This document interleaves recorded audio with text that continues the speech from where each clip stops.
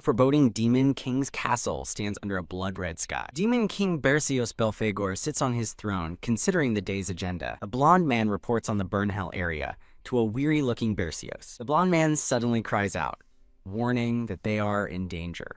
A small, purple octopus-like creature named October rushes in with a warning. Bersios glares menacingly at the assembled demons, delivering a chilling death threat. The blonde man, Luke Liberta, furiously demands to know the meaning of the interruption. A panicked voice announces that human warriors have invaded the demon castle. Enraged, Luke berates October for daring to barge in over mere humans. The narration explains how a group of heroes defeated the demons. Luke's report continues, listing the defeated, including a demon named Cain. He adds that another demon named Sven has also been defeated. Bersios smirks, amused that humans have dared to enter his castle. He suggests they go take a look at the audacious invaders. Luke walks off, scornfully dismissing the humans as pathetic fools. Luke orders October to lead the way, vowing to handle the situation himself. Bersios suddenly panics, shouting for them to tell the invaders he isn't there. As Bersios runs away, a confused Luke asks where His Majesty is going. Bersios stops, unleashing a powerful red aura and threatening to kill Luke if he harms them. Luke is left utterly stunned and speechless by his king's command. Meanwhile, the human invaders stand outside the castle, confused about their purpose. A girl with short white hair looks up with a puzzled smile. A flashback shows a mother vowing to protect her child from monsters. A crying father begs for his child's life to be spared. Sometime in the past, Bersios asks Luke for his opinion on something. Luke turns attentively, assuring his king that he can ask him anything. Bersios poses a question. Why do humans who value life sometimes act in contradictory, self-sacrificial ways? Luke thoughtfully considers the question, admitting that the king is right. Luke questions the need to understand such lowly beings, earning a silent thought from Bersios, calling him a foolish punk. Bersios explains that understanding human behavior will make conquering them much easier. Overwhelmed with admiration, Luke praises His Majesty's profound wisdom. A quick tap sounds as Luke turns. Eagerly, Luke announces he has research on humans to share with His Majesty. Wah! A baby's cry fills the room as Bersios is seen holding an infant, stunning Luke. A baffled Luke asks His Majesty what the thing in his arms is. Bersios grins proudly, announcing he found the crying baby in the human king's castle. Bersios panics, demanding to know why the kid is crying, but Luke has no idea how to answer. Bersios furiously orders Luke to do whatever it takes to silence the baby. A terrified Luke shouts his compliance, ready to obey the command. Bersios screams in alarm as Luke summons a blue flame over the baby's crib. Thud Luke is thrown headfirst into the crib by his king. Lying in the crib, Luke explains that humans usually become silent when they're burnt.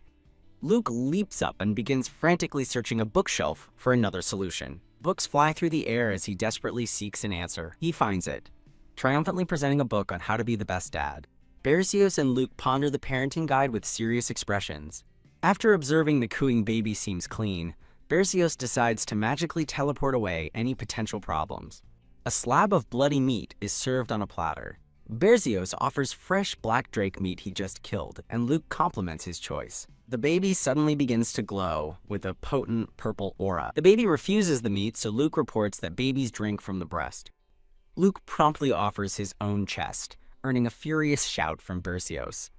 Luke presents a baby bottle, and a bewildered Bersios asks where he got it. Bersios turns away, carrying the still fussy baby. With an intense look, Luke begins to conjure glowing magic in his hands. A demonic hand channels golden energy into the sleeping baby.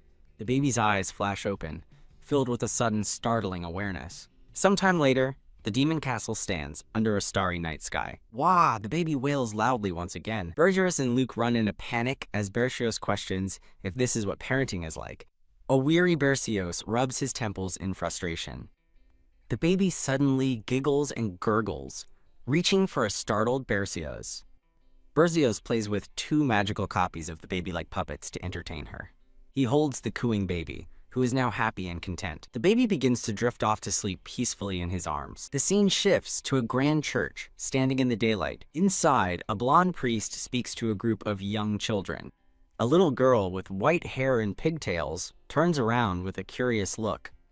A black-haired man with fangs, Bersios, in disguise, joyfully calls out to his princess. He asks his daughter if she missed him, and she replies that he has to work. Moved by her thoughtfulness, he hugs her tightly, while in a small panel, a shocked Luke hears him vow to quit being the Demon King. Bersios, still disguised, thanks the priest, who says a nice kid like Seline is always welcome, and Bersios proudly boasts that the priest complimented her. He offers a reward, and an excited Seline asks for pasta. Seline suddenly stops her dad, insisting they cannot go just yet.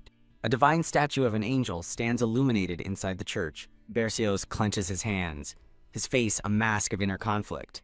Inside the chapel, Bersios thanks their guide, privately remarking on the irony of a demon king praying to a god.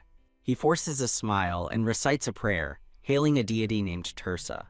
A hooded figure bursts into the room, screaming that they are in danger. He frantically warns them that there is a demon outside. The priest is shocked, wondering how a demon could have breached his divine barrier. A massive, monstrous boar with glowing red eyes appears on a nearby path. The priest orders everyone to evacuate as the children and adults flee in terror. Crash! The monstrous boar smashes directly through the church wall. The boar scoffs at the weak humans, amused by their attempts to escape. Its glowing red eye narrows as it prepares to get serious. Bersios and Seline stand defiantly before the monstrous boar as a red aura envelops him. As people scramble in terror, Bersios remains calm, shielding Seline. Bersios glares, furiously wondering what this creature is doing here. Seeing his daughter Seline trembling in fear, his rage deepens. He gently cups her face, asking if she wants to play a game with him. He instructs her to close her eyes and count until he says to stop. He promises that if she does it correctly, the scary monster will fall asleep. Seline looks up at him with wide eyes, asking if he's telling the truth. Smiling, he reassures her and asks if she trusts him. Tearing up, but determined, Seline clenches her fists and agrees. She closes her eyes and begins to count aloud. The boar's eyes widen in shock as a hand reaches for its face. "Shut up!" Bersios snarls as he thrusts his hand into the beast. A cataclysmic blast of red energy erupts, completely obliterating the boar. A pink spirit rises from the fallen body of a giant boar monster. A black-haired man reaches forward, his hand glowing with intense red energy. Inside a grand hall, a group of people in robes recoil in shock. A man covers a young, white-haired girl's eyes, telling her she can open them now. She opens her big blue eyes, looking up with a gentle expression. Another man observes from behind, remarking with surprise that the monster really fell asleep. The girl's dad proudly asks if he's amazing, and she cheers that he's the best daddy ever. Struck by her words, he comically takes massive emotional damage as she celebrates her hero. He suggests they go home, but she innocently asks why he's bleeding from his mouth. The young girl looks up at her dad, asking him a question. A crowd of adoring priests and townspeople wonder if he is a hero. The man sweats nervously, panicking internally because he's actually the Demon King. His daughter looks up at him with sparkling eyes, excitedly asking if he's a hero. She explains that heroes protect the weak and defeat villains, and he reluctantly agrees. He grimaces, tormented by the memory of a priest describing heroes as apostles of justice. Looking up with pure adoration, she asks him point blank if he is a hero. The scene transitions to a beautiful, towering cathedral under a clear sky. He strikes a pose, proudly declaring that he is indeed the hero of justice, Hero Shion. The onlookers erupt in cheers and admiration, amazed to be in the presence of a hero. The Demon King smirks, privately admitting to himself that he just made the name up. Inspired, his daughter declares that she wants to become a hero just like him. Her words hit him like a lightning bolt, leaving him utterly horrified. She runs toward him, happily shouting for her dad. Hugging him tightly, Seline declares she loves him the most in the whole world. He returns the hug, telling Seline he loves her the most too as she giggles happily. Father and daughter share a tender moment, surrounded by hearts. Seline reveals there are two things she hates most, and her dad listens curiously. She confirms it with a determined and cute expression. He blushes as she declares her first hatred is for liars, preparing to name the second. A terrifying vision shows a demonic version of her dad looming over her. In his nightmare, he lies defeated on the ground as Seline stands over him. A cold-eyed girl smiles, telling him it's only fair that he dies by her hands. Gasp! The man's eyes fly open in sheer terror. He sits up in bed, panting heavily and wondering if it was all just a dream. A blonde man with pointed ears bursts into the room, addressing him as Your Majesty. The blonde man, wearing only an apron, asks if he's all right, but the Demon King just yells at him to put on some clothes. The Demon King asks the man, Luke, about heroes, and Luke scoffs that they are foolish bastards. Wham! The Demon King punches Luke, furiously defending his daughter's dream. As Luke lies unconscious, his spirit floats out, crying, while the Demon King sheepishly apologizes. Seline peeks into the room, calling for her dad. His expression instantly softens into a loving smile as he turns to greet his daughter. Seline rushes to her dad, asking why Mr. Lulu is on the floor, as the Demon King orders the still unconscious Luke to get up. Luke quickly recovers, greeting Lady Seline with a spoon in his mouth. Seline proudly recounts how she stood up to bullies who were bothering a cat, completely ignoring Luke in the background. She enthusiastically promises to work hard to become an amazing hero, and her dad agrees with a strange smile. From the floor, a shocked Luke questions if Lady Seline really wants to be a hero. While the Demon King considers raising Seline to be a hero for a backstabbing plot, Luke misinterprets it as a brilliant plan to plant her as a spy. Luke pledges to train the young miss to be a brilliant hero, but the Demon King curtly tells him to get out. The scene shifts to a vast, ominous castle under a twilight sky. Inside a grand hall, the Demon King tells a kneeling subordinate that his past failures are forgiven. Bersios announces that it is time to take the right measures, and a curious Luke asks what he means. A look of grim determination crosses Bersios' face as he contemplates his plan. He resolves to find a way to make his daughter give up her dream of becoming a hero. A nervous Luke suggests leaving things as they are, arguing that dreams are just dreams and few humans become heroes anyway. Bersios firmly disagrees, stating they cannot do that because Seline is... In a flashback, a tiny Seline lifts a massive boulder to help an old man, proudly telling her shocked dad about her good deed. In another memory, Seline shows off a giant insectoid monster she's captured, horrifying her dad, who points out that it's not a normal insect. A hooded Luke holds a crystal ball showing a heroic doodle, telling a story to a distressed Bersios and his daughter. Back in the present, Bersios and Luke both sigh, defeated by the difficult situation. Luke brightly suggests wiping out all of humanity, but Bersios furiously grabs his face and asks if he wants to disappear too.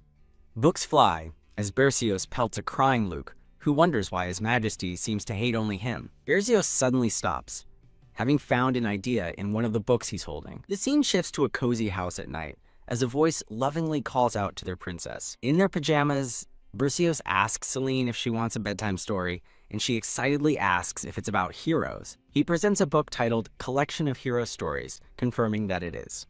The storybook tale begins, introducing a hero who lived in a village long ago. The story abruptly states the hero died, shocking Seline, who asks why it happened so suddenly. The tale concludes with the villagers living happily without the hero, prompting an angry Seline to demand a better story.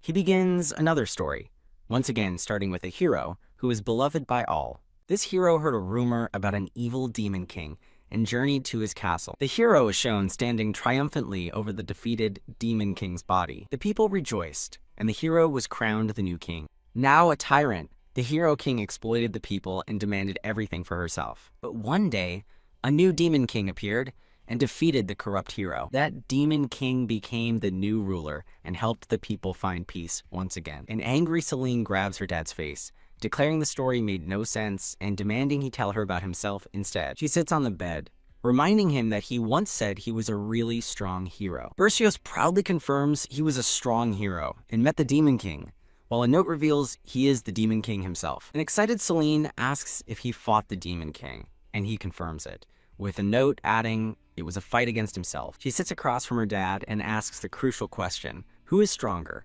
him or the Demon King? Looking serious, Bersios grabs her shoulders and admits that while he is strong, the Demon King is much, much stronger. Seline looks down sadly, her eyes welling with tears as she processes the news. Bersios smiles gently, believing his plan to discourage her is finally working. He continues, telling her the Demon King is a very scary being and that she should never, ever try to meet him. With fierce determination, Seline clenches her fists and vows to become much stronger to avenge her dad.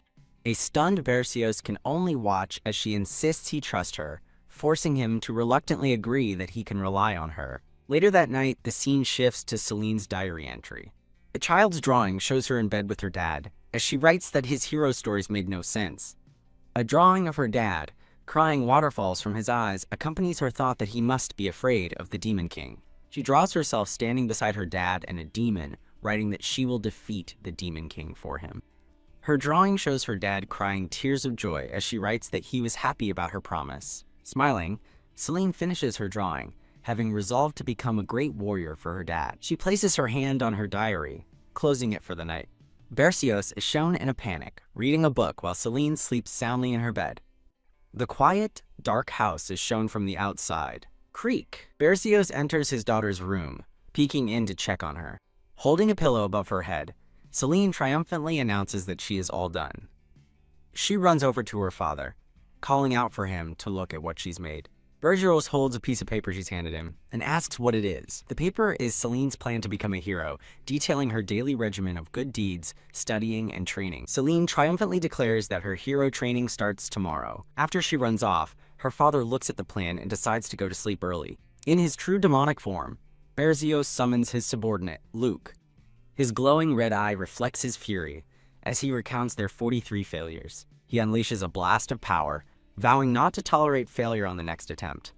A terrified Luke lies on the floor, facing the Demon King's wrath. Meanwhile, in her room, Seline sleeps peacefully. Her eyes suddenly snap open with determination. As Berceos watches, she begins her training with a series of energetic practice moves. Overwhelmed by her enthusiasm, he covers his face in despair. A sinister smile crosses his face as he comes up with a new plan. Seline announces she's off to do good deeds, and her dad waves her off. She scans the town, searching for someone who needs her help.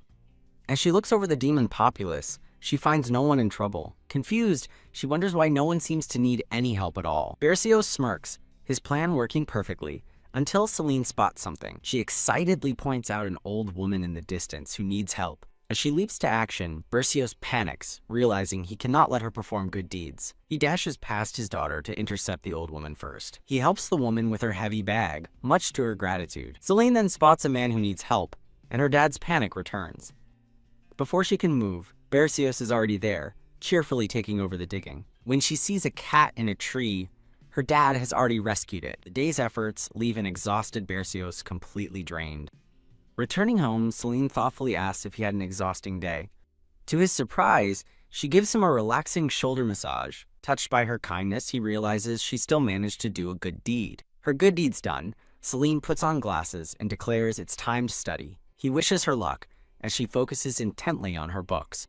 Elsewhere, a sinister figure orders his minions to find a stolen secret scroll. He opens the scroll, revealing a drawing of a peculiar winged creature. A magical light begins to glow from the strange drawing. Back home, Seline continues to study at her desk. She raises a triumphant fist, having completed her task. Done. She proudly stamps her plan, marking her daily study as complete. She then shows her dad a map for her next training task. Climbing a mountain. Berceos prepares the path with demonic monsters and magical traps disguised as construction. The next morning, a cheerful Seline heads out for her climb. Berceos laughs maniacally, confident his new plan will succeed. But Seline stops at the door, pointing out that it has started to rain. Announcing she'll train at home, she begins an intense indoor workout that leaves her father stunned. Dripping with sweat but looking proud, she declares her training is finished. She stamps her plan once more, having successfully completed her stamina training. The montage of Seline's training continues as the days pass. She even lifts a massive barbell with a cat resting on top. The narration explains that her quest to become a hero continued unabated, and time flew by, showing her growing up and even winning a trophy. Years later, the scene shifts to their familiar home in the countryside. An older, more mature Seline is shown adjusting her red adventurer's cloak. Now fully grown, she stands ready to embark on her journey. Seline, now 16, is accepted into Hero Academy. The dreaded day of her departure finally arrives.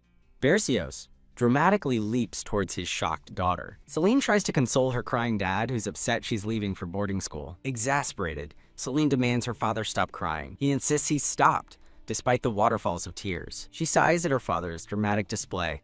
She promises to visit, and he tearfully agrees. Luke arrives, calling out to Lady Seline. Luke offers protective armor, but Seline questions wearing it to school. She reassures her overly worried guardians about her safety. Suddenly, her expression turns to surprise. With a cheerful smile, she waves goodbye. As she departs, they tearfully wish her well. With a confident wink, she begins her journey. The scene shifts to a grand, ominous throne room.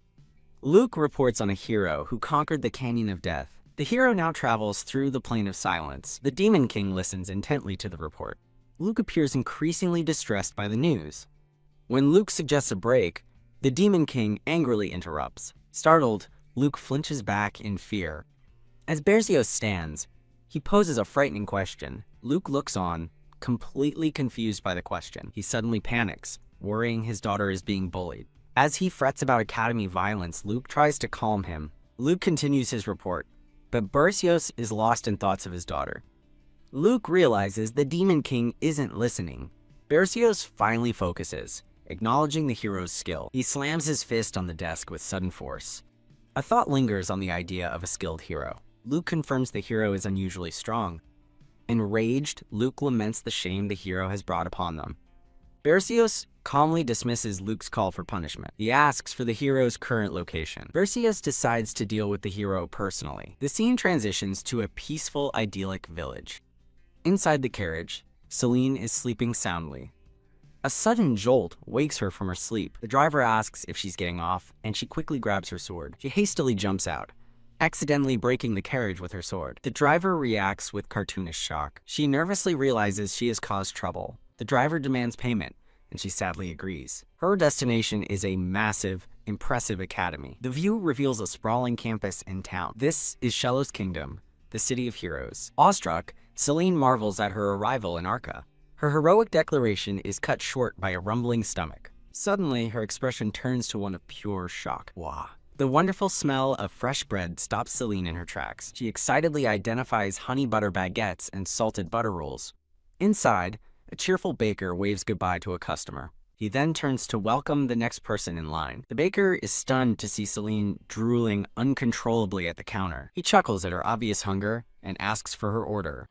Just a moment, she exclaims eagerly, reaching for her coin purse. Thump! She opens it to find it completely empty. Realizing she spent her money on the carriage, she dejectedly promises to return later. Her vision begins to swim from overwhelming hunger. Clutching her stomach, she laments that the path to heroism is difficult. Her thoughts are interrupted by a white cat dashing past with bread. She looks on in shock as a rain of bread falls all around her. The cat stops to nibble on a piece of its fallen bounty. A kind, blue-haired boy offers to share the dropped bread among the stray cats. Meow. The hungry cats eagerly gather for the food. Meow Seline watches on, playfully imitating the happy cats. The ground is soon covered in plastic bags full of bread. Seline asks for permission while already stuffing her face, and the boy dryly notes she's eaten most of it. Resting on a bench, a satisfied Seline declares she finally feels alive. She thanks the blushing boy, calling him a nice kid. She then cheerfully asks his age, which seems to confuse him. This seemingly simple question makes the boy surprisingly emotional. After shyly admitting he's 16, he collapses in embarrassment, leaving Seline bewildered. Seline has a sudden, happy realization. She grabs his hands, excitedly suggesting they be friends since they're the same age. He questions her reason, but she insists his kindness is enough. Huh? Suddenly, she notices something tucked inside his pocket. Before she can ask, a woman's voice calls out the name Silber. Startled, the boy, Silber, jumps to his feet and apologizes. He says with a serious expression that he needs to leave. He quickly walks away, leaving Seline alone on the bench. His mother chides him for associating with people of lower status. She reminds him that they are late and must hurry. Yes, mother, Silber replies with quiet obedience. He follows his mother and their servants away down the street. Seline watches them go with a thoughtful expression.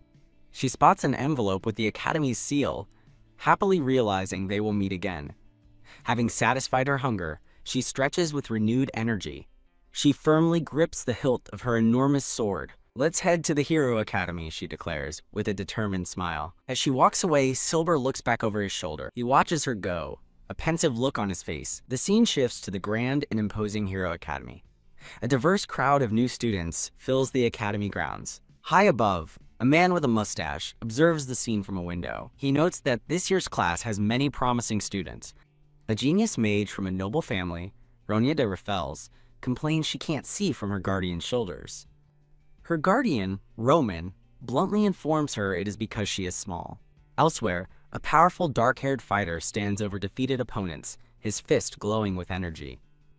A man with a scarred eye is introduced as a member of a top mercenary group. A new student stands before a grand statue of an angel, identified as a former Saintess candidate. A green-haired woman named Chloe de Archabeth smirks, remarking on all the cute kids. In a lush forest, a monstrous bird-like talon is seen. Students from powerful species are introduced, including Leo of the wolf tribe and a dark elf.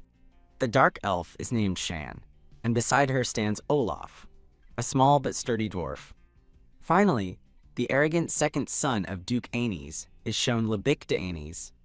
Elsewhere, a man with a large mustache reacts with a curious, He looks out a window, spotting a small, hooded figure in the crowded courtyard. A closer look reveals the hooded figure's determined expression. The scene pans out to a majestic castle, the center of power in the Lutine Kingdom.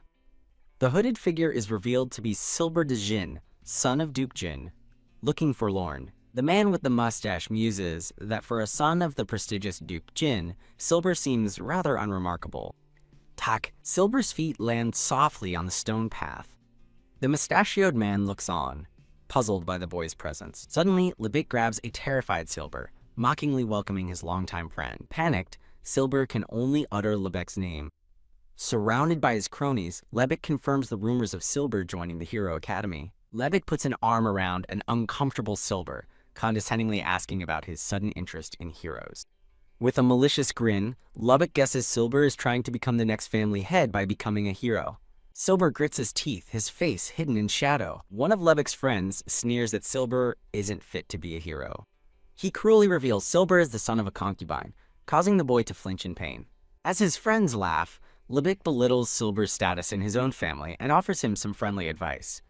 Lebic's expression darkens with menace as he leans closer. He calls the crying Silber a stupid puppet controlled by his greedy mother. A white-haired girl sprints across the courtyard at incredible speed. Pow! She barrels into Lebic, knocking him flat while triumphantly yelling, "Safe!" Sitting on the downed Lebic, she wonders if she ran into something. She then turns and cheerfully greets a stunned Silber, who begs her to get off Lebic. From the window, the mustachioed man watches in disbelief as the girl apologizes for the collision. He panics, papers flying, demanding to know who this chaotic student is.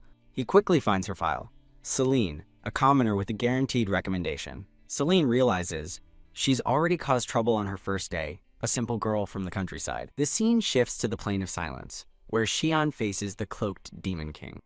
Xian rushes forward, his sword ready to strike. Bam! His attack hits the ground with force. In tattered clothes, Xian stands victorious over a defeated foe. As the dark energy dissipates, he looks up, panting from exhaustion. His strength gives out, and he collapses. A cartoon figure tries desperately to wake up two unconscious bodies, needing their help. The scene shifts to a grand, sunlit manor. The powerful Aenys ducal family, co-founders of the kingdom, is introduced. They are a legendary line of swordsmen, their history built on conquest. The family is renowned for producing generations of accomplished knights. Lebic, the second son, was a talented swordsman who met every expectation until now. Whoosh! In a flash of movement, Lebic is knocked off his feet. Furious, he shouts, demanding to know who dared to attack him. He glares intensely, searching for his assailant. Stunned, he looks up to see a cheerful white-haired girl waving at Silber and can only ask, "A girl?" A blonde student kneels, shocked at being knocked down so easily. A hooded boy is surprised to see Seline, who cheerfully reveals she is also a new student after knocking someone over. The blonde student she knocked over calls out to her. He aggressively confronts Seline, demanding to know what she is. Excited by the prospect of a new friend, Seline begins her introduction. He angrily grabs her cloak, demanding a reason for running into him. Seline apologetically realizes he was the one she bumped into earlier. He insults her by comparing the impact to a fly, leaving her stunned. The blonde student asks his companions, Nord and Marco, for their opinion, and Marco suggests she's picking a fight. Nord agrees, declaring Seline should be scolded for challenging Marco. The three students stand together, with Nord looking particularly smug. The green-haired student looks at Marco with heart-filled eyes, calling his name. From Marcos' perspective, he sees a radiant Seline, smitten by her fly comment. CSK, Annoyed by his love-struck friends, the blonde student expresses his disappointment. The hooded boy from earlier steps in to defend Seline, apologizing for the mistake. Drawing his sword, he threatens to educate the terrified boy. A green-haired woman suddenly intervenes, stopping the confrontation. She moves between them with a flash of light. She pulls the two boys into a hug, insisting future heroes must get along. The boys react with shock as she introduces herself. A close-up reveals her confident and friendly expression. She introduces herself as Chloe de Alphabeth, apostle of the goddess of peace. She smiles warmly and tells them to simply call her Chloe. The blonde student recognizes her as a Saintess candidate from Rudin.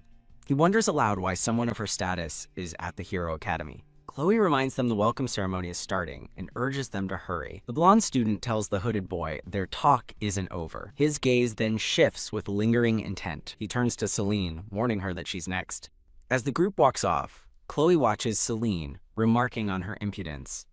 An instructor on a balcony welcomes the new students to the academy. He introduces himself as Instructor Musad and announces a level test. Seline reacts with surprise, questioning the unexpected test. A new student with glasses, Wigan, offers to explain the test to her.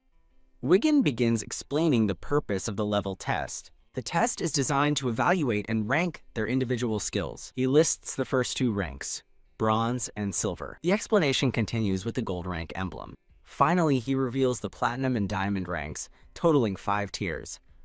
Wigan clarifies that fighting, judgment, and cooperation are key evaluation factors. He warns that failing the test means immediate cancellation of their acceptance. Wigan mistakenly assumes Seline asked about divisions, which she denies. Ignoring her, he insists on explaining anyway out of perceived curiosity. The crowd of students murmurs in confusion about the sudden test. Instructor Musad acknowledges their recommendations, but remains skeptical. He declares that he only trusts what he sees for himself. To enter the academy, they must prove their worth as heroes. A foot steps forward on a glowing platform, signaling the test's beginning. Kaboom! The instructor smashes the ground, demonstrating his power. He orders the students to leave their belongings and follow him. As the students look on nervously, he warns that failures will be sent home. Standing before 5 glowing portals, he announces the first test, clearing a dungeon. He reveals the portals lead to different environments, including a mine and a forest. The other possible locations are a plain, a fortress, or an underground labyrinth. He explains that these are known as virtual dungeons. As the blonde student listens, the instructor announces the test will be conducted in teams. A pink-haired girl smiles as he explains that forming a balanced team is a heroic skill. He gives them 10 minutes to form teams of 4 and choose a dungeon. A party UI shows that 3 members have already formed a group. Silver panics, realizing he, Seline, and Chloe have somehow become a team and need one more person. A hand suddenly grabs Silver's chin as he's lost in thought. Chloe asks if he dislikes the team, and he stammers that they don't even know each other. Seline introduces herself cheerfully while Chloe reminds them of her own name.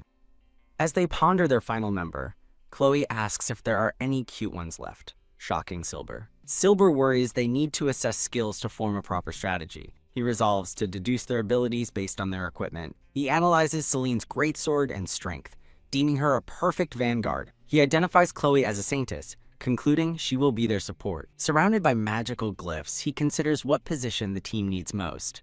He suddenly realizes, to his shock, that all 4 spots are already filled. Chloe happily greets their 4th member, Shan, leaving Silver utterly bewildered. The team is officially formed.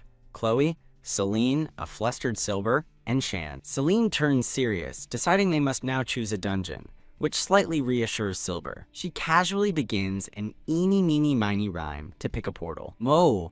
She cheerfully points to a red portal, dragging Chloe along. Silver breaks down in tears, hysterically questioning their random decision. Instructor Musad observes them through a crystal, noting they chose the fortress dungeon. He muses that the fortress dungeon is tricky, lacking a straightforward solution. The team arrives at the fortress, where the clear condition is to defeat its lord. Seline excitedly declares the test has begun, while Silver braces himself nervously. When Silver asks for a plan, Seline seems confused by the question. She outlines her simple plan. Enter, find the lord, and kill him, which Silver finds lacking. Silver looks on with a thoughtful and serious expression. He notices a nearby creek and realizes it flows directly towards the fortress. That's it. He gasps, struck by a sudden idea. He envisions his own plan: infiltrate via the waterway, find the Lord, and kill him. He turns to proudly announce his brilliant plan to the others. He finds Seline gone, asking Chloe where she disappeared to. Both Chloe and Silber react with shock as they spot her in the distance. Seline is already charging headfirst toward the fortress gate. She leaps high into the air, sword in hand, ready to strike. Wham! She lands directly in front of the gate, startling the guards. She tightens her grip on the hilt of her massive sword. The goblin guards stare in disbelief, wondering what this human is trying to do. Seline lets out a fierce battle cry as she prepares to attack.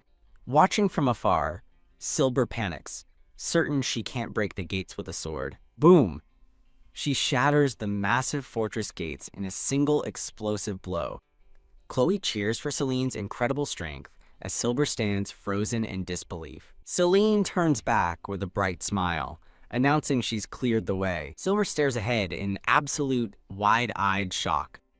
As Silber screams a warning, Seline turns to find a horde of monsters behind her. Surrounded by a sea of monsters, she looks up in confusion. She calmly notes the overwhelming number of enemies. Silber worries that even for someone as powerful as Seline, their numbers are too great. As Silber panics, Chloe casually stretches beside him, looking confident. Chloe smiles slyly, wondering if it's her time to step in. Silber nervously tells Miss Chloe he's leaving the support spells to her. Chloe cracks her knuckles, looking more ready for a brawl than for support. Annoyed, she reminds him to drop the formalities and just call her Chloe.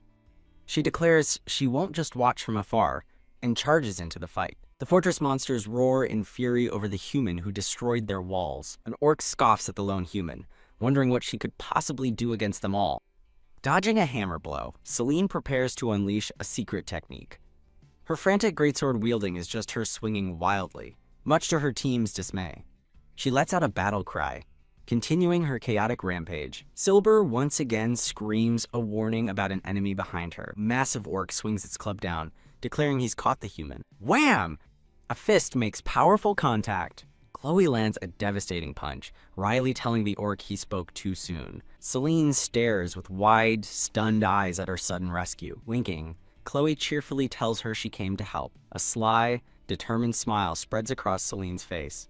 The ground is quickly littered with the bodies of defeated goblins. Chloe joins the fray with her own consecutive swings technique.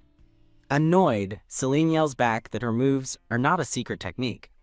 Her expression hardens with intense focus mid-battle. She faces a massive, long-haired orc and wonders if he's the fortress lord. Deciding he must be, she immediately rushes forward to attack. As she announces her technique, the confused fortress lord simply repeats her words. She swings her enormous greatsword in a devastating arc. She begins her attack, named the Greatsword. She finishes her simple jump and slam down maneuver. The lord is defeated instantly, leaving Seline to wonder if he was the boss after all. While the monsters yell that it wasn't a technique, her teammates scream that he was the lord. Their mission complete, the team is suddenly whisked away by a portal. The instructor watches in disbelief, having never seen such a strategy before. Seline celebrates their fun victory while the instructor ponders her true identity. In a meta aside, two chibi characters complain about needing to wake up to get more screen time. The scene shifts to the blonde student's team facing the plain dungeon boss, King Lycanthrope. The massive werewolf boss lets out a terrifying roar. The blonde student quickly devises a strategy to deal with the shielded boss. A foot clad in black armor lands with force. He unleashes a lightning-fast sword technique, dashing past the beast. His teammates can only stare in shock at the instantly defeated monster. A system message announces the dungeon has been cleared. He calmly steps out of the virtual dungeon. Other students gather in awe, realizing Lebic defeated the boss in a single strike. Lebic smirks, smugly assuming the first clear of the day belongs to him. The final rankings are posted, placing Team Seline decisively in first. Lebic stares in disbelief, realizing he only managed second place. The victorious cheers of the first place team echo mockingly in his mind. Seline cheerfully holds hands with Silber, while another girl finds the moment adorable. His teammates try to cheer him up, crediting their good start to him. Wham! Enraged Lebic violently grabs his teammate by the collar. As Lebic seethes with fury, his teammate frantically tries to retract his statement. He coldly warns the terrified student to remember who is in charge. Shoving him to the ground, Lebic leaves his teammate to stammer an apology through tears. He grits his teeth, unable to stomach the insult of coming in second. Seeing Seline's happy face, he vows to show her who she's messed with. Seline pauses, turning back with a curious expression as if she felt his glare. A pink-haired girl and Lebic angrily confront a bowing and apologetic Seline. They pinch her cheeks in frustration while she just looks comically dazed. The two rivals quickly turn on each other, arguing over who gets to confront her first. The pink-haired girl, Ronia, dismisses Lebic, telling the yellow fly to get lost. Lebic scoffs at the kid, insisting his business is far more important. Her face darkens as she menacingly repeats his insult back to him. A dark, swirling aura surrounds Ronia as she confirms she heard him correctly. She powers up with explosive rage, literally spelling out her fury. Crack, her fist clenches with immense pent-up power. A vortex of golden energy swirls around her as she prepares to strike. Her hand becomes wreathed in bright yellow flames. She lunges at Lebic, screaming if she really looks like a kid to him. An unseen force sends the brawling students flying across the field. A silver-haired girl steps between them, casually stopping their fight with one hand each. Lebic and Ronia are both stunned, simultaneously realizing she effortlessly stopped their magic. The girl lifts a flailing Ronia by the back of her cape. Ak, her teammate Roman, arrives to carry her away while apologizing for the trouble. Ronia struggles and pinches his cheek, but he stoically refuses to put her down. Seline offers a friendly and slightly confused wave as they leave. Pointing back, Ronia declares she will definitely take first place next time. Now much calmer with a lollipop, Ronia mutters a threat as her teammate calls her cute. CSK, Lebic clicks his tongue in annoyance, standing beside Seline. He smirks, telling Seline to enjoy her victory now, because it won't happen again. He confidently approaches Seline and a worried-looking Silber. He puts a hand on Silber's shoulder, offering a backhanded compliment about his team. He finishes by calling Silber a complete nuisance to his own teammates. With his parting shot delivered, Lebic turns and walks away, leaving Silber stunned. As Silber processes the insult, his teammates decide Lebic is just a meathead. Instructor Musad addresses the crowd, congratulating them on completing the task. He reminds them that failure would have meant immediate cancellation of their acceptance. He announces that, fortunately, not a single team failed the test. A wave of relief washes over the students, thankful to have survived. The instructor warns that the results of the next test will be very different. Seline, Lebic, and Ronia glare with renewed determination as the second test is announced. The next test is revealed as a chaotic free-for-all. Capture the flag. Silber awakens on a stone floor, completely disoriented and wondering where he is. Without a moment's hesitation, he draws his sword and dashes down a dark corridor. Silber stares in absolute wide-eyed shock. A powerful horned demon sits calmly upon his throne. In a painful memory, Silber fights with fierce determination.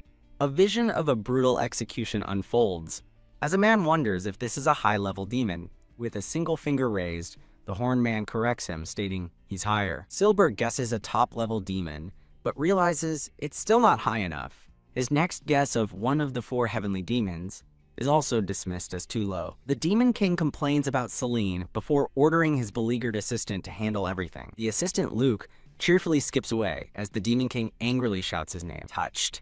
The enraged Demon King wonders if his assistant is playing dumb. Kneeling with a fresh bump on his head, Silber asks the Demon King why he was captured. The Demon King leans forward conspiratorially, offering him a deal. Silber grimaces, realizing he's being offered a deal with the devil. He cautiously asks what the consequences are if he declines. The Demon King stares back, his expression cold and unreadable. Red energy begins to crackle around the Demon King's clenched fist. A cartoonish explosion cloud signals a violent outburst. The scene shifts back to the students as the instructor announces the rules are simple. He explains that each team will receive a glowing map artifact. Instructor Musad demonstrates, explaining the orb reveals the locations of all the flags. A detailed map shows numerous flag locations and a single central capture point. As the instructor states 4 flags are needed to pass, a team of girls cheers, aiming for first place again. A student raises his hand, noting the disturbingly low number of available flags. The instructor acknowledges his good observation with a grim look. He reminds the crowd there are 120 students, but only 80 flags available for capture. He declares with a menacing expression that 40 students are guaranteed to fail. The students react with collective, wide-eyed shock. A sudden panic erupts as students desperately scramble to form teams. The instructor asks for any final questions, but the crowd is stunned into silence. Seeing no questions, he prepares to begin the test. Just then, a dark-haired man with 2 swords on his back raises a hand. The instructor turns to him and asks what he wants. The man asks with a cold, unsettling expression if killing is allowed. A silver-haired girl in a red cape stares in disbelief at his question. Now wary, the instructor asks why he would need to know that. The man clarifies, asking if there is a penalty for killing someone to steal their flag. The instructor confirms there is no penalty for taking flags by any means. The man walks forward, his ominous shadow stretching out before him. The instructor confronts him, questioning his qualifications to be a hero. He casually pats the instructor's shoulder, dismissing the concern by citing the possibility of tragic accidents. He turns and walks away, leaving the instructor looking deeply unsettled. A pair of brilliant blue eyes watch him with intense focus. A dark aura flares around him as an alert flashes. Villain detected. The silver-haired girl with the red cape remains silent, her expression thoughtful. A boy in glasses startles the white-haired girl, offering to explain who the mysterious man is. He identifies the man as Barkus, a highly skilled A-rank mercenary and team leader. Known as Weapon Master Barkus, he is said to be proficient with any weapon. Though respected among mercenaries for valuing loyalty and trust, he is also ruthlessly cruel, willing to use any means necessary to achieve his goals. The man with glasses warns that a certain person is a dangerous potential enemy. The white-haired girl listens with a solemn expression. He continues, listing other powerful individuals to watch for, including warrior sisters and an undefeated gladiator. He then mentions the engineer Abigail, calling her slightly stupid, much to her surprise. Placed under a sudden spotlight, he flusteredly insists he's not finished explaining. A foot plants firmly, signaling the start of the race. Competitors rush through the woods, shouting encouragement and worrying about finding flags. The white-haired girl's group runs frantically as she asks where they should go. Her panic vanishes as she brightly declares they're heading for the forest. Her blue-haired companion questions her choice in surprise. She cheerfully confirms, insisting that the direct route is easier. He argues that the dense forest will be a disadvantage for her great sword. She seems confused by his concern, causing him to immediately realize her overwhelming strength makes his point moot. She remains puzzled by his sudden change of heart. Watching another team pass, she resolves that she has a score to settle. More bickering teams rush by as she continues to observe the competition. Her group pauses as a light bulb goes off above her head, signaling an idea. She excitedly realizes she's experiencing the rivalry she's heard about, and her friend sagely confirms it. The blue-haired boy suddenly spots their objective in the distance, exclaiming, "A flag!" A single red flag gleams in a sunlit clearing. 2 other contestants lunge for it, arguing over who saw it first. The scene shifts as a terrified scream echoes from a dark cave entrance. Inside, a beaten man on the ground weakly pleads for help. His plea is cut short as a heavy boot descends toward his head. A man with a pickaxe slung over his shoulder walks past several defeated bodies. The downed victim stares up in sheer terror at his assailant. The defeated man, revealed to be the undefeated gladiator Gelladon, asks why he's being attacked after surrendering all his flags. His attacker says nothing, simply crushing the captured flags in his fist. Gelladon is shown bound and gagged, letting out a muffled cry of pain. A cold, merciless eye stares back. Jalal is struck with brutal force. His attacker, a man with several scars on his face, looks on with a grim expression. A sign marks the location as the testing site for the second round. Elsewhere in the forest, the search for flags continues.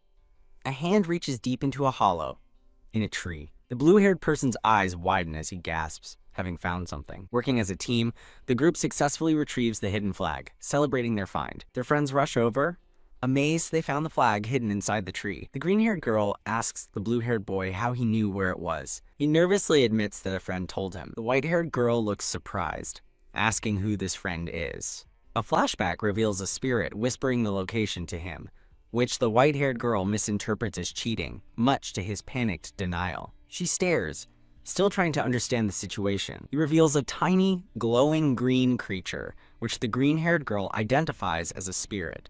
The white-haired girl is overcome with joy, asking if it's a real fairy from the hero sagas. Her overzealous reaction scares the spirit away. making her realize he's a spiritist. He suddenly stops her, looking surprised. He asks if she just called him Sill, and she replies with a brilliant, cheerful, "Yep." Silber looks surprised as someone nicknames him Sill. Seline cheerfully explains friends give each other nicknames, leaving Silber to ponder the word friends. He quietly repeats the word nicknames to himself, still processing the idea. As Silber runs off flustered, a green-haired girl tells Seline it's rare for spirits to listen to humans, piquing Celine's curiosity about her ability. An elf-like girl with white hair and a red scarf glances back questioningly. Noticing the darkening sky, Seline comments that it looks like it's about to rain. As the team walks, a blushing Silber shyly mutters his new nickname to himself. Seline calls out his new name, Sill, and he snaps to attention, answering her call. She confirms with a slightly flustered Silber that they have successfully found 3 flags. Elsewhere, the competition is fierce, as Levick warns a student off his flag, and Rania angrily calls him a yellow fly. A girl with light blue hair escapes the brawl between Levick and Rania's teams, grateful to have saved her flag from the chaos. A priestess named Chloe tries to peacefully get a flag by offering a blessing, but 2 girls aggressively refuse her. Through her missionizing, Chloe successfully converts the girls, who now kneel and give her their flag in the name of the goddess Irene. Holding a small flag, Silber calculates that they now only need 1 more to pass the test. The team erupts in a cheer, determined to quickly find the last flag and finish. A nervous Silber quietly agrees, stuttering, "Let's go." A black boot splashes into a muddy puddle as the rain begins to fall. After walking for 30 minutes in the rain, the tired team searches for the final flag. Silber's eyes widen as he spots something in the distance and shouts, "There!"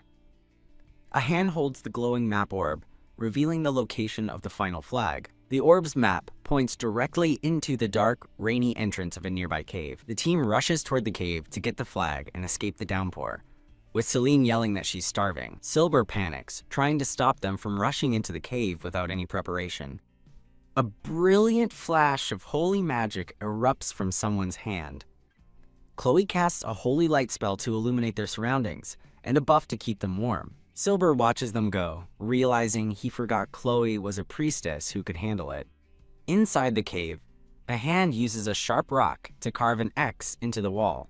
Seline asks what he's doing, and Silber explains he's marking their path. He proudly explains the basics of exploration to prevent getting lost, and Seline has a moment of realization. "Then I'll do it too," a newly inspired Seline declares, grabbing a rock.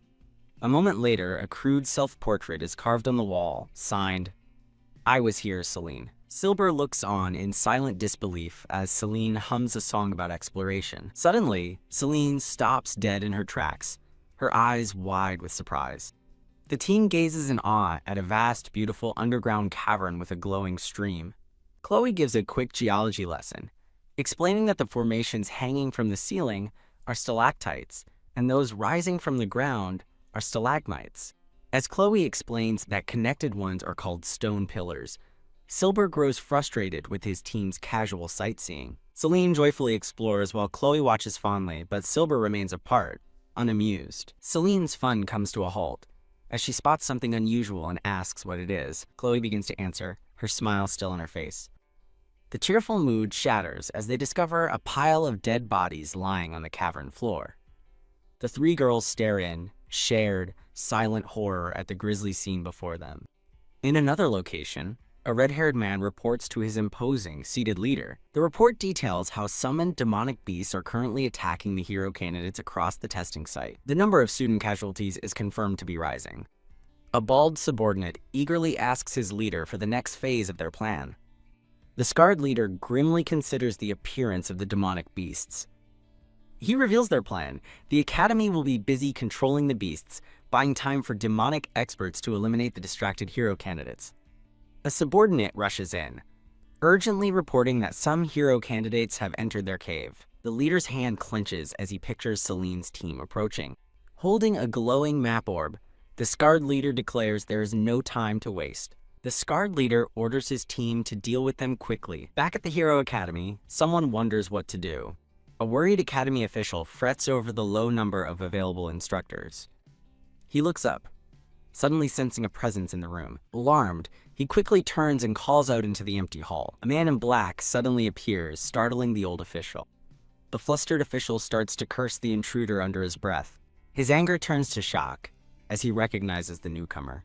A stoic, gray-haired man stands before him with an intense gaze. The official recognizes the man, shouting the name Grave. In a lighter moment, a group of students watches a distant fight, one complaining he's out of candy. Back in the grim cavern, a hand checks a victim's pulse. Chloe determines the victim hasn't been dead for very long. A purple-haired girl nervously wonders if a monster did this, but quickly doubts it. Seline notes the lack of any monster tracks around the bodies. Chloe pulls a finely crafted arrow from one of the victims.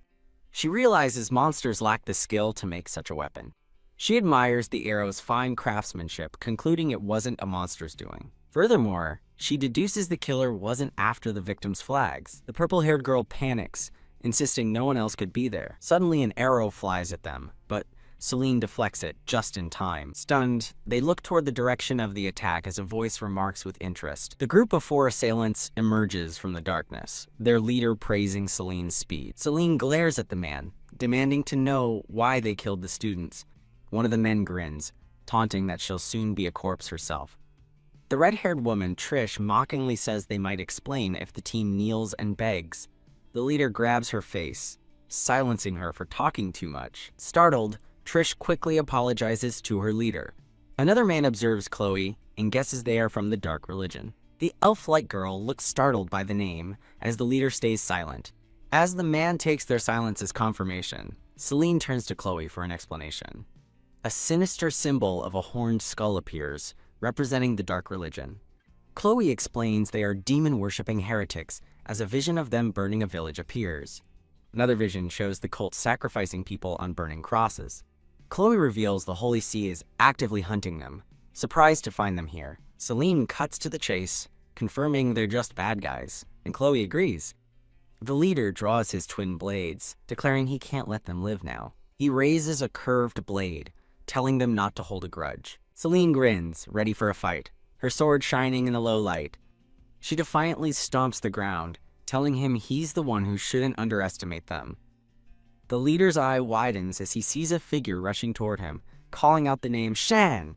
Shan is suddenly upon him, daggers drawn, vowing to kill him. Her eyes burn red with fury as she screams the name of their cult. She unleashes a furious barrage of dagger strikes in a flash of movement. Her expression is locked in fierce concentration as she presses the attack. The leader calmly blocks her furious assault with his crossed blades. The impact sends her flying backward across the cavern floor. The man with the green headband appears behind her mid-air, taunting her as he prepares to strike. With lightning speed, she twists around and parries his sword, shocking him. He grins, acknowledging her skill, but implies it won't be enough to save her. Shan gasps in shock as an arrow strikes her from behind. Trish, the red-haired woman, cackles with glee. With an arrow in Shan's back, Trish taunts her for her recklessness. The green-haired girl screams a warning about an attack from above. A bald man named Glow swings his mace, declaring this is the end. He brings the massive spiked mace down, vowing to squash her. Shan braces for the impact, gritting her teeth in pain. A blur of motion intercepts the mace with a powerful block. Glow cries out in pain as the blow sends him reeling backward.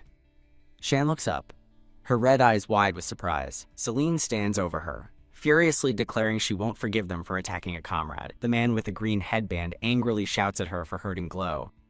As the green-haired girl rushes to treat Shan, the others charge into battle for their fallen teammates. The cult leader winds chains around his arms, preparing a new attack. A chain snakes out, wrapping tightly around Shan's leg. Now bound by chains, Shan struggles on the ground.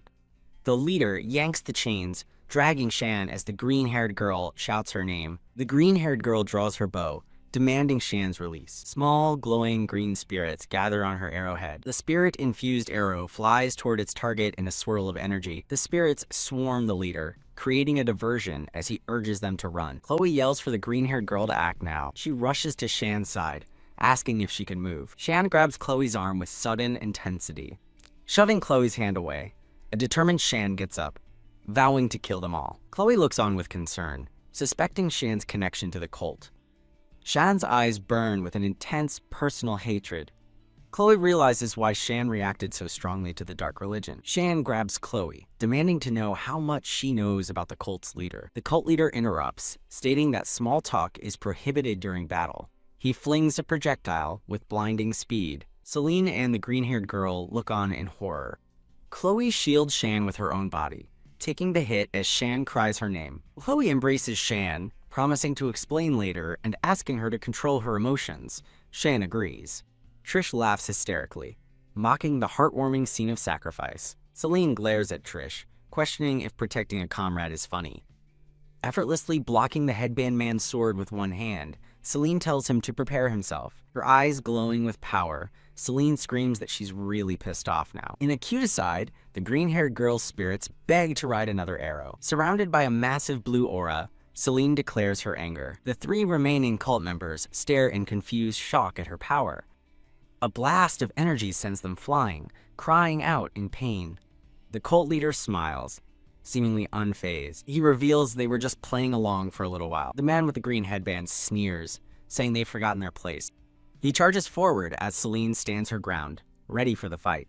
Seline's face is a mask of cold fury. Chloe and Shan watch the impending clash with worried expressions. Power crackles within Seline's piercing blue eye.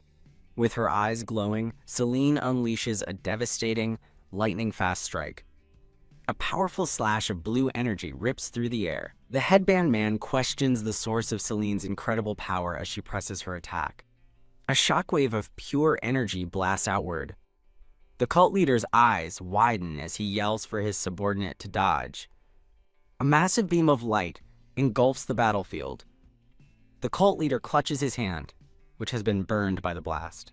Chloe and Shan watch in stunned silence at the overwhelming display. The headband man is instantly defeated, his head falling to the ground. Seline stands alone amidst the fallen cultists, bathed in a powerful blue aura. Clapping, the cult leader admits he might have looked down on her too much. He clenches his fist, his expression hardening. Holding a glowing purple crystal, he grimly states he has no other choice. He crushes the crystal, unleashing a surge of purple demonic energy.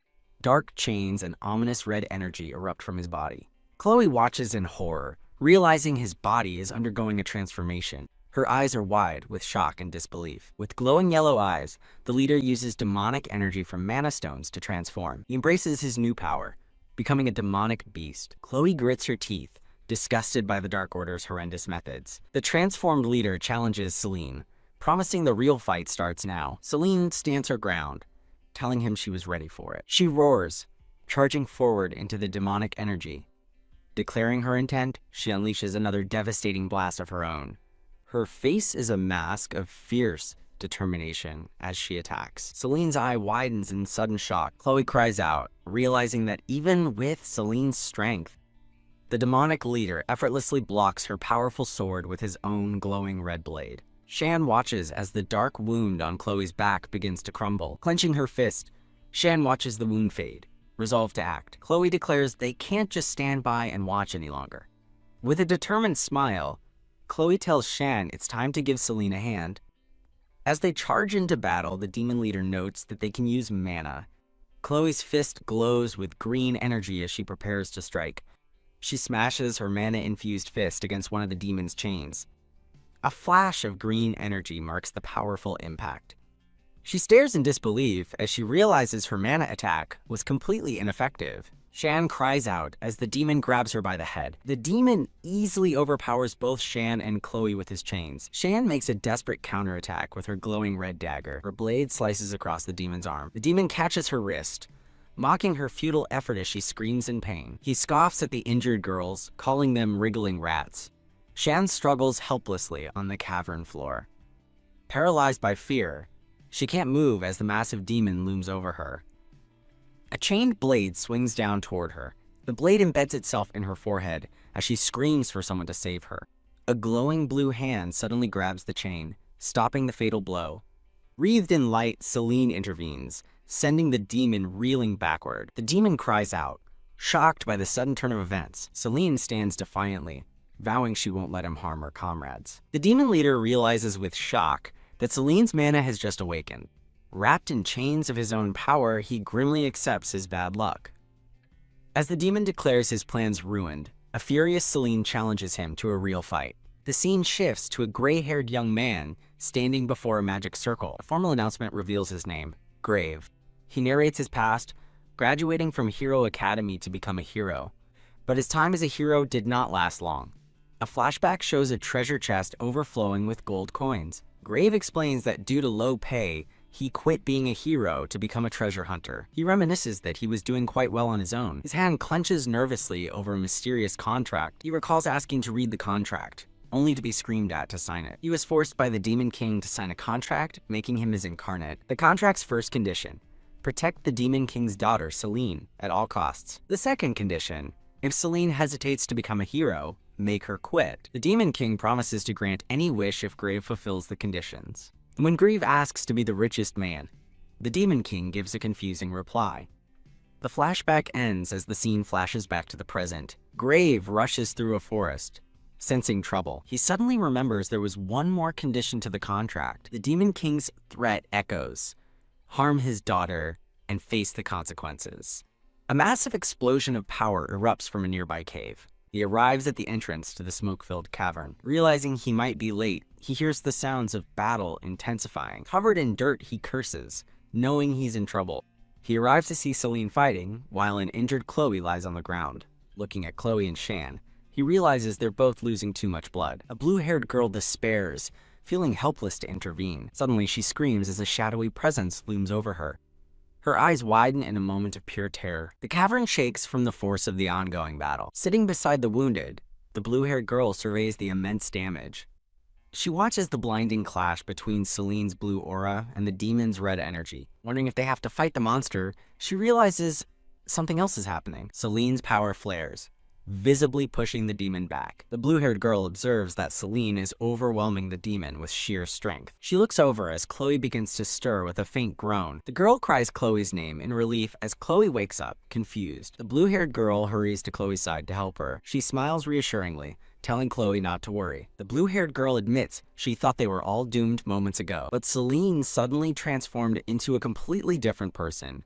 The demon's glowing yellow eye watches Seline's every move. Seline unleashes another devastating attack with her sword. The girl explains that Seline is now defeating the enemy all by herself. Confident Seline will win, she suddenly realizes the situation is still dangerous. Chloe gravely explains the problem. Seline has no idea how to use magic. She theorizes this violent incident forcibly awakened Seline's magic. But because she's a beginner, she has no control over her power.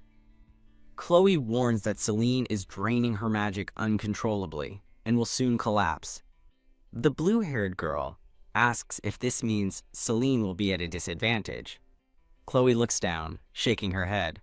She explains that people have body energy called stamina. When that stamina is exhausted, she continues, they collapse, as a cute chibi diagram illustrates. Chloe adds that there is also mind energy, called magic. She concludes that the mind is the very power that creates magic. The blue-haired girl gasps in horror, whispering Seline's name. As the demon glares, she worries that Seline will lose her mind. Seline grunts, struggling as the demon's blade presses against hers. Her glowing blue eye burns with fierce determination. A flashback shows a young girl urging someone to hurry and end a fight. The demon unleashes a massive blast of red energy. Seline cries out as the powerful attack overwhelms her. The demon taunts her for being complacent enough to look away. He declares that her complacency will now come to an end. A new white-haired warrior arrives, demanding to know what the creature is. Grave's eyes widen, sensing the extreme danger. The confused demon stares at the newcomer. The white-haired warrior readies her massive blade. Her hand begins to tremble as she questions why her body won't obey. Looming over the fallen warrior, the demon mocks her for kneeling before him. As his chains shoot forward, the blue-haired girl screams Seline's name in terror. Someone cries out, "No!" as the warrior is about to be struck. Grave swiftly activates a glowing device on his belt. The demon's attacking arms are instantly severed in a flash of light. He looks over his shoulder in shocked disbelief. A massive beam of blue energy erupts through the cave. The blue-haired girl gasps, stunned by the sudden intervention. The demon roars in rage as the blast hits him. Surrounded by a crackling blue aura, Grave stands ready with twin swords. He draws his blades, preparing for battle. The demon glares at his new foe with raw hatred. Grave stands over the unconscious form of the white-haired warrior. Looking at her savior, the blue-haired girl greets him politely. With his back to her, he introduces himself as Instructor Grave, joining the academy. In a cute aside, Grave panics about the warrior dying, while Chloe and another girl note that he seems nice. At the academy infirmary, a doctor informs the girls he can't say when Seline will wake up.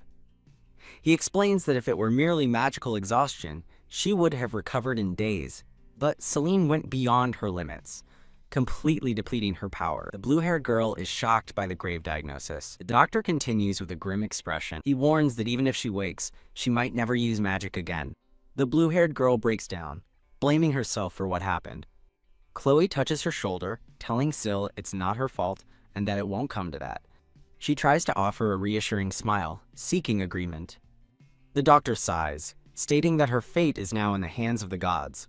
Chloe comforts a distraught Sill, insisting that Seline will be fine. Sill tries to convince herself, saying it's only been a day and their worries are likely excessive. She looks to Chloe for support, who agrees with her. Chloe cheers brightly, deciding they should greet Seline with a big smile when she wakes up. Sill agrees, a determined look on her face. Chloe cheerfully announces it's time for lunch, pulling her friends into a hug. Full of energy, a recovered Seline leaps up, shouting for food. As Seline daydreams about eating, Chloe directs her friends toward the dining hall. Seline dashes ahead of the group, crying out that food is waiting for her. Chloe looks at the nervous doctor, questioning his grave diagnosis of Seline. A grand feast is laid out across the dining table. Seline sighs in pure bliss, exclaiming that she finally feels alive. Chloe mentions Seline's hunger is understandable, but Seline is more excited about Instructor Glove rescuing her, prompting a tiny Sill to correct his name to Grave. Chloe and Sill listen silently as an unseen person speaks. Noticing their somber expressions, Seline asks what's wrong while eating a snack. The atmosphere turns heavy as her friends look at her with concern. Elsewhere in the dining hall, other students are deeply distressed, with some wanting to go home. Confused, Seline looks at her friends and asks why everyone seems so down.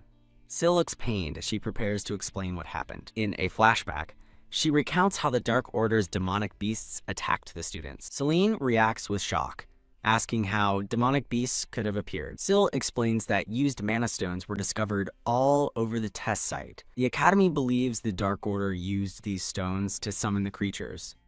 A troubled Seline wonders why they would do something so horrible. She's told that everyone except Harkus was captured and will be questioned by the Holy See. Chloe adds that the investigation will soon reveal their goals and intentions. The table is quiet and somber as the girls process the grim news. Chloe exchanges a meaningful glance with a serious-looking Shan. A sudden announcement summons all students to the training ground.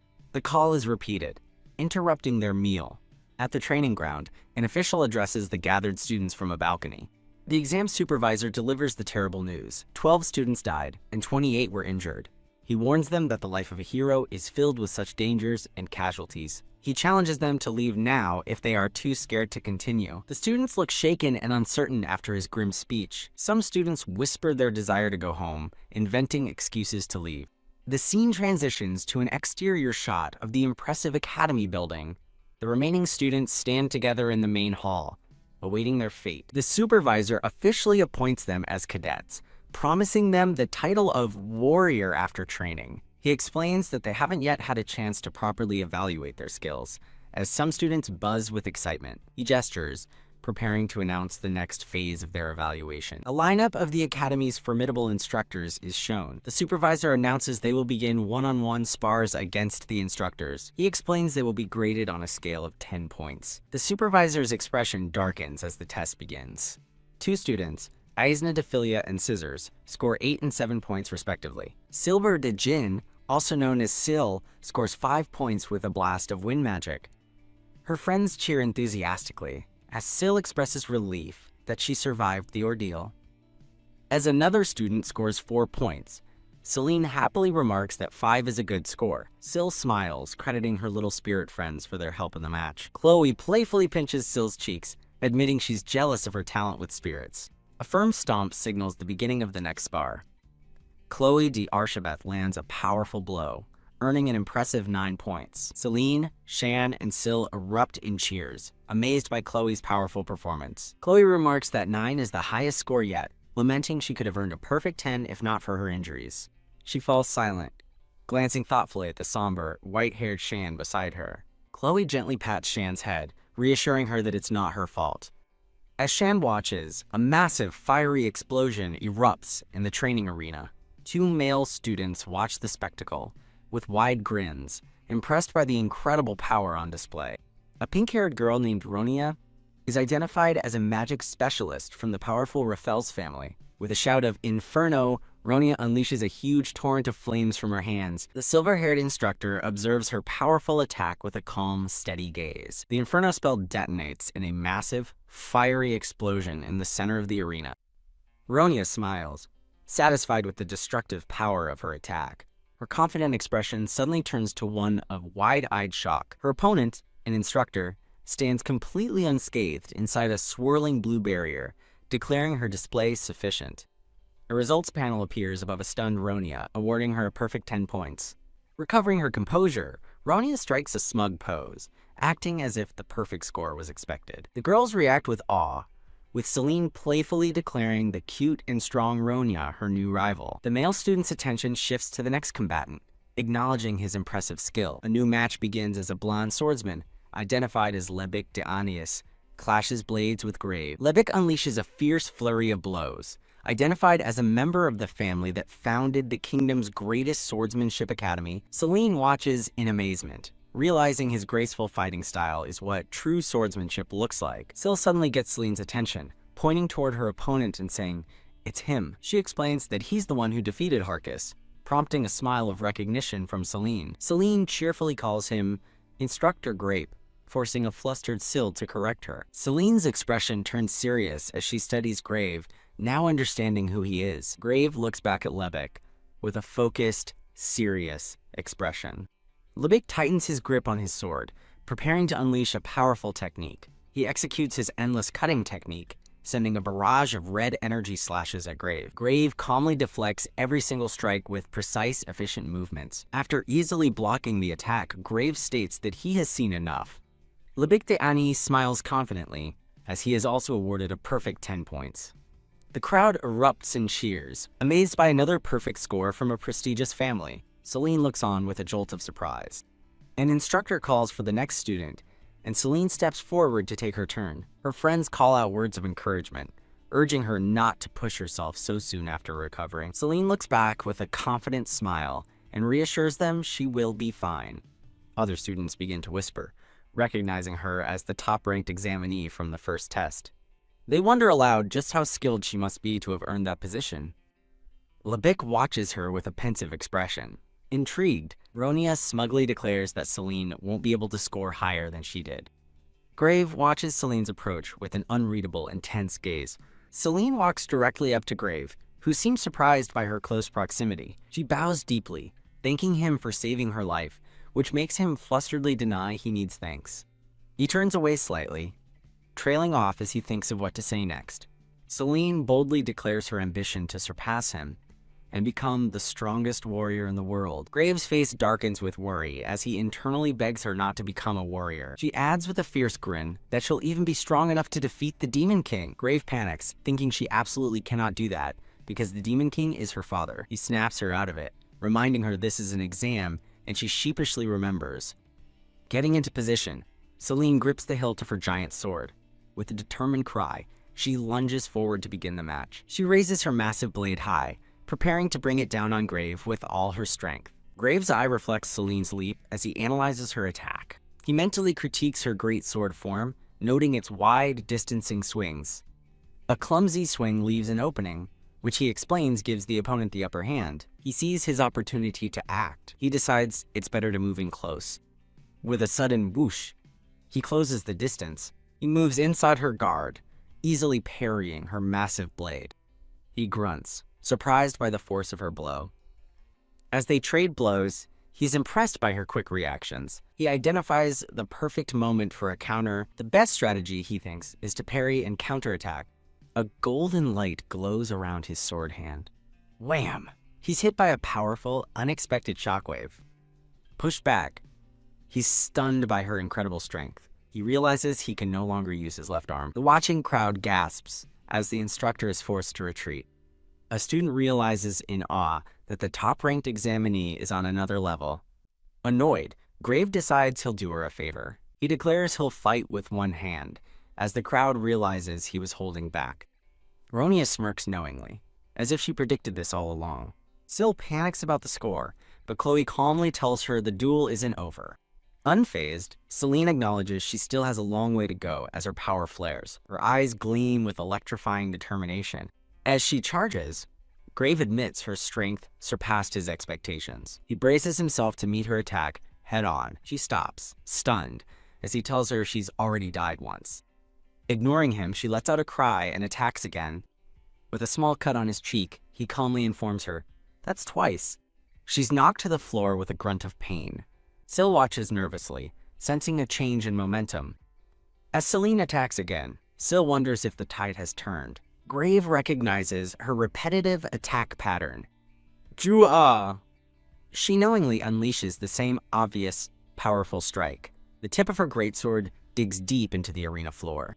An enormous cloud of dust erupts from the impact, surprising Grave. He grits his teeth, dismissing the dust cloud as a shallow trick. He throws a punch into the swirling cloud. His fist makes contact with something solid within the dust.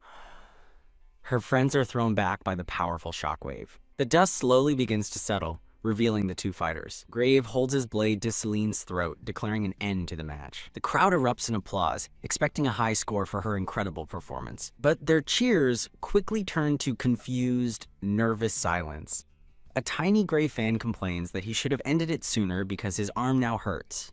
Grave looks down at the defeated Seline and addresses her by name. An official voice announces her final score, 1 point. The students are in utter disbelief, questioning the abysmal score. A girl asks in shock if she heard that correctly. No way. Her furious friends refuse to accept the result. A diagram reveals that the SPAR's true purpose was to analyze hidden abilities, as all of Seline's stats are unreadable. Chloe questions the unfair evaluation standard applied only to Seline. Ronia fumes with her arms crossed, completely outraged. She points an accusing finger, demanding to know how the SPAR was worth only 1 point. Grave coldly states it was his judgment, but Ronia retorts that he must be a poor examiner. She angrily asks why that yellow fly got full points while Seline received the lowest possible score. Grave dismisses her outburst, ordering the fuming cadet to return to her place. Another instructor arrives, calling out Grave's name. The silver-haired instructor asks Grave if he's sure her skills were worth just 1 point. The other instructor warns Grave that onlookers suspect foul play and doubt his judgment. As the instructor demands an explanation, Grave panics internally, realizing he must stop the Demon King's daughter to survive. Grave begins his official explanation, acknowledging Seline's incredible physical abilities and potential. First, he explains she relies too much on raw strength, lacking proper technique and control. He concludes this means she hasn't even mastered the basics of combat. Secondly, he notes she recently awakened her magic and cannot yet control it. He declares that uncontrolled power is the same as having no power at all. Ronia shouts that she won't accept his reasons, as Grave prepares to state his third point. Ronia glares, refusing to back down. A massive white tiger spirit manifests behind Grave as he states the examiner has the final say. He refuses to listen to their complaints, leaving Ronia clenching her fists in frustration. The dark-haired instructor thoughtfully concedes that the examiner does set the evaluation standards. Grave smugly tells Ronia to become an examiner herself if she wants to complain. Ronia turns to a confused Seline, demanding she defend herself. She grabs Seline, trying to snap her out of her silence. Grave and Ronia stare in disbelief at Seline's reaction. Seline beams with a huge, bright smile and thanks Grave. She asks if he gave her a low score to show her she still has a long way to go. She clenches her fist, vowing to improve just like he said. The other instructor praises Grave's deep evaluation, but Grave internally denies it. The crowd accepts the explanation as Ronia's pigtails literally burst into flames with rage. She yells at the others for accepting it, worried Seline will be ranked low. Seline calmly asks if a low rank means she can't become a warrior, catching Ronia off guard. Seline cheerfully declares that it's fine then, which only infuriates Ronia more. Ronia throws a tantrum, shouting that they are all annoying. She declares she's staying away, but Seline reminds her they're rivals, a claim Ronia furiously denies. As Ronia sobs, Chloe laughs, finding their bickering adorable. Grave watches the bizarre scene unfold with a bewildered expression. Seline laughs heartily, unbothered by the chaos. The scene shifts to a dark, ornate study bathed in red light. A demonic figure with horns holds a glowing purple communication orb.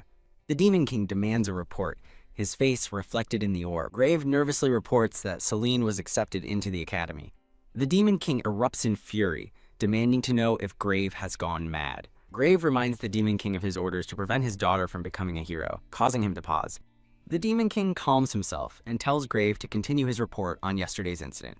A hand is shown holding a lingering fragment of dark energy. The Demon King summons a kneeling blonde man named Luke. His demonic power surges, cracking the desk as he seethes with rage. He orders Luke to investigate the organization known as the Dark Order. With glowing red eyes, he vows revenge on those who dared to harm his daughter. An instructor announces the start of 8 weeks of training and dismisses the students to their dorms. The students eagerly head to the dorms, with Chloe hoping she and her friends can share a room. Seline cheers in agreement, excited about the fun they'll have together. Panicked, Sill tries to interject with an urgent, before being cut off. The girls discover the academy only has double rooms, leaving Seline and Sill looking dismayed. Seline puts a hand to her chin, thinking over their new predicament. A white-haired girl named Shan is ecstatic to learn she and Chloe are roommates, as Chloe gives her a welcoming wink. Seline daydreams about rooming with Sill, who vehemently objects to the idea. A flustered Sill insists they can't share a room and tries to explain why. As Seline spots Ronia's name on the list, the pink-haired girl shouts "Oi" from the crowd. Seline turns around, thinking she heard a familiar voice in the bustling hall. Wham! Ronia bumps into her, angrily asking if she has a death wish. Seline cheerfully confirms Ronia's identity, while Ronia complains about how solid she is. Fuming, Ronia points an accusing finger, reminding Seline she told her to stay away. While Seline feigns ignorance, Ronia bluntly states she doesn't like her. Seline happily suggests they get along as roommates, but an enraged Ronia refuses. Seline insists, declaring their rivals, a claim Ronia furiously denies. As Ronia storms away, a young man with a bandana watches them, wondering what's wrong. A thought bubble with the name Roman appears near the young man. Ronia turns back to Roman, assuming he's about to scold her again. Roman approaches Sill instead, confirming he is Silber de Jin. Seline looks on with a curious expression, while Ronia is completely shocked. Roman introduces himself as Sill's roommate, and they shake hands. The revelation leaves Seline and Ronia speechless with shock. Ronia grabs Roman by the collar, demanding to know if he's crazy. Chloe declares that Sill sharing a room with the boy is a mistake and vows to inform the instructors. Sill waves his hands frantically, shouting for everyone to wait a second. He desperately tries to explain that they are misunderstanding the situation. Chloe demands to know what he means, stating she can't allow this as a priestess of Irene. Now on Roman's shoulders, Ranja pummels him while vowing she won't forgive him. Sill sighs in resignation, having expected this exact kind of chaos. Standing before his stunned friends, Sill prepares to make his big reveal. He clarifies that he is a boy, not a girl, as they had all assumed. The girls react with a collective, resounding shriek of utter disbelief. In total shock, the girls demand answers, while Sill retorts that it should have been obvious he's a boy. The scene transitions to a sweeping aerial view of the Grand Academy estate. Seline throws herself onto her new bed with a joyous cry, happy to finally relax. Ronia immediately scolds her for lazing around instead of unpacking or showering. Already dozing off, Seline mumbles she'll do it later, prompting Ronia to yell at her to wake up. Rubbing a fresh bump on her head, Seline complains that her new roommate, Roni, is too harsh. Ronia is shocked by the new nickname, suddenly sprouting cat ears and a tail in her surprise. The two argue about the nickname, with Seline insisting it's what friends and roommates do. Seline joyfully unpacks, singing about becoming a hero while an annoyed Ronia watches. Elsewhere, Sill arrives at his dorm room, luggage in tow. He rubs his tired eyes with a small groan. Suddenly, a blinding, holy light emanates from a figure kneeling in the room. The light fades to reveal a now bald Roman, who had been wearing a wig and bandana. Roman casually comments on the large amount of luggage Sill has brought. Sill explains with a shy smile that his mother insisted he pack for every possibility. Roman turns away thoughtfully, remarking that Sill's mother must worry a great deal. Sill gives his new roommate a knowing, silent look. Roman offers a piece of candy as a friendly gesture. He laughs, apologizing for being nosy during their first meeting. Sill smiles warmly and accepts the candy, saying it's fine. Roman suggests they become friends now that they're roommates. Delighted, Sill enthusiastically agrees to the idea. Roman asks Sill to tell Seline to look after Ronya, hinting there's more to her. The scene flashes to a white-haired elf unleashing a powerful sword attack. Elsewhere, a woman with long green hair smiles from the edge of a dark forest. She approaches, suggesting they have a talk. Now, sitting on a bench, the green-haired woman cheerfully comments on the fresh night air to a silent Shan. She gently asks Shan if she is overworking herself while still wounded. Shan thinks of a fearsome title, the Slayer of Madness. The green-haired woman confirms that is indeed her nickname. As the green-haired woman looks on, Shan quietly questions the moniker. The woman explains it comes from her laughing maniacally while committing massacres, flashing to a memory of a red-haired woman standing over bodies. She then asks Shan if she is the sole survivor of that very massacre. Shan lowers her head, offering only silence in response. The green-haired woman's expression hardens with resolve. Looking away from Shan, she vows that the Slayer will die by her hands.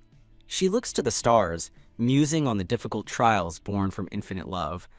In a chibi-style gag, Ronya furiously writes a complaint to change rooms, feeling dumber every second she spends with Seline. The scene shifts to the imposing and sinister Dark Order's base. Inside, a red-haired woman defends Harkiss's mission, but a masked man named Luan orders them to stop arguing. As the woman fumes, a creature at the table lets out a cackle. A cloaked figure with a red scarf asks if all their dispatched personnel are dead. Luan confirms everyone except Harkiss was captured. The cloaked figure excitedly offers to go clean up the mess. Luan calmly informs him it's unnecessary, as they are all already dead. Another member reports hearing they killed themselves in deplorable prison conditions. A girl with pink and yellow hair holding a dumbbell interrupts, asking why it's so dark. She prepares to flip a switch to turn on the lights. Clicklight floods the room, startling the others as she cheers that it's now bright. Luan, one of the 5 great keymen, announces that Harkiss's sacrifice has weakened the Academy's divine barrier. Luan reveals that unleashing the monsters was just the start of their grand scheme, which the Academy will never uncover.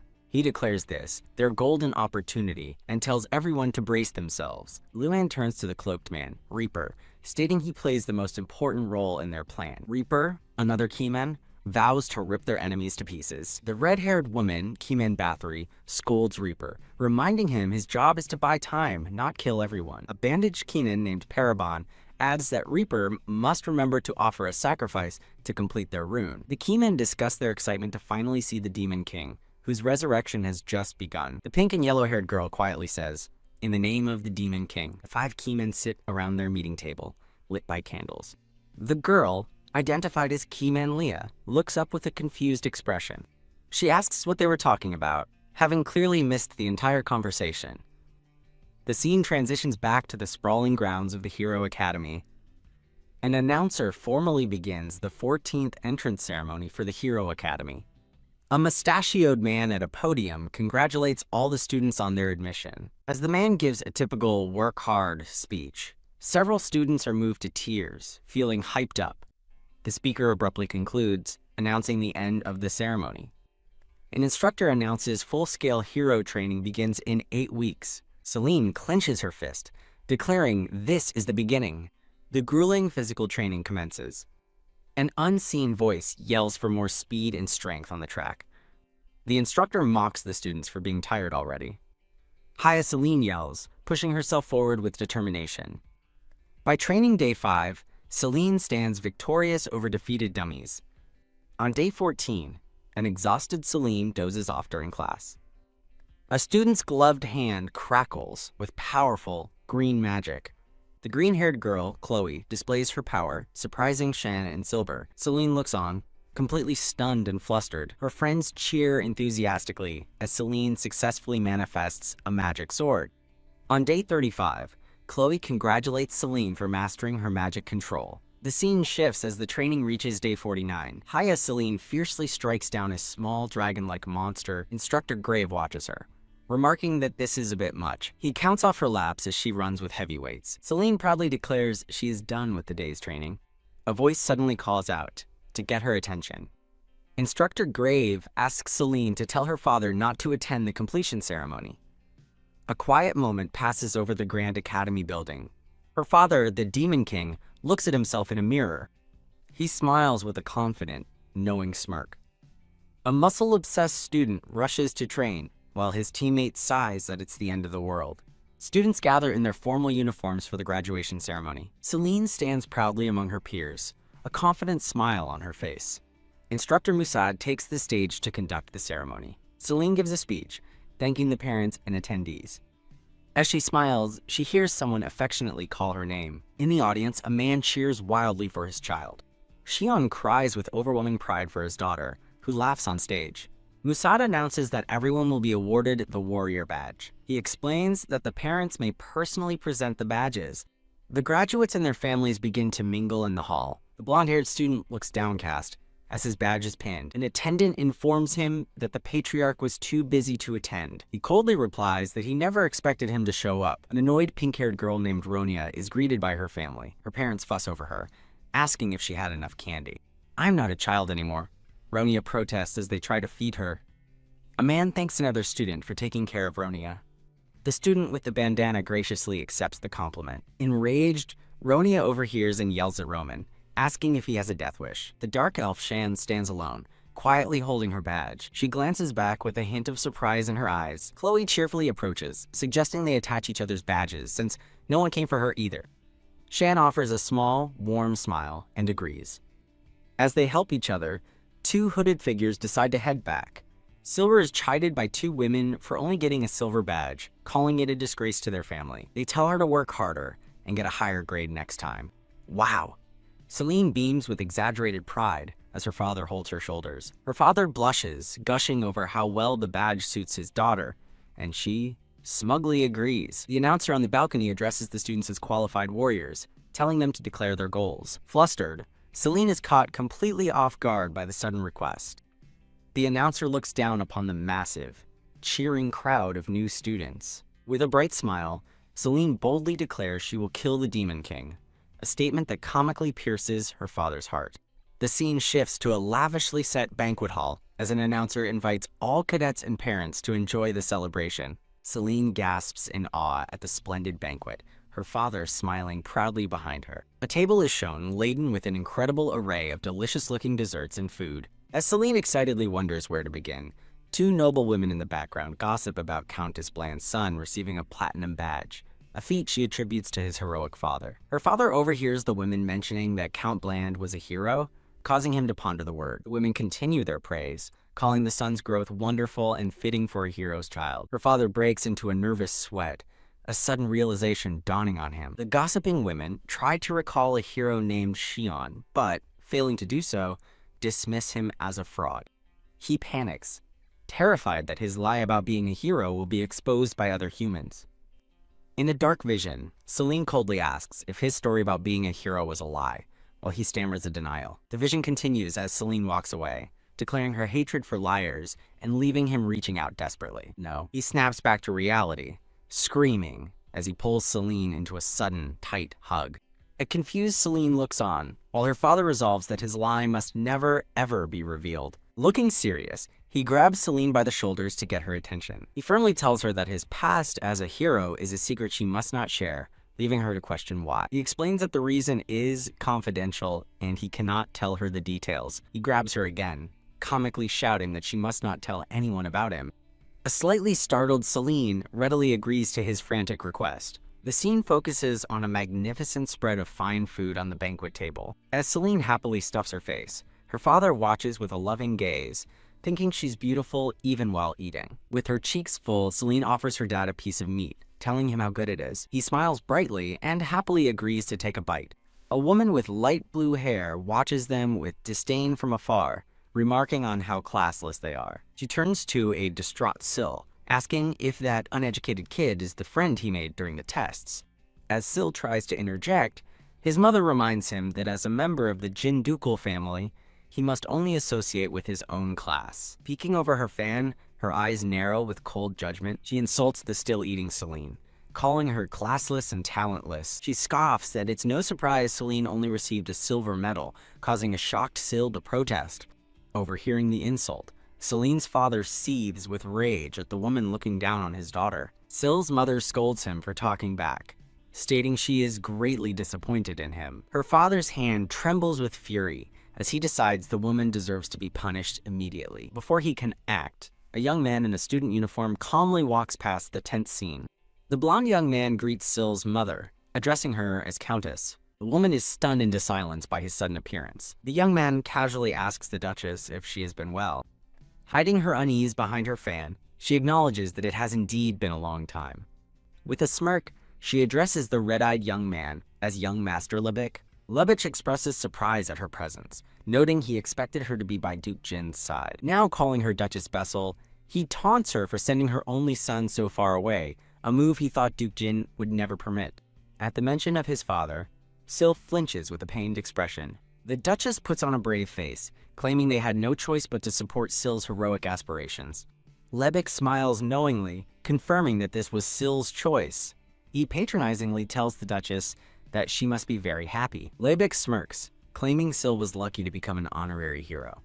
Clenching his fist, he adds that luck can be considered a skill. With her mouth full, Seline argues that's how he found a competent comrade like her.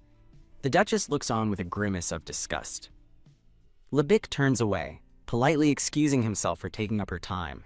He gives a parting smile, saying he looks forward to their next meeting. The Duchess reluctantly thanks him for his consideration. As Lebik walks off, the Duchess and Sill watch him leave. Turning on her heel, she tells her son it is time to go. Seline watches as a dejected Sill is led away by his mother. Looking downcast, Seline quietly says Sill's name in concern. Her father observes the interaction, thinking he quite likes Seline's new classmate. Watching Lu from a distance, he thinks the young man could be useful. Seline suddenly points at Lebik, shouting his name and telling him he was wrong. Startled, Lebik turns around with a confused expression. She passionately defends Sill's hard work, telling Lebik not to downplay his efforts. Lebik scoffs at the lowly bronze ranker, telling the riffraff not to lecture him. Her father watches the confrontation from the background. In a flash of rage, his demonic form vows to punish the brat for insulting his daughter. The scene pans out over the bustling banquet hall. An announcer thanks the parents for attending and offers them complimentary lodging for the night. When a man asks if it's free, a masked girl confirms it is, requiring only a name. A large, white beast man declines the offer, and the staff wishes him a safe journey. Her father grumbles that the lodging should have been inside the academy so he could stay with his daughter. Deciding to leave, he considers using a portal to find a quieter place. He suddenly stops, sensing something strange in the air. A sinister purple energy emanates from the lodging building for the parents. He identifies the aura as demonic energy, but only from a low-ranking demon. Seeing a cloaked figure, he wonders if they are behind the disturbance and what their plan is. A confident smirk crosses his face as he decides to play along. Silhouettes of people are seen through the ornate windows of the building. As two guards stand watch, a creepy cackle echoes through the night. The nervous guards demand to know who is there as the cackling continues. One guard panics, yelling that they are under attack by enemies. The cloaked figure Reaper grins, mockingly inviting them to call for help. In a flash of dark energy, one of the guards is instantly killed. The surviving guard chokes in terror as Reaper stands over the body, scythe in hand. A squad of soldiers arrives and orders the attacker to stop. A soldier accuses Reaper of murder, but is cut off by a blast of dark magic. The soldier's face contorts in agony from the attack. Reaper casually remarks that it's a shame he couldn't make another corpse.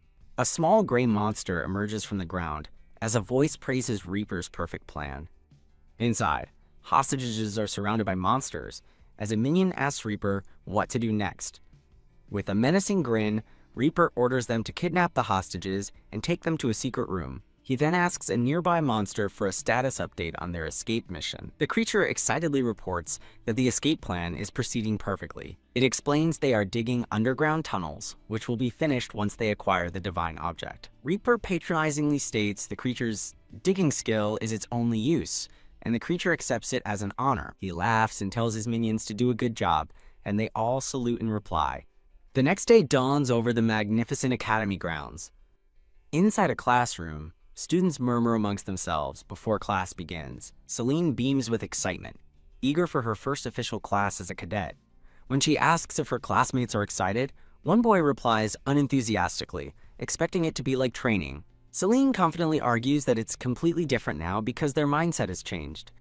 A girl with long pink hair retorts, reminding Seline that she was the one caught sleeping in theory class. Seline recognizes the pink-haired girl, calling out her name, Roni. Roni defends herself by saying the class was too long for her 1-hour attention span, an excuse Seline finds ridiculous. Roni furiously yells at Seline to stop calling her by that nickname, and Seline playfully notes how large her head looks when she's angry.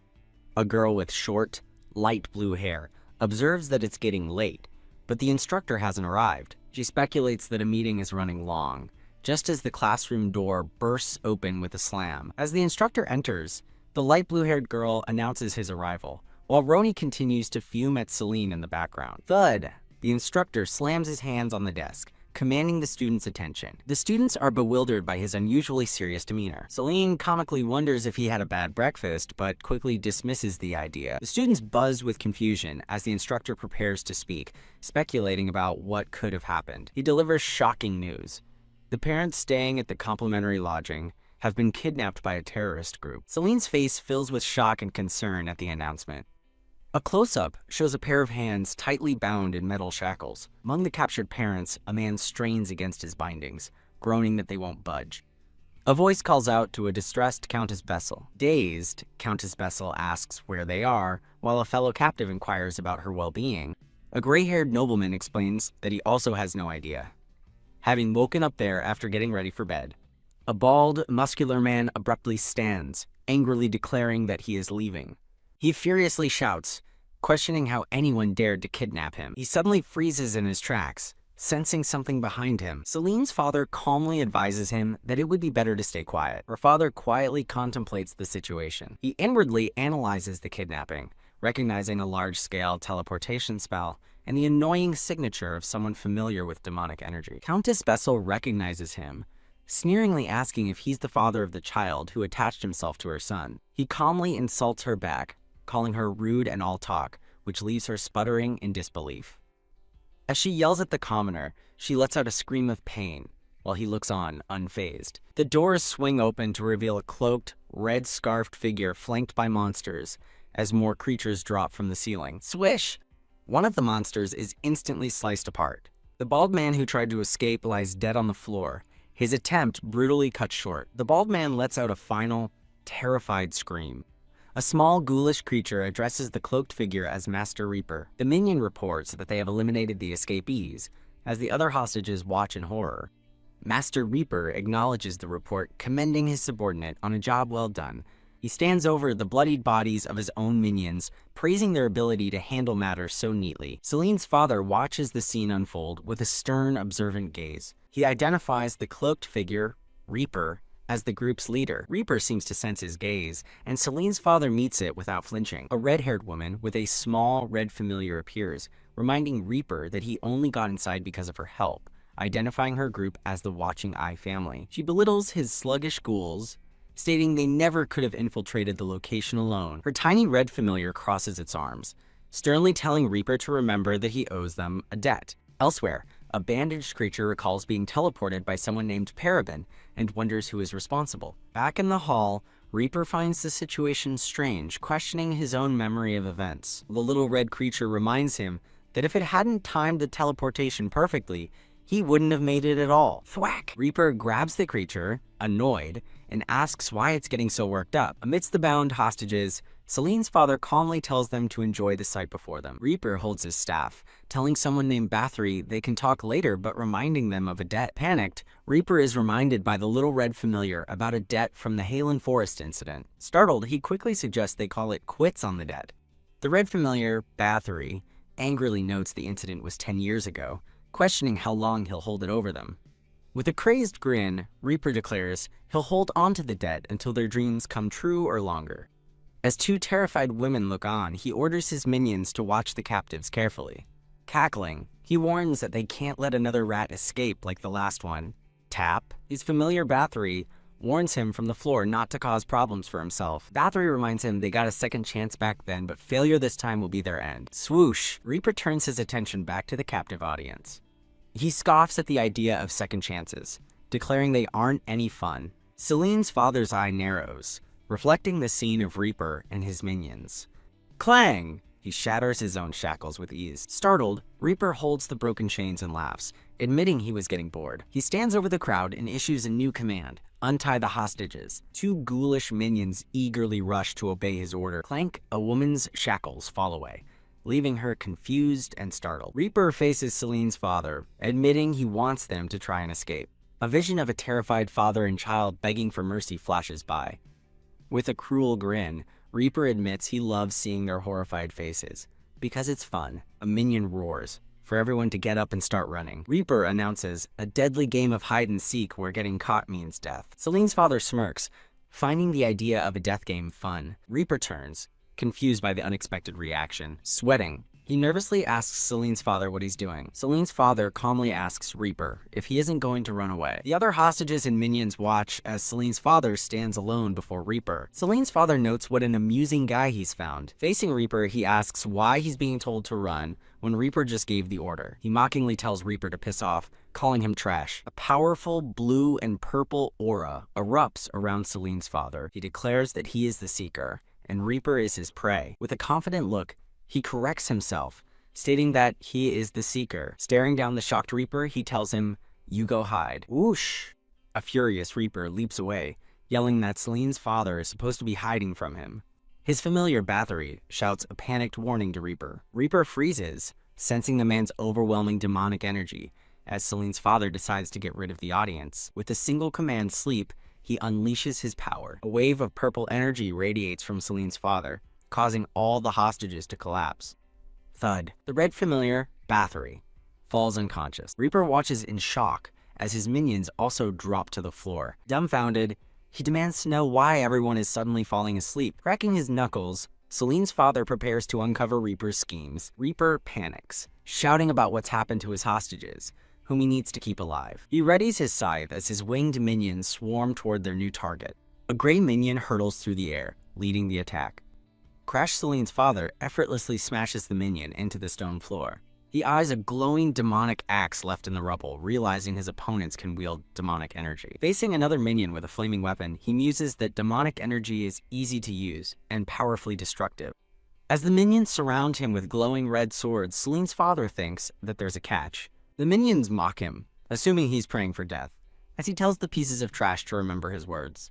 He holds a ball of purple energy, stating that demonic power is always subdued by a stronger demonic energy. As the minions charge, they yell that it's too late for regrets and he must die. A wave of purple energy erupts from Seline's father, enveloping the charging minions. The minions freeze, shocked that their weapons are suddenly paralyzed and won't move. Seline's father smirks, satisfied with the result. Reaper furiously demands to know what his minions are doing, ordering them to kill their target. Seline's father calmly informs Reaper that his orders are useless now. A terrified Reaper demands to know what he did to his subordinates. Seline's father mockingly calls Reaper an ugly idiot for not understanding his own demonic energy, refusing to explain it to him as Reaper's eye widens in shock. Enraged, Reaper swings his scythe, telling him to shut up and stop spouting nonsense. Reaper lunges, declaring that he'll just kill Seline's father himself. Before his scythe can connect, his own minions move to intercept him with their glowing purple swords. Minion's purple blade clashes against Reaper's scythe, stopping his attack. Reaper angrily questions a minion named Halo for turning its sword against him, but Halo cries that its body is moving on its own. As his minions are forced to fight each other, they scream in agony, begging for it to stop. Reaper watches in disbelief as his own forces are impaled by their comrades. The minions cry out in pain as they continue slaughtering one another. Overwhelmed by the chaos, Reaper begins to laugh manically. Seline's father watches the carnage calmly, admitting he finds it fun. A terrified Reaper thinks to himself that he's also good at this. He finishes his thought with a crazed look, admitting he is good at fucking up, as a minion's body flies past him. He lists his talents. Failing, betraying, and killing. Standing over a fallen minion, he gleefully declares that killing is the best. He slices another minion he calls Garfield, asking if it agrees, as the creature calls his name in terror. Seline's father smirks, calling Reaper a clown and telling him to dance. He announces a change of plans. He'll kill Reaper right now. Reaper unleashes a massive, bloody whirlwind with his scythe, wiping out all his remaining minions at once. He lets out a crazed, joyful laugh amidst the slaughter. Holding up a blood-soaked hand, he revels in the feeling and smell of cutting through people. A monstrous, dog-like minion crawls to him, explaining that its weapon was being controlled, and begs its master to believe it. Uncaring, Reaper yells that he's tired of its voice and swings his scythe to kill it. He decapitates a female minion named Bianca, calling her ugly. He cuts down another named Gloria, shouting that he dislikes her name. Standing over the piles of his own dead followers, Reaper screams that he doesn't need any of them. Seline's father grins, observing that Reaper is even crazier than he seems. Startled, Reaper furiously tells him to shut up, yelling that he's trying to have fun. He cackles, admitting he always wanted to slay a few of them anyway. Clutching his head in a fit of madness, he screams for more, shouting that they annoy him. He rages that he never liked seeing any of the Order alive. Reaper clutches his chest, seemingly in pain from his own violent outburst. The last two minions lie dead on the blood-splattered floor. Alone and panting, Reaper stands amid the massacre he created. He trembles, clutching at his red scarf in a moment of instability. Seline's father calmly compliments the enjoyable show put on by the piece of trash. Reaper floats down, scythe poised, declaring that only the human is left. With a vicious smirk, Seline's father catches the blade of the scythe with his bare hand. Clang! Sparks fly as his grip effortlessly stops the powerful demonic weapon. Amidst a hall of corpses, a robed figure with a scythe declares only one will be left standing. His face contorts into a crazed grin as he admits that he likes this challenge. He relishes fighting an opponent who is not only strong but also free from control. His brown-haired opponent laughs maniacally, impressed that a piece of trash has so many tricks. The man continues his taunt, noting his foe doesn't look like a mage. He then furiously blasts the robed figure, shouting about who he's calling a mage. Ugh, wiping dirt from his face, the man grumbles that he never liked studying. A single red eye glows as a traumatic memory begins to surface for the robed figure. In a flashback, he's seen as a child, screaming at his mother that he hates studying. He clutches his head in the present, trying to push away the nonsense and focus on the fight. Observing the mental breakdown, the brown-haired man concludes his opponent has lost his mind. He smirks, deciding it could be fun to fight a madman, and asks what else he can do. Gathering purple energy, the man warns that his opponent will need more than that to fight him. The robed figure's eyes glow red as he laughs, telling the man not to worry. He lunges forward, vowing to wipe the arrogant smile from his enemy's face. With a terrifying expression, he roars a command for the ghoul bastards to arise. He gestures toward the fallen bodies, bestowing upon them his dark blessing. Across the blood-soaked floor, the corpses begin to twitch and stir back to life. The brown-haired man watches as the bodies form a pile, asking if this is a suicide attempt. A hand bursts through the pile of bodies as a voice groans in frustration. A monstrous new ghoul, with red lines on its skin, emerges, ordering the others to arise properly. Their eyes glowing, the undead ghouls rise and scream with joy at being alive again. Amused by the turn of events, the brown-haired man lets out a curious, "Oh-ho?" An undead ghoul marvels at having a clear mind, calling Master Reaper's blessing a miracle. The brown-haired man is inwardly stunned, admitting no one at his castle has this level of skill. Facing the undead army, he compliments Reaper on his fun skill. Reaper points forward and commands his new army to kill him. A blinding flash of purple energy erupts from the brown-haired man. His powerful energy beam strikes Reaper, but is surprisingly blocked by his cape. Reaper is left momentarily stunned and confused by the outcome. Purple energy suddenly envelops Reaper, lifting him helplessly into the air. The man reaches out, viciously demanding Reaper's memories before he dies. Crushed by the immense psychic pressure, Reaper's eyes bulge with pain. A glowing purple orb containing his memories is forcibly extracted from his forehead. The memories reveal a vision of a roaring inferno consuming a forest. The scene is identified as the Halen Forest day of the massacre. In the memory, Reaper and a red-haired woman watch the blaze, with him calling it a beautiful sight. The woman remarks that it's a good thing she made time to stop by. Reaper taunts her for not having found it yet, calling her a disappointment, Bathory. Enraged, Bathory tells him to shut up, but Reaper just mockingly feigns fear.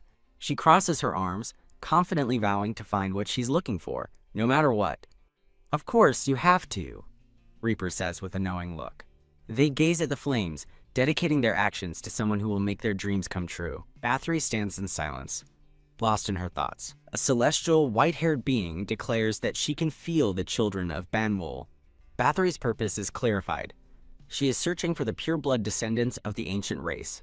Back in the present, the man releases a pained grunt as he finishes absorbing the memories, finally understanding. With a cruel, fanged grin, he confirms their mission was to find descendants of the ancient race. The scene transitions to a peaceful, sunlit view of a grand estate.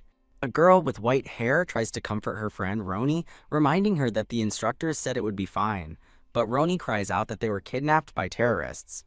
The white-haired girl smiles confidently, saying she thinks her father will be fine. She proudly starts to explain that her dad used to be a hero. As a flashback shows a confident white-haired man, a brown-haired boy panics, realizing he promised not to tell anyone. Back in the present, the white-haired girl struggles to find the right words to describe her father. She awkwardly finishes her sentence, explaining he has a good digestive system, as a funny illustration shows a boy on a toilet. Her friend is not amused. Fed up, Roni grabs her staff and announces she's going. The white-haired girl, now suddenly in a red cloak, begs to come along, but Roni refuses, saying she only needs Roman and questioning the quick costume change. Roni storms off, telling her friend she'll only be a burden, but the white-haired girl follows cheerfully. Catching up, the white-haired girl grabs Roni, insisting they go together, since she has to find her dad too. Their argument is cut short as they both stare ahead in surprise. They've run into a waiting party of 4 adventurers. The armored man and a green-haired woman remark that they knew the 2 girls wouldn't stay still.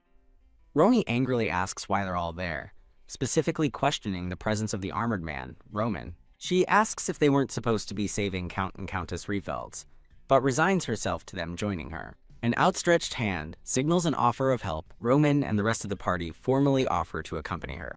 Overwhelmed with emotion, Roni tears up at their support. The entire group is now assembled, and the white-haired girl shouts for them to go save their parents. With a determined grin, she rallies the group to set off. The scene shifts to a large, stately academy building under a bright sky. Inside, a council of knights and officials are gathered around a long table for a meeting.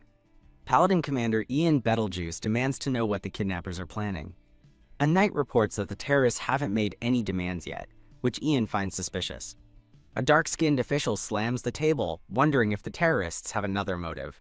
Another man with gray hair agrees that their motive is not the important thing right now. The dark-skinned official angrily states the priority is to rescue the parents, while another worries that the Demon King might be involved. The gray-haired man declares that discussing motives is a waste of time. Euro Representative Van Lionheart suggests they should just go in and rescue the hostages directly. The dark-skinned official protests, warning that a reckless move could get the hostages killed by the terrorists or the Demon King. Van coldly suggests they should just eliminate the terrorists before they have a chance to harm the hostages, shocking the official.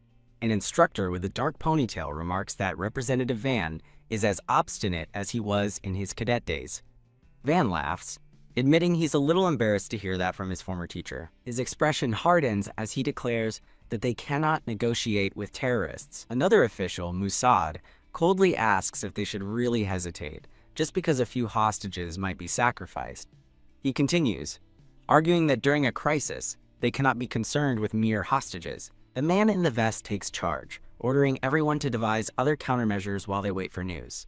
Van agrees to follow the orders of the man in charge, but states that his own opinion remains unchanged. No negotiations. As Van speaks, an elf-like subordinate bursts into the room, shouting for the supervisor. The elf rushes to the supervisor's side and whispers an urgent report. The supervisor is stunned to hear that some cadets have left without permission. The short, gray-haired man looks on in disbelief, thinking it can't be true. The elf explains that some cadets worried about their parents have gone to rescue them on their own. Sipping from his cup, Van Lionheart dryly remarks that they clearly have too much idle time. The supervisor furiously grabs the elf, demanding to know which cadets left. Van Lionheart scowls, annoyed by the interruption. The short, gray-haired man angrily shouts, asking why he keeps getting interrupted and who the other man is. Flustered, the elf stammers that there were about 6 cadets and begins to list their names. A hand desperately clutches a man's arm as a voice begs for the news not to be true. The gray-haired man smirks, cursing as he mutters Seline's name. The scene shifts to a grand academy building under a clear blue sky. A hand gestures amidst a swirling vortex of dark purple energy. Seline's father unleashes his power, telling a shocked Reaper that he knows he tried to erase his memories. Racked with pain, Reaper struggles against the energy but calmly thinks that it's fine. Seline's father vows to discover the truth once he finds the children of Banwol. Reaper furiously promises that he will find him and kill him. Unimpressed, Seline's father calls him chatty and declares the fight is no longer fun. He unleashes a final, devastating blast, telling Reaper it's time to die as his victim screams in agony. Reaper's body lies defeated on the floor as Seline's father stands over him. Dusting off his hands, Seline's father wonders what he should do next. He glances at the pile of dead minions, deciding to leave the cleanup to the humans outside. He considers teleporting away, but worries the humans would notice, finding the thought annoying. Pondering his options, he wonders aloud how to proceed. He casually steps on a minion's head, startling the creature. Still standing on the minion, he recalls that they were digging an escape tunnel. The scene transitions to a peaceful, sunlit forest. Suddenly, an explosion erupts from the ground, sending a bird flying for safety. The bird looks back in terror at a massive figure emerging from the blast. Seline's father appears from the hole, holding a surviving minion that helped him escape. He compliments the terrified creature on its digging skills and asks if they will meet again. He offers to answer the minion's questions as a reward for the effortless escape. A man with crazed eyes appears, holding a piece of the minion's head and boasting that he killed the punk. The minion stares in horror, letting out a crazed, desperate laugh. A young man with green hair looks down, coldly questioning what's so funny about its master's remains. Dismissing the creature, he tells it to meet its master in the afterlife and turns to leave. He looks off into the distance, trying to locate the academy. Turning away from a fallen minion, he decides to hurry back, knowing Seline must be worried. In a happy daydream, Seline hugs him tightly, crying that she thought he died, while he reassures his daughter. Blushing, he daydreams about what Seline might be doing. Back in reality, he soars through the sky at incredible speed. The scene shifts to the forest floor, where something rustles through the undergrowth. Seline's group travels through the woods, with Seline cheerfully leading the way. Seline praises a friend named Sill for her amazing tracking skills, but Roni questions if it's too much. The group emerges from the trees, and Seline announces they've found the target location. They observe the mansion and the surrounding enemy tents from a distance. The white-haired girl asks why they're waiting, and the green-haired woman explains they must scout for a safe plan. Roni feels relieved they arrived in secret, while Roman, who is carrying her, asks her to get off his back. A hand points to a guarded path, realizing they can't get through that way and need another route. The girl with light blue hair apologizes, explaining that the spirits have been acting strangely. The white-haired girl curiously asks how they are being weird. As Seline's father flies overhead, tiny spirits on a branch tremble, and the girl senses their fear. The spirit user realizes the spirits are afraid of demonic energy, shocking her companions. Grow WWL. A loud noise startles the group, interrupting their planning. Seline laughs sheepishly, admitting all the serious talk made her hungry. She suggests they eat, but Roni angrily scolds her for being so calm in a crisis. Roni asks Roman if he agrees with Seline, but he sides with her, stating it's important to eat before a war. Seline collapses dramatically from hunger, while Roman tells her to bear it, now carrying 2 people. Her eyes snap open in sudden alarm as she senses something approaching. Seline sniffs the air curiously. As Roni asks if she's a dog, Seline wonders why it smells like her house, baffling her companions while Roni denies knowing anything. She calls out to the group, but an angry Roni threatens to kick her if she mentions food again. Seline's senses perk up as she spots something, wondering if it's the dog hole. The group peers down at a dark crevice, recalling something Ronyang had mentioned. A notice from the production team announces they are now releasing chapters weekly. The scene focuses on a dark, rocky entrance hidden within the lush forest. The group gathers by the mysterious hole, and Seline comments on its vaguely familiar smell.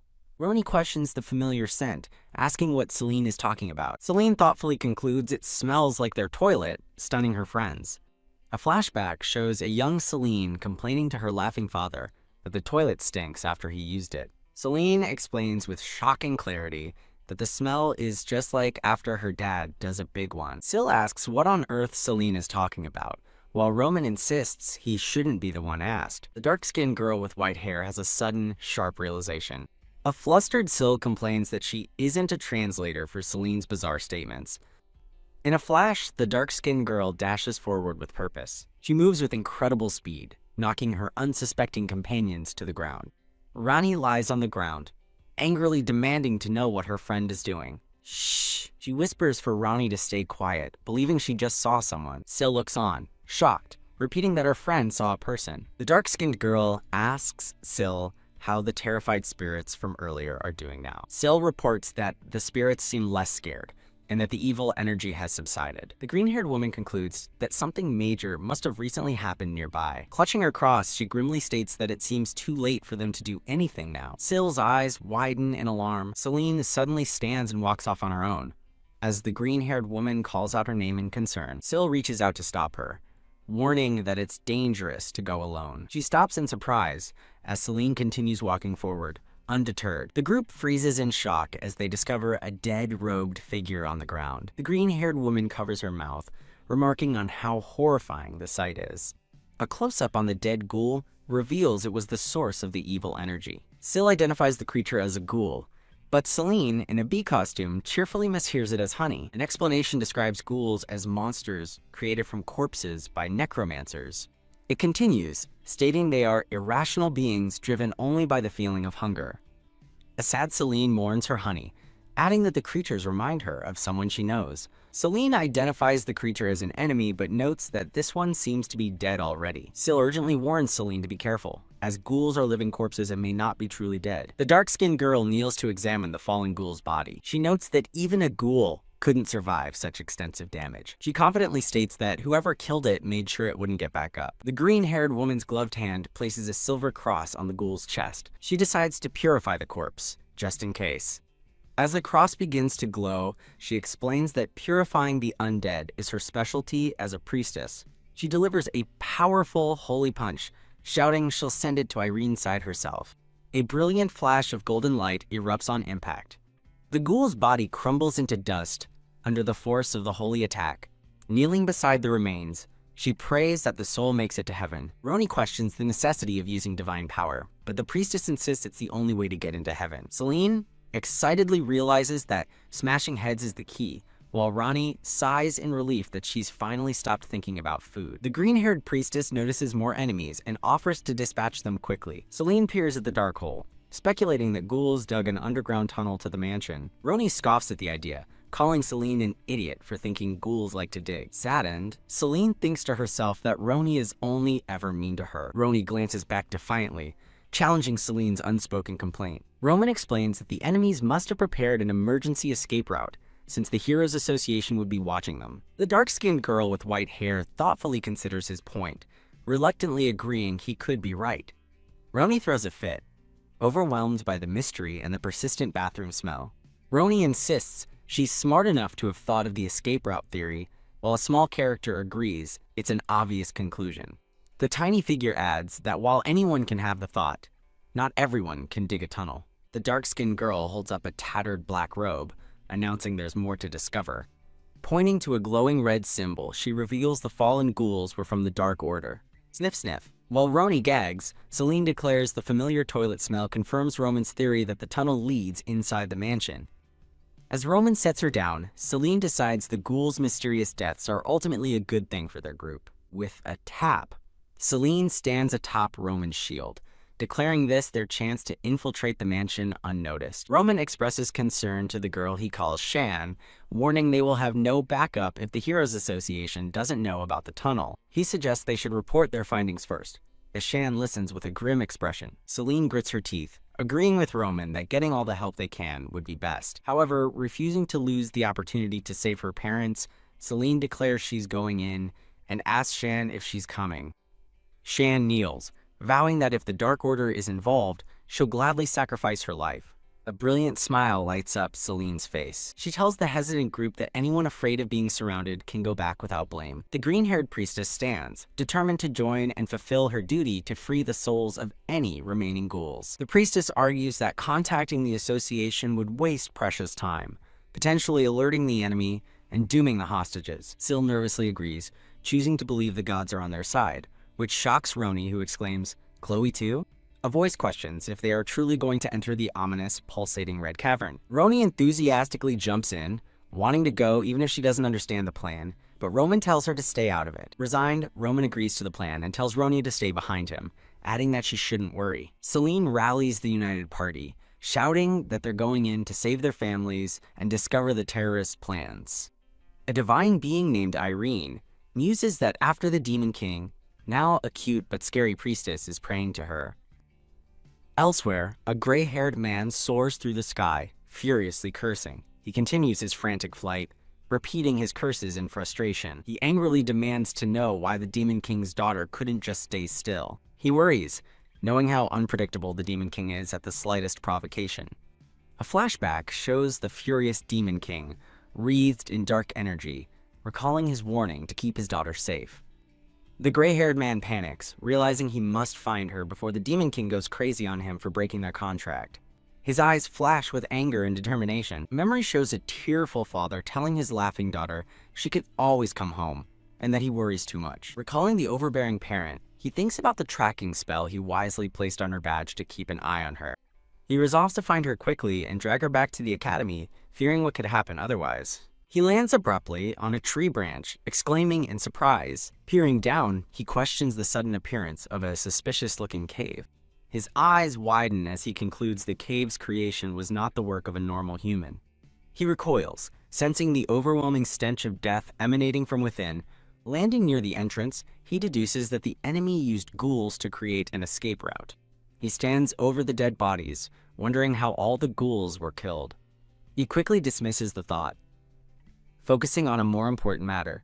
A glowing trail of magic reveals his tracking spell is leading him directly into the cave. He panics, horrified that she went inside and realizing the cave might actually be a tunnel into the mansion. He furiously blames his scouts, screaming that Musad and the others should have found this secret tunnel sooner. The gray-haired man recoils, imagining the Demon King's reaction to his daughter being in the mansion. He flashes back to the Demon King's burning, rage-filled eyes. He panics, recalling the Demon King's vow to punish incompetence, and curses his dire situation. Clenching his fist, he resolves to stop her no matter what happens. He dashes off, desperately praying to the gods that she won't go more than 10 steps. Meanwhile, the group ventures into the dark tunnel, with Seline looking for enemies as Roni complains from behind her. Shan halts their advance, announcing grimly that she thinks they've arrived. They emerge into what appears to be an underground storage area filled with crates and barrels.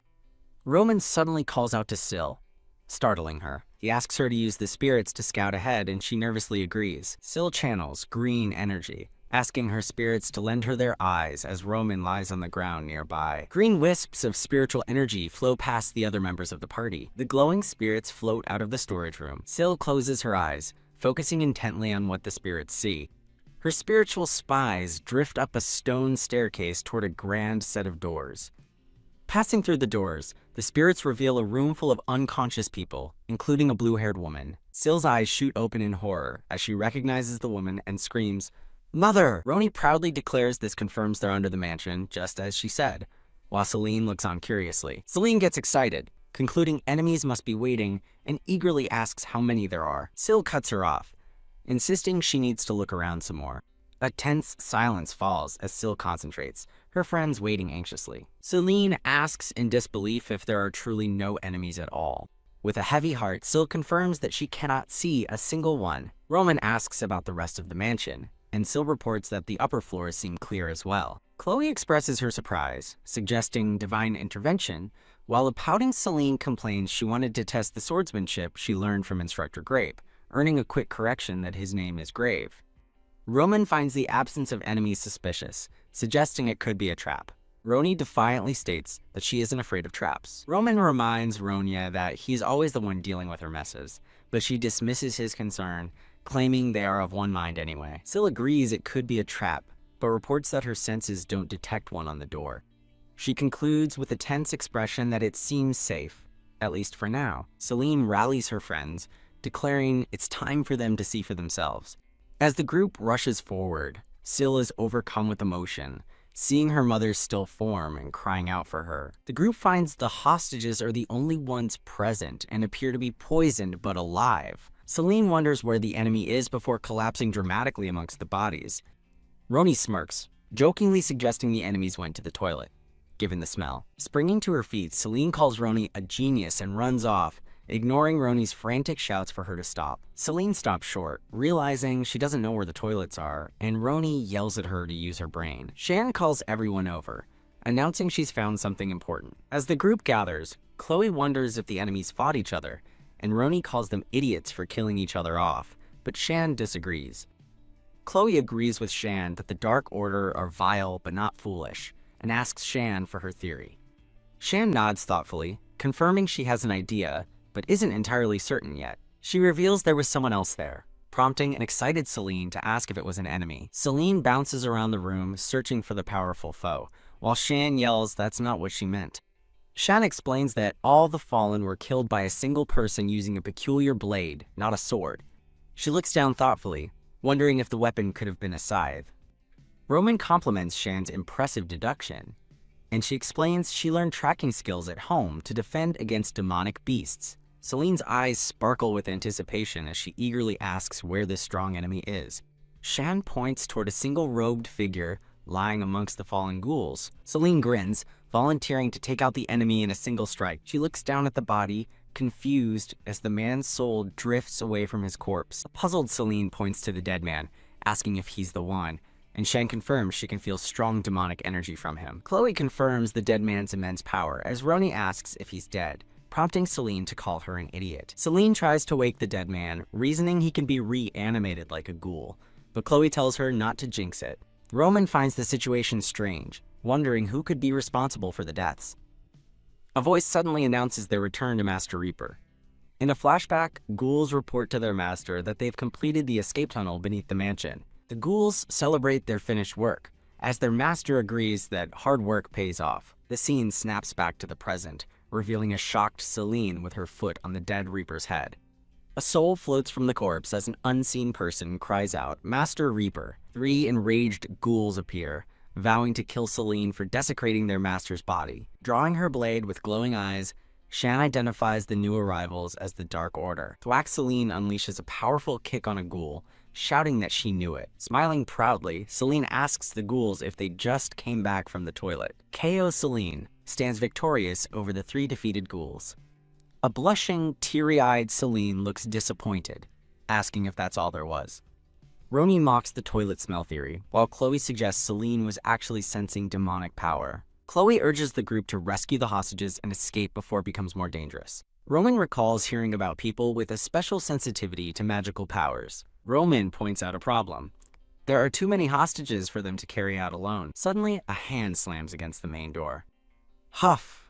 The gray-haired man bursts in, catching the surprised group's attention. He looks exhausted and panicked from his frantic search. Seline cheerfully greets Instructor Grape, but Chloe corrects her, explaining the enemies were already gone. Grave assumes the Demon King must have been the one who defeated the enemies. He asks if anyone was there, and Chloe confirms the room was empty until ghouls appeared, which they defeated.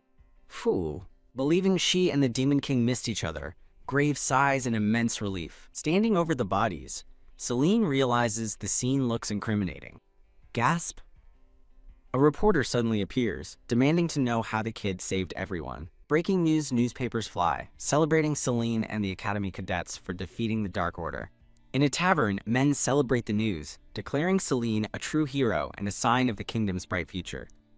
The enraged Demon King confronts Grave, snarling that this outcome was inevitable. Panicked, Seline declares she can't let that happen, no matter what. Grave resolves to get the troublemaker out of there, thinking of Seline. Seline cheerfully calls him Instructor Grape again, but he yells back that it's Grave and there's no time to chat. Striking a salute, Seline announces she has something important to show him. She presents the Reaper's severed head, asking what to do with it, which horrifies Grave. Panicked, Grave turns to run, insisting they must return to the Academy immediately. Boom! A massive explosion rips through the hall, stopping him in his tracks. Through the smoke, the Heroes Association appears, ordering everyone to put their hands in the air. Their leader shouts for his men to protect the hostages at all costs. The heroes survey the scene of destruction, questioning if there were any casualties. 3 heroes stare in shock at a golden emblem one of them is holding. Their eyes widen in disbelief as they stare at Seline and her group. Overwhelmed with emotion, Grave begins crying waterfalls of tears. A memory shows Seline crying for her father, while in the present, a man hums happily, anticipating their reunion. The man stops abruptly, sensing something is amiss. People flee past him in a panic, screaming for everyone to run away. He asks a fleeing man what the commotion is about. The man warns him to flee, shouting that demonic beasts are attacking the academy. His expression darkens as he repeats, "Demonic beasts?" The man continues to flee, shouting that he doesn't know how the beast got inside the academy. A sinister grin spreads across the man's face, his eyes glowing with rage. The scene shifts to a peaceful, sunlit grove. Thud, a man's polished shoes step firmly onto the stone ground. Looking at the ruined building, he wonders if this is his daughter's academy. He glances around, confused by what he sees. He recognizes a massive summoning spell, covering the grounds. In a dark room, a figure holding a crystal ball laughs, gloating that everything went according to plan. The man's furious grin returns with a vengeance. He vows that if anyone so much as scratches his daughter, he will make them pay. Boom. A massive demonic fist smashes into the courtyard. A voice off-screen questions the sudden appearance of a giant arm. A pink-haired youth points at the arm, asking a bandaged ghoul named Parabin what it is. The dark-haired man glares at the pair, realizing the Dark Order was behind the attack. He scoffs in disappointment, wondering why their attempt to summon the Demon King failed so spectacularly. A wicked smile reveals his sharp fangs. Crouching down, he mocks their efforts, noting what they actually managed to summon. He dismissively identifies the limb as the ancient Demon King Goltara's right arm. He clenches his fist, deciding their boring performance no longer warrants mercy. Red horns sprout from his head as he unleashes his demonic power. The pink-haired youth and Parabin stare in absolute terror. With glowing red eyes, he declares he won't let their transgression slide a second time. His demonic form is ready for battle. He leaps from the ruined building, the massive demonic arm following his lead. Wham! The arm flies forward like a missile. Catching the arm, he announces he will now list their two biggest mistakes. The pink-haired youth defiantly asks why, while Parabin demands to know who he is. The youth's bravado fades into fear. The man reveals their first mistake, taking too long to recognize him. Whoosh. He unleashes a powerful blast of energy. He snarls that their second mistake was messing with his daughter. A massive explosion of light erupts from the impact.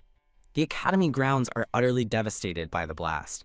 The two members of the Dark Order lie defeated in the rubble. The massive, severed arm lies motionless on the ground. The man declares their defeat a clear admission of guilt. He looks down at his hand, confused by a strange sensation. He cries out in sudden shock. Later, a student realizes they were the only ones present after the enemies were found dead. Sill and Seline listen with solemn expressions. Grave frantically orders everyone to keep quiet, planning to let the kids take credit for the victory.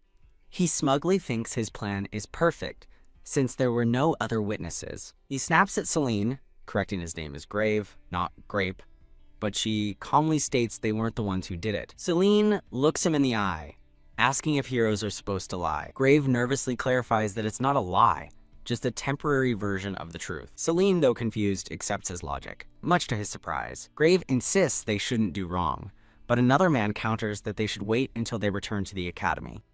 A knight in armor looks on, stunned by the unfolding situation. Another man looks up in alarm, exclaiming that it's the academy. A man with brown hair smirks, wondering if the Demon King is involved again. A large crowd of heroes and cadets marches through the town streets. A familiar scent on the wind startles Seline, who recognizes it as her father's. He decides it's best to question the survivors about the incident. He approaches an old man, politely asking for an account of the events. "Hike!" The old man gasps in surprise as a group of heroes arrives. Eagerly, the old man begins to recount what he witnessed. He excitedly explains the chaotic events to the assembled heroes. The hero leader senses the residual energy, suspecting the high-ranking demon. His subordinate questions this, recalling the witness's strange description, but the leader is unfamiliar with such a creature. The leader challenges his subordinate's doubt, who quickly retracts his statement. He clarifies that he believes someone else handled the situation before they arrived. Grave listens intently, his expression turning serious. The hero leader concurs, concluding that whoever it was must be immensely powerful. The younger hero wonders aloud who could possess such strength. A brown-haired hero notes that their forces were preoccupied with rescuing hostages. The scarred hero speculates that it could have been that man. The news suggestion catches the attention of the two heroes. He recalls a tall, handsome man with black hair heading to the academy, and Seline suddenly realizes, "Dad?" As the heroes watch in confusion, Seline processes the shocking realization. Her eyes sparkle as she excitedly confirms the description and smell match her father. Meanwhile, Grave tears at his hair, furious at the Demon King's reckless actions. The scene shifts to the imposing Demon King castle. Inside, the Demon King catches his breath, sighing in relief that it was a close call. A blonde attendant bursts in, asking his lord what happened. He tells his attendant, Luke, that a near disaster was just averted. Enraged, Luke vows to deliver an early death to whoever dared upset his majesty. Wham! The Demon King swiftly kicks Luke, planting his face into the floor. Holding Luke by the collar, the Demon King menacingly asks what he planned to do to his Seline. Terrified, Luke grovels, insisting he would never, and admitting he must have gone crazy for a moment. He warns Luke to be careful with his words about Seline, and the attendant quickly agrees. Walking away, the Demon King reflects on the close call, glad Seline didn't see his demon form. A bloodied Luke asks in alarm if something happened to Seline, or if his lord was caught. The Demon King denies it, explaining he fled the moment he heard Seline's voice. Luke questions his lord running away, so the Demon King hastily rephrases it as a, quote, strategic retreat. When Luke points out they mean the same thing, the Demon King angrily tells him to shut up. He reflects on the insects who attempted to summon the ancient Demon King Gultara. Luke clarifies if he means Gultara, the worst Demon King in history, and his lord confirms it. Luke furiously declares that humans couldn't have succeeded and vows to find the true culprit, a task the king agrees with. Staring at his own reflection, the Demon King states there is a more important matter at hand. A battered Luke asks what could possibly be more important. As his lord walks away, Luke wonders what this important new task could be. The Demon King gives his order, go and check on Seline, leaving Luke to ask for specific instructions. Completely baffled, Luke can only stammer, "What?" The Demon King shakes him violently, rambling nonsensically about not wanting Seline to be a hero after he destroyed the academy. He orders Luke to assess Seline's sadness, leaving the attendant to wonder what kind of mess his majesty has made. Seated on his throne, the Demon King asks Luke for his report. Luke presents a newspaper blaming the Dark Order for the incident, an official announcement from the Holy See. The Demon King smirks, noting the Holy See was useful for once and that this is a fitting start. Luke adds that the Academy has moved up the practical classes, piquing the Demon King's curiosity. He explains the schedule change is due to the Academy's collapse. The Demon King learns an instructor will accompany the cadets, and that Seline's will be that guy. A sinister smile returns to the Demon King's face as he revels in the good news. He daydreams of Seline and realizes the Academy's destruction means he can see her more often. Seated at his desk, he gloats that he can see his cute Seline anytime she leaves the Academy. Giddy with joy, he thinks he should have destroyed the Academy sooner, praising his own judgment. Luke enters the room, cautiously addressing his lord. Luke nervously asks what his lord did, but the Demon King's menacing glare dares him to imply any wrongdoing. With a crumpled piece of paper in hand, Luke quickly begs for forgiveness for questioning him. The Demon King forgives him and asks what he wants to know. Luke presents a newspaper featuring an article about the Academy incident. He begins to address his lord, praising him as the most powerful Demon King in history. The newspaper headline reveals the hero who defeated the demon was a cadet's father, and a horrified Luke screams, "How did the current Demon King become a hero?" A flashback shows a man named Xian hugging a young Seline, dreaming of being an ordinary father. To save people in danger, he decided to become a hero. For his livelihood and his daughter, he didn't hesitate. He fearlessly struck down a demonic beast that appeared at a church. However, his true desire was simply to live as an ordinary father. But when challenged as a warrior, he became the most warrior-like person of all. A rescued hostage tearfully declares that in that moment he realized Xian was a true hero. Another hostage recalls how he gave them hope when all seemed lost. The flashback concludes with Xian giving a thumbs up, as the narrator calls him the only true hero of the age. Back in the present, the Demon King sweats, utterly horrified by the revelation. He erupts in a fiery rage, screaming in disbelief at being called a hero. Elsewhere, a purple-haired man in a white mask finds the news quite amusing. He smirks, musing that humans are a trashy species, often crueler than any demon. He now understands why the Archduke would join forces with such a human. Gazing into a purple orb, he states he will be waiting for the next plan. The masked man steps forward, a thought trailing off about someone's final actions. His masked eyes narrow with focused intent. A woman with long red hair questions his calmness after losing 3 subordinates: Reaper, Parabin, and Leah. He dismissively replies that she didn't care for them much either. Annoyed, she retorts that he's just like the one backing him. She turns away, telling him not to worry, as she won't make a fuss if he cooperates with her plan. Looking back, she asks what he will do now. The scene shifts to a dark-skinned elf girl, revealing the last component for a summoning spell, the real children of Banwol. Sean! Seline strikes an excited pose in the academy courtyard, confusing a nearby student. She excitedly proclaims they are going on an adventure as real heroes. Another student clarifies they are temporary heroes on a practical class, but Seline doesn't care, still giddy about the adventure. A green-haired girl smiles, concluding that Seline is just excited to do good deeds as a hero. Yeah, Seline pumps her fist, enthusiastically agreeing. The green-haired girl smiles fondly at her friend's energy. She smothers Seline in a hug, calling her cute, while the dark-skinned elf girl asks if they are the only ones going. A gray-haired man appears, placing his hands on their shoulders and confirming they are not. The instructor explains he will accompany the cadets for their evaluation and in case of emergencies. He states it's a standard precautionary measure and that the students will be doing all the work. Seline mishears curriculum as curry, and another girl corrects her. The instructor's face darkens as he internally blames the damned Demon King for all this trouble. He wistfully imagines the freedom and wealth he truly desires. Meanwhile, a gray-haired boy in a dark forest at night questions the reason for their practical classes. He trembles with rage, blaming everything on the damned Demon King's daughter. Back in the sunlight, Seline cheerfully greets Instructor Grape. The gray-haired boy decides it's not the adoring girl's fault, but the Demon King's. An instructor stands before the students and calls for their attention. He announces that the practical classes will now begin. Another instructor tells the students to follow them to their designated locations. A map unfolds, revealing the territories for their missions. A gray-haired instructor confidently tells his group of girls that it's time to go. A blue-haired student anxiously calls out, asking where they are going. The instructor turns back, admitting he forgot to tell them their destination. He reveals their mission is in Alero, a harbor city in the Lutine Kingdom. This sudden announcement leaves the students completely shocked. A student's eye narrows as a serious thought crosses her mind. Elsewhere in the city, the blonde-haired noble Leibek laughs with his companions.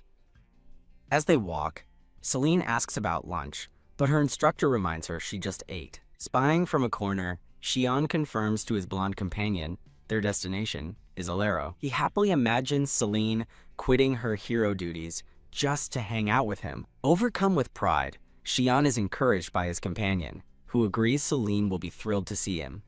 The green-haired girl prods her hesitant blue-haired friend Sill to get going. As the girls walk through the city, Liebig stops to watch them pass by. His pink-haired companion, Ronia, teases him, asking if he's in love with one of the girls. She continues to needle him, asking if he plans on confessing his feelings. Another companion tells Ronia her words were rude, but she just tells him to stop nagging. He scolds Ronia de Rafels, accusing her of having vulgar thoughts from associating with commoners. A man with a bandana steps in, telling Ronia she has gone too far with her words. Leibek sternly reminds her that nobles must maintain their dignity and reputation. Furious, Ronia glares at him, saying he's annoying and hopes to avoid him on their mission. As their argument escalates, Ronia's friends hold her back, telling her to calm down. The instructor suddenly appears, interrupting them to assign Leibek de Agnes his first mission. He hands Leibek a dispatch letter for his new appointment. Leibek silently takes the letter, his expression unreadable. His eyes widen in disbelief as he reads the contents. The instructor announces his destination is also the harbor city of Alero. He then adds a grim and ominous, unfortunately. Leibek is stunned as the instructor reveals the city is ruled by his own family. Meanwhile, the blonde elf Luke turns and asks his master a question. Xian angrily asks why Luke is tagging along, ruining his father-daughter time. He coldly turns away and orders Luke to go back. A dejected Luke bows his head and agrees to follow the order. Xian then turns back, entrusting a new mission to Luke, the only one he can trust. Stunned by the sudden change, Luke looks up in surprise. Xion orders him to find any rebels who might try to make a move in his absence. Overwhelmed with joy and gratitude for the trust shown in him, Luke begins to cry. He passionately accepts the mission, vowing to find the traitors. With business handled, Xion happily daydreams about his seaside reunion with his daughter. A determined voice calls out, announcing that Seline's dad is coming. On the deck of a ship, Xion cheers for a giant, happy vision of his daughter. The scene transitions to the former location of the Hero Academy. The students arrive at Alaro Harbor, marveling at the beautiful sea and refreshing wind. The girls admire the pretty buildings and make plans to visit an observation platform. Sill asks Chloe if she's been here before, and she confirms she has, telling her not to get too excited. Their instructor cuts in, sternly reminding them that they are there to complete a mission. A blue-haired girl asks her instructor to reveal their mission now that they've arrived in Alaro. Their mission is revealed: jellyfish extermination. While the blue-haired girl is confused, Seline is thrilled, remembering flying balloon-like jellyfish from a storybook. The instructor explains Alaro is a world-famous harbor city. He continues, describing a massive swarm of dangerous, abnormally large jellyfish appearing off the coast. With a troubled look, the instructor adds that the cause is unknown, but the swarm is disrupting life for the city's citizens and ships. Spotting them in the distance, Seline asks Instructor Salve if those are the jellyfish. The instructor confirms they are visible from the harbor, realizing the situation is worse than he'd thought.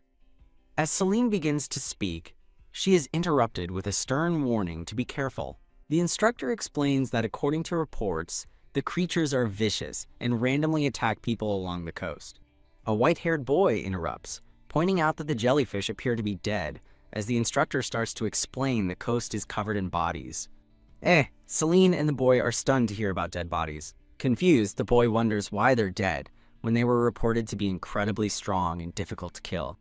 A sinister laugh echoes as the instructor and Seline turn in surprise. Seline's father smugly appears, declaring he wouldn't let his daughter get her hands dirty and calling the very idea idiotic. The instructor panics at the sight of the Demon King, while Seline simply identifies him as her dad. The other students realize he must be the hero who saved the academy. Her father leaps toward her with open arms, lovingly calling her name and announcing his arrival. Whack!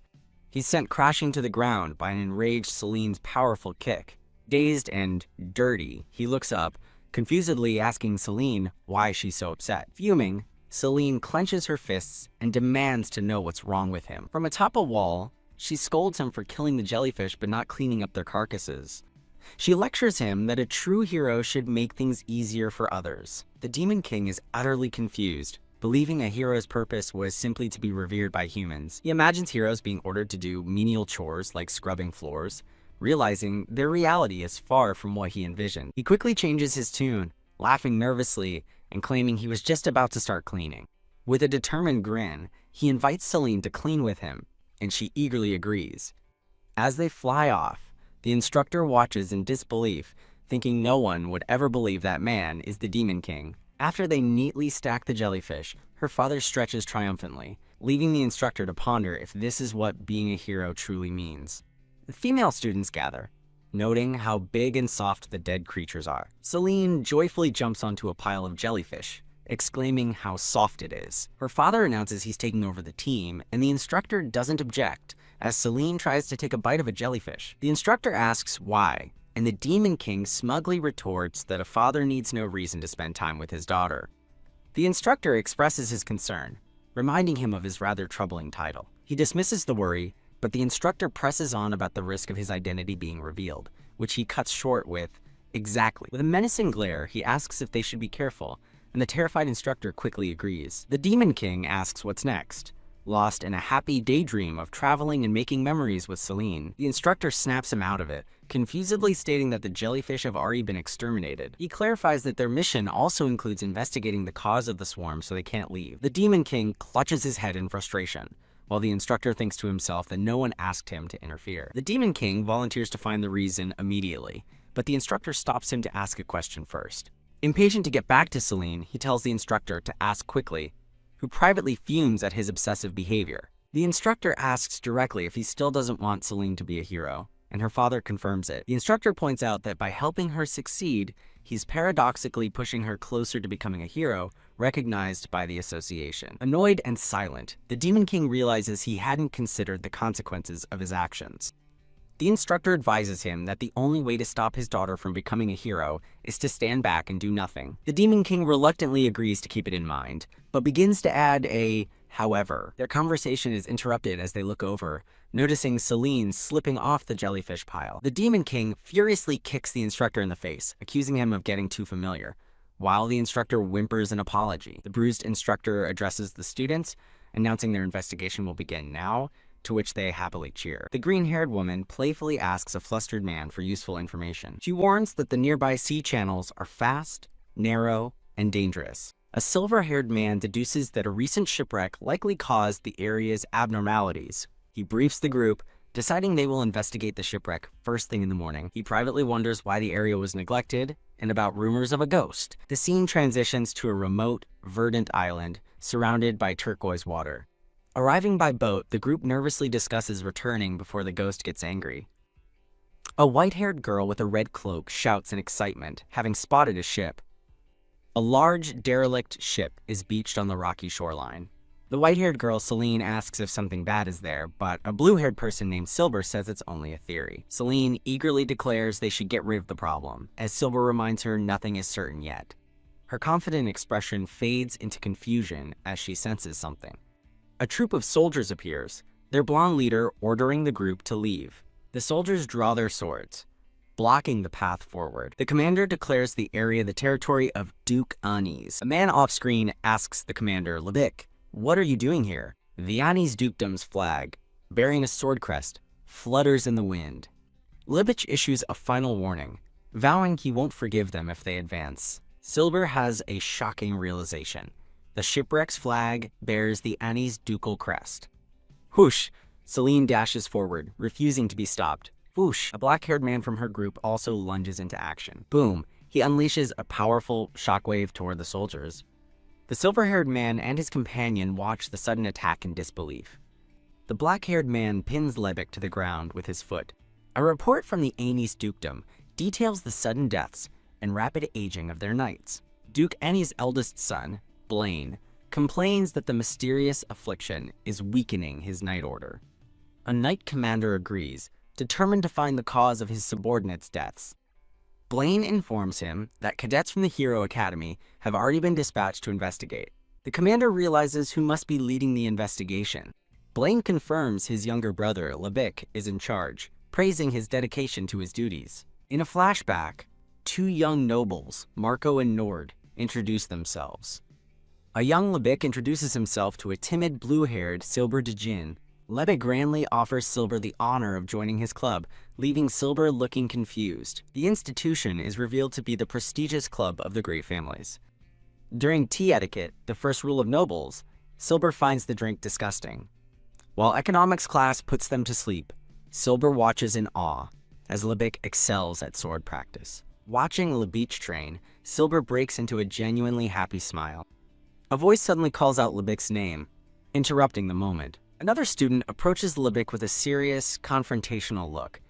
He whispers a secret to Lebik, whose eye reflects a shocking revelation. The student loudly questions Lebik's lineage, asking if he's the child of a concubine. Silber, concerned, steps forward and asks Lebik what's wrong. Whack! Another boy shoves Silber away from Lebik. Lebik angrily tells them to stop, but the boys mock Silber and warn them to stay away. The noble boys turn their backs and walk away, abandoning Silber. Left alone, Silber watches them go, quietly thinking of Lebik. Silber's expression hardens with quiet determination. Back in the present, Silber and the group run toward the confrontation, shouting Lebik's name. Thud, the black-haired man lands with a heavy impact in front of Lebik. The dark-haired man grimaces, internally frustrated by his opponent's weakness. A blue-haired girl cries out in alarm for Lebik, who lies defeated on the ground.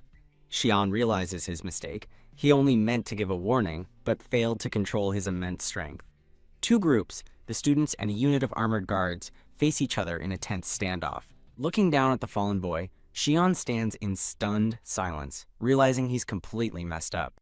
Enraged, two guards draw their swords and charge, accusing him of attacking their young master. One of the guards stares in awe, admitting he couldn't even see the man's lightning-fast movements.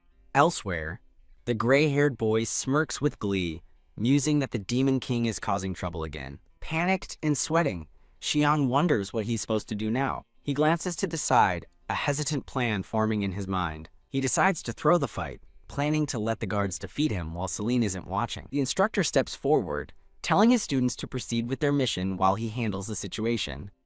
Xian clenches his jaw, his expression hardening with resolve. The instructor's eyes widen as he suddenly understands the plan, exclaiming, "I got it." He orders the students to prioritize their mission and investigate the nearby shipwreck for clues. As the students hurry away towards the large vessel, Xian watches them go. Turning to face the guards, he prepares to confidently walk into a planned defeat. He stumbles forward, clutching his chest as an unexpected side effect kicks in, only to see the guards are already unconscious. Furious that his plan failed, he yells at the unconscious guards to stand up, calling them useless. Slowly, the blonde-haired boy Lebec begins to open his eyes. His friends gather around him, the white-haired girl exclaiming in relief while the blue-haired girl asks if he's all right. Annoyed by the fuss, Lebec sits up and insists the attack was nothing, just as the blue-haired girl calls for the instructor. He looks around, dazed and confused by the scene. Suddenly, the instructor appears right in front of them, startling everyone. Holding up a small purple pouch, the instructor confirms the boy's identity, Lebec de Anis. In a flash, the instructor speeds past the still dazed Lebec. The three girls can only watch on, completely bewildered by the sudden turn of events. As Lebec stares out at the sea, the instructor's voice asks if he knows what is in the pouch.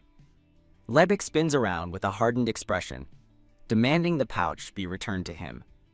The instructor refuses, stating that the item must be reported to the Heroes Association. He then reveals that the association and Instructor Musad already know, and that this mission was entrusted entirely to him. The gray-haired boy smirks, confirming that Instructor Musad personally gave him the mission and addressing the man as Instructor Grave. Lebec explains that the mission is related to his family, so he was given the opportunity to resolve it on his own. The two boys face off on the empty beach, a silent challenge passing between them. In a blur of motion, the gray-haired boy snatches the pouch from Lebec's grasp. Opening it, he reveals red pills he identifies as body enhancement drugs called testamine. He explains that the pills grant a temporary but dramatic increase in one's physical abilities. However, he continues, regular use has a devastating side effect, causing the user's body to age rapidly. Xian looks at the fallen guards in disgust, realizing they were just drug addicts, and complaining they were too weak to even help his plan. Conceding the point, Instructor Grave tells Lebec to take care of things as Instructor Musad intended. He adds a final, pointed warning not to tarnish the family honor he's always tried to protect. Lebec clenches his fist, silently absorbing the weight of the instructor's words. Internally, Instructor Grave seethes with rage, strangling a small doll of Xian and cursing the troublesome Demon King. Clearing his throat, the instructor reaffirms his position, while a smirking Xian asks if their mission is finally over. The instructor confirms it is, explaining that another team has been assigned to handle things from here. Seline's voice cuts through the air as she passionately shouts, "We can't do that!" Burning with heroic fervor, she declares that a true hero never tolerates injustice. The instructor turns to an exhausted-looking Xian and asks simply, "What?" Seline firmly states he called it a bad drug. She passionately argues a true hero wouldn't stand by, asking her dad for confirmation. Xian nervously agrees, while the instructor internally fumes at him for contradicting his own wishes for Seline. The blue-haired girl speaks up, worried that an injured Lebec can't continue the mission.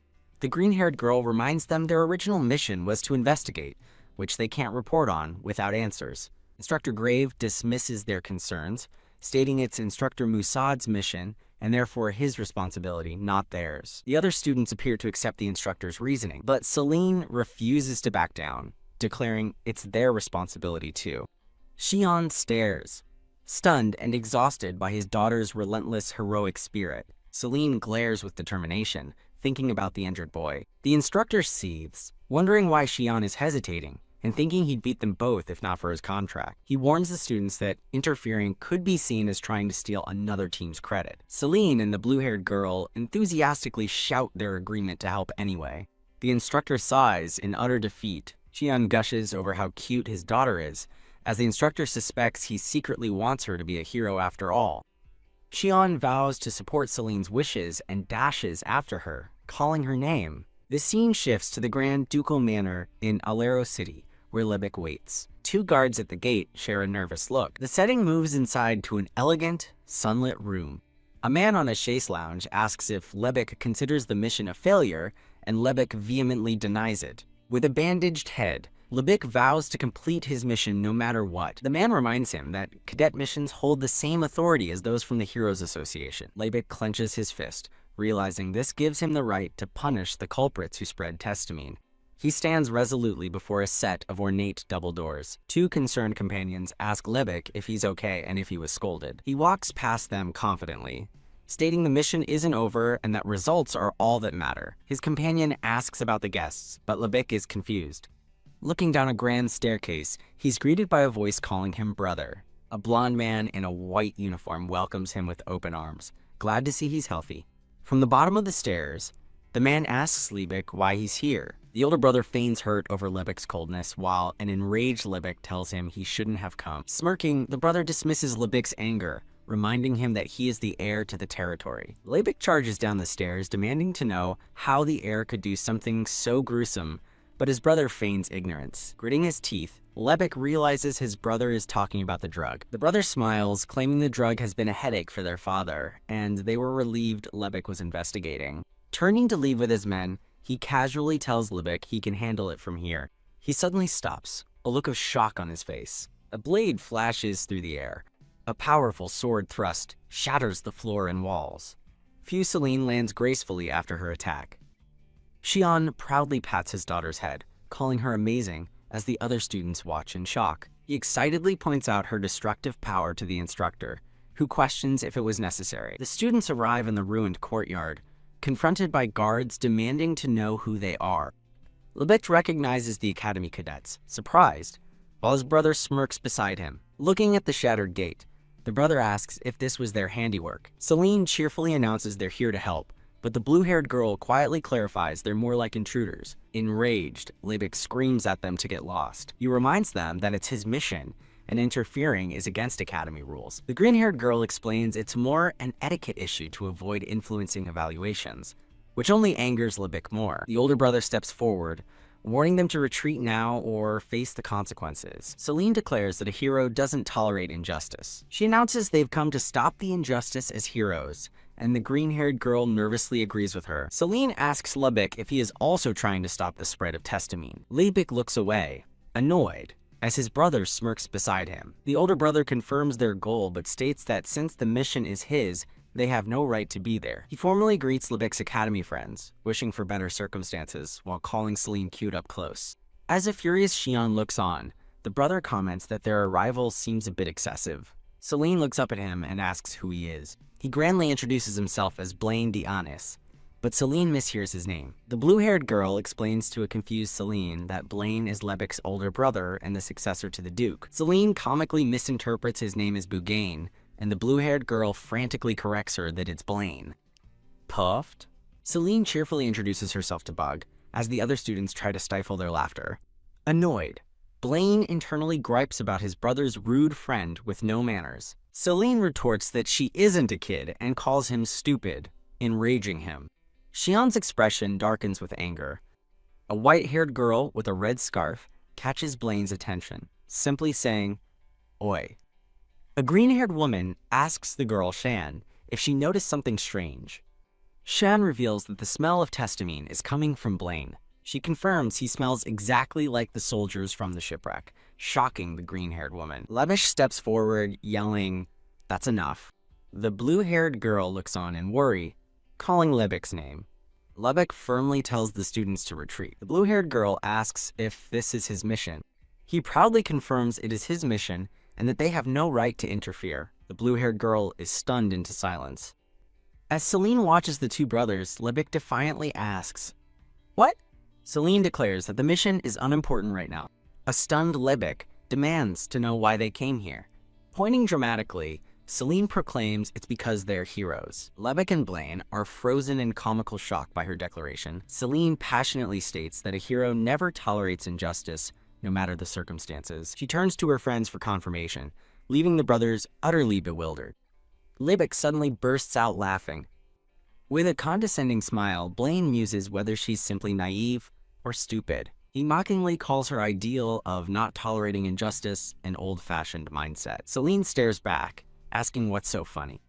Blaine stifles a laugh, calling her heroic declaration bullshit. His expression turns serious, as he warns her that being a hero isn't simple. A sudden sound makes Seline look up, on alert. Blaine addresses the students, acknowledging their pursuit of the drug but adding a warning. He clenches his hand with a sharp sound. As guards draw their swords, Blaine tells the students they shouldn't have interfered. A brown-haired man smirks mockingly, questioning their claim of being heroes. Blaine holds up tiny, chained effigies of the students, reminding them they are in his family's territory. Seline calls out his actions, Shan calls him unpleasant, and the blue-haired girl confirms her dislike for Blaine. Blaine turns his attention to the blue-haired girl, greeting her as Silber de Jin. He cruelly insults her, calling her the pathetic child of a concubine. Silber flinches, clearly shaken by his words. Blaine lectures Silber on the foolishness of a noble son interfering in another family's business. With a wicked grin, Blaine advises the kiddos not to resist, boasting they are no match for the Anise family's knights. The green-haired girl is annoyed by their numbers and dislikes that guy. A blonde noble regrets their involvement, wishing they'd stayed out of it. The noble explains Lebec acted rashly due to familial duty and jealousy. The students stare in utter shock at the revelation. A voice questions Lebec, asking if the noble's words are true. Betrayed, the blue-haired girl Sill demands to know how he could do it. Sill furiously confronts Lebec, demanding he deny the accusation. Recalling past memories, a crying Sill insists this isn't the Lebec she knew. The noble cruelly mocks Lebec, calling him an abandoned bastard son. Taunted by the noble, Lebec begins to retaliate. Lebec furiously tells the surprised noble to shut up, calling him a bug. The noble's facade drops, revealing a sadistic grin. The noble patronizingly agrees, saying he felt the same way. Grabbing him by the collar, the noble expresses his utter disgust. He continues his tirade, calling Lebec's face shamelessly disgusting. Enraged, the noble threatens Lebec for his defiance, vowing he'll regret it. Lebec calmly states that he already regrets his actions. Cue. Lebec turns the tables, overpowering the sputtering noble. Two guards draw their swords and immediately attack Lebec. The noble questions his brother's foolish and difficult decision. As a dragon breathes fire, he muses that accidents happen to heroes. He deviously plots to make his brother's death look like an accident. Lebec confronts the noble, saying his villainous mask is finally off. Holding a sword to his throat, the noble calls this punishment for envy. A fateful swing of a sword results in a bloody tragedy. Sill and the white-haired girl Seline watch in absolute horror. Someone stumbles back, wounded and bleeding heavily. The noble offers to spare Lebec if he returns to his hero play. Lebec reflects on how pathetic he must have looked to the others. The noble blames Lebec's behavior on associating with commoners. Surrounded by guards, Lebec resolves that he has no other choice. The noble smugly begins to say goodbye to his brother. Suddenly, purple chains bind the confused noble. The guards panic as the magical chains completely paralyze them. Lebec watches in shock, wondering if it's another trick. The other students watch, confused and unaware of what's happening. The girls speculate on the cause, with Sill suggesting it could be a curse. The green-haired girl's expression turns deadly serious. Seline enthusiastically suggests they use this chance to catch the culprits. They argue over responsibility, both claiming the duty of a hero. The culprits are tied up in a defeated, comical pile. Lebec accepts no thanks, while Sill declares their punishment is sufficient. Lebec coldly states that their alliance doesn't make them friends again. Sill nervously agrees, but seems to have more on her mind. He grudgingly admits that he respects her foolish determination. Seline and Sill share a happy, relieved smile. The defeated soldiers are led away in chains. The gray-haired boy confronts the Demon King for getting involved. The annoyed Demon King warns him to stay uninvolved. He angrily justifies his actions, saying Seline was being threatened. The gray-haired man thinks someone won't listen to a mere human, as the black-haired man smugly agrees. A gray-haired man is asked what he did to his daughter. The scene shifts to a serious man with brown hair. In a dungeon, a bound blonde man sits defiantly before a table of torture tools. He glares forward, resolute and unbroken. Another blonde man in a red uniform asks if he is finally willing to talk, identifying him as Blaine Deanis. Blaine smirks, stating that unlike his interrogator Lebec, his words are only for his family. The dark-haired man Lebec scoffs that Blaine has become a dog of the Heroes Association. Blaine taunts his foolish little brother, warning that he will regret going against their family. The brother asks if Blaine really thinks their family's elders will let him off. He turns away, coldly stating that he has no intention of letting Blaine out. Declaring that trash should be locked up, he stops as a pouch of red pills falls from Blaine's clothes. He picks up the pouch, demanding to know where Blaine got the illicit substance. Blaine denies everything, claiming he's never seen or touched the drug. He elaborates that he only knows it was hidden cargo on the Anis family's ship. Smirking, Blaine suggests someone planted it there to frame the family. He insinuates it was his younger brother, who is second in the line of succession. The brother's red eye narrows at the accusation. He points out that for someone who's never seen the drug, Blaine shows many signs of abuse. Blaine grins, suggesting he could simply claim someone forced him to take it. The brother concedes it's not unlikely, given the family has many jealous rivals. With a taunting smile, Blaine asks, "Isn't that right, Mr. Hero?" Lebec declares that Blaine is a pest who will never talk, no matter how much they interrogate him. Blaine smiles, calling his silence loyalty to his family. Lebec tells him he's incredibly stupid for not understanding his current situation. With a grim look, Lebec orders the brother to show him. Thud! The brother throws something on the table, confusing Blaine. The brother coolly informs Blaine that there is nowhere left for him to escape. Blaine laughs, calling it a bluff, and threatening that the family elders will never forgive this. The brother identifies the spilled pills as testamine, a rare drug. He explains it's made from intensely red flowers that grow only in tropical rainforests. Blaine scoffs, dismissing the explanation as a pointless biology lecture. The brother explains that because the flower is so rare, its source is easy to predict. He continues, stating that few merchants travel there, so it's only a matter of time before they find a witness. He erupts in laughter, dismissing the threat as a pathetic bluff.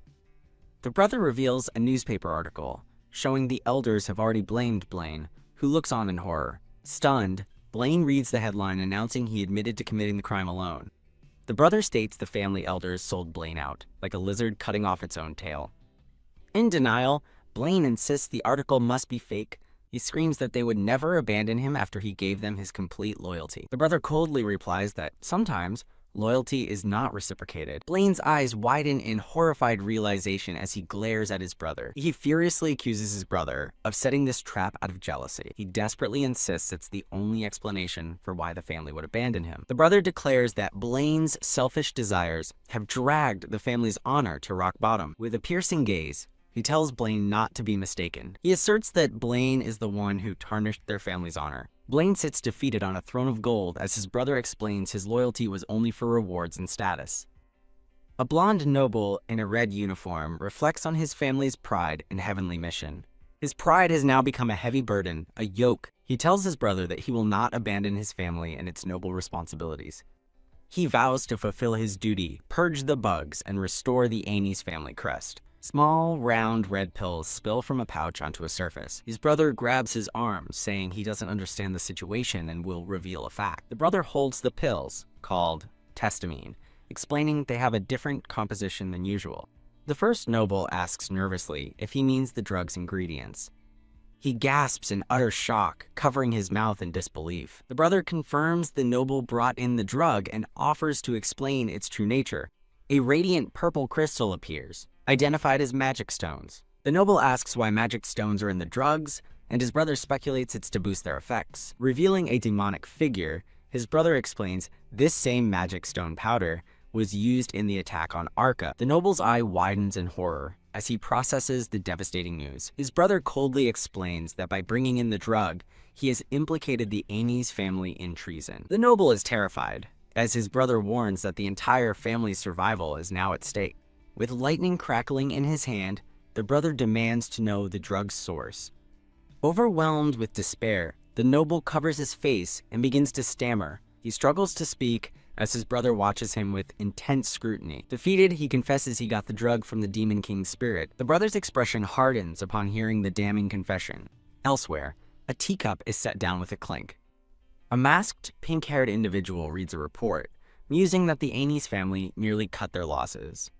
The report shows the disgraced noble, with the masked figure noting it was a smart move to blame him. The masked figure isn't worried about the supply cut, confident a new smuggling route can be found.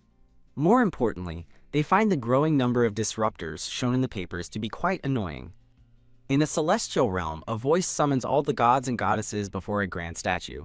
The assembled divine beings look around in confusion. A bearded god notes that the Demon King hasn't done anything yet. Still, he warns, they cannot simply let the Demon King wander outside his territory. The Celestial Council agrees, speculating that the Demon King's prayers were a vile deception. The bearded god explains they must approach him secretly, as a celestial being would be easily discovered. A goddess suggests assigning a human for the task, but another god seems uncertain. The bearded god dismisses the idea, explaining humans would panic and fail in the Demon King's presence. They conclude the mission requires a god who can remain composed and lower the Demon King's guard. A goddess suggests someone who is a god but doesn't act like one, looking toward a black-haired peer. A black-haired, winged goddess is seen fast asleep at the council table. Bam! She is violently woken by a swift smack to the head. The groggy goddess awakens, wiping drool from her mouth. She looks around, bewildered, asking why everyone is staring at her so uncomfortably. Suddenly cheerful, she offers her help with a wide, innocent smile. The other gods discuss her eligibility as the youngest descendant, but feel anxious about the choice. As she casually wipes her nose, the council voices their doubts about entrusting her with the mission. Oblivious, she beams happily, asking what's on everyone's mind. Back in Alero, the gray-haired instructor confronts the Demon King about upsetting his daughter. The instructor laughs nervously, quickly denying that was his intention. He thinks to himself that something has felt off about her, while the girls excitedly plan a beach trip. He recalls her shocking super strength, remembering how she easily overpowered a skeleton warrior. He also remembers her unwavering determination and powerful will to become a hero. Though often foolish, her sense of justice in critical moments is so strong it even shocks him. He thinks that Seline is no ordinary kid, especially with her super strength. Her father starts to boast about her, but then asks what the instructor is implying. The instructor speculates that her unique, inherited blood must be the reason. He then sternly asks who her parents are. The gray-haired instructor continues his questioning, asking if he might know them. Her father scoffs at the foolish question, proudly declaring himself her father. He announces that now they need to do something important. A brown-haired boy with a grin declares that since the mission is over, they must act. The instructor sweats, nervously wondering what the boy is plotting now. Shing! A hand reveals a shiny kitchen knife. And an apron. Her father brandishes the knife, vowing to make his daughter a celebratory feast. He excitedly orders the instructor to follow him so they can catch something big for dinner. Swoosh! The instructor reluctantly dashes after him through the town. The scene shifts to the girls enjoying a day at the beach in their swimsuits. The elf-like girl looks on unimpressed as Chloe winks beside her. Seline sparkles with joy as she plays in the ocean water. Chloe asks the blue-haired girl, Sill, if she's worried about Libic. Sill admits she's disappointed they couldn't bring Libic with them. Sill explains that Libic's strong sense of justice might create trouble for him with his family's elders. Seline interrupts, telling a worried Sill not to fret. She promises to handle everything, but Sill silently begs her not to make things worse. The girls encourage Sill to forget her worries and just have fun now that the mission is over. Cheered up by her friend's words, Sill laughs heartily. The elf-like girl blushes, asking what they should do now. Chloe chimes in, asking how they're gonna have fun. The elf-like girl admits it's her first time at the beach and asks if they just dive in. Tap. Seline declares there's only one thing to do, as the others worry about her idea. With treasure chests reflected in her eyes, Seline ecstatically suggests treasure hunting. The other girls are left utterly speechless and confused by her suggestion. Chloe sends Seline and Sill to search the sea for treasure while the others stay on the beach. Seline excitedly drags a reluctant Sill into the water, shouting that treasures await. Chloe smiles at Seline's enthusiasm, while the other girl calls it a waste of stamina. Underwater, a hungry Seline chews on seaweed as Sill frantically tries to stop her. They surface to find a giant platypus monster on a volcano, radiating murderous energy. Now adrift, a seasick Sill groans for help. while Seline wonders where they are. The sun sets as birds fly across the evening sky. The elf-like girl tells the exhausted Seline and Sill that it's time to go home. Chloe sighs, still believing a fisherman's tale about treasure being nearby. She smiles, confident that their search isn't over yet. The scene transitions to a bright, sunny day at the beach. The gray-haired instructor gathers the group, asking if everyone is ready to leave. Now in their gear, the girls all confirm they are ready. The instructor congratulates the group on a job well done, relaying positive news about Lebec. He officially announces their first mission was a success, and the girls erupt in cheers.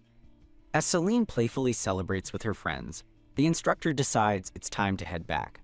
A mysterious cloaked and masked figure appears, approaching the group from behind.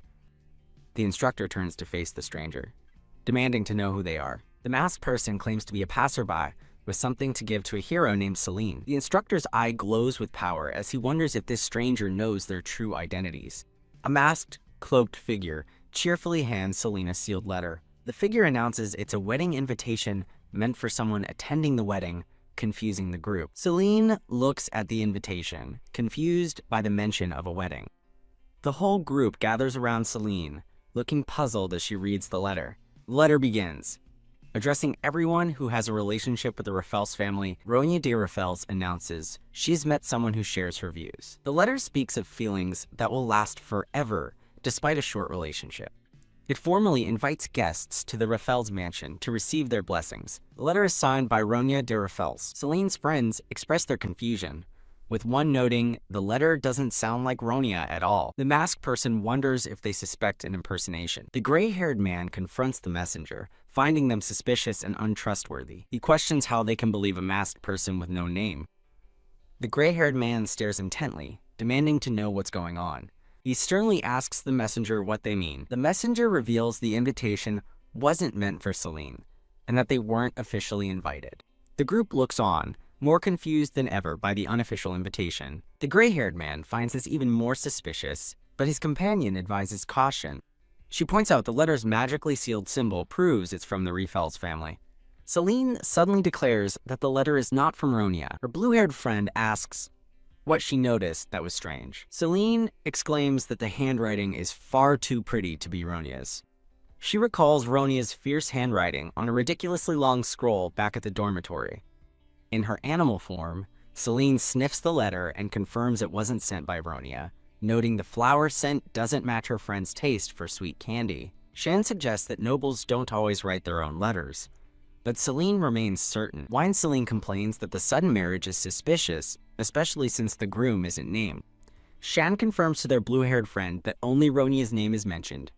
The group recalls that Ronya is engaged to Roman. The gray-haired man speculates they might hide the name if a noble married a commoner to protect the family's dignity. He immediately realizes a flaw in his theory. He reasons that if the wedding were a secret, they wouldn't send invitations at all. The blue-haired girl agrees. The sender's intentions are now clear. The gray-haired man analyzes the letter's quality, concluding it's a formal societal announcement. He points out that if Ronya and Roman were marrying, they'd have just told them directly. The green-haired woman agrees, imagining Ronya and Roman casually announcing their marriage without such formality. The group realizes the letter's mention of a new relationship contradicts Ronya and Roman's long history. Seline gasps, realizing Ronya might be marrying someone else. The blue-haired girl wonders who it could be since his name was hidden. Shan suggests Ronya might not have been able to reveal his name, prompting a question from the green-haired woman. Shan theorizes the partner could be a high-ranking noble or even a member of the royal family. The blue-haired girl has a sudden realization. The green-haired woman watches her friends, her expression thoughtful. A grim vision reveals a shackled Ronya, suggesting it is an arranged marriage. Seline erupts in anger, worried Roman will be hurt and declaring she is against the marriage. Her friends try to calm her down, advising they can't be sure until they see for themselves. Fired up, Seline rallies the group to go confirm the truth with their own eyes. The gray-haired man tries to stop them for being late, but Celine's father appears, daring him to stop his daughter. Celine's father declares he has no interest in human events, but will go for his daughter's sake. The masked messenger watches Celine's father, calling him a rascal. The messenger playfully asks the Demon King why he's staring so fiercely. Annoyed, the instructor asks if the person getting on his nerves wants him to sing. Relenting, the instructor informs the academy of their new destination, the Raffels family estate, as the girls cheer. The instructor sweats, warning this is the last time they can change the schedule, though he thinks to himself that the fiery-eyed girl can probably do what she wants. Unconcerned, the brown-haired man dismisses the issue, confident nothing will go wrong. Squeak! A small rat with glowing red eyes watches the group from the bushes. The brown-haired man senses the bothersome rat, deciding to observe it for now to prevent its escape. A masked, cloaked figure excitedly asks the girls if she can tag along with them. The girls ask why she wants to come along, and she eagerly reveals that she knows where Ronia is. Holding a letter, Seline gasps, asking the masked girl if she knows Ronia and if she got the letter from her. The masked girl pauses thoughtfully before responding. She cheerfully offers to take them to Ronia via a shortcut, but the other girls whisper that she seems suspicious. Seline, however, is ecstatic at the offer, her eyes sparkling with hope. The masked girl raises a hand to her face in a secretive gesture. She removes her mask with a flourish, introducing herself as Cahel, and addressing Seline as Miss Serene. The scene shifts to a sparkling, magical potion and crystal shop. The group looks down in awe at the Refeld's territory, the magicanical city of magic. Seline and Cahel marvel at all the cool magical objects in Ronia's hometown, the city of mages. The gray-haired instructor facepalms in frustration, wondering how they ended up in this situation. Sill overhears two passers-by criticizing Seline's loud, mannerless behavior, calling her a country bumpkin. Sill quietly warns Miss Seline to lower her voice, explaining that this city isn't a tourist destination. Remembering her goal, Seline excitedly declares they must visit Roni, but then wonders where to go.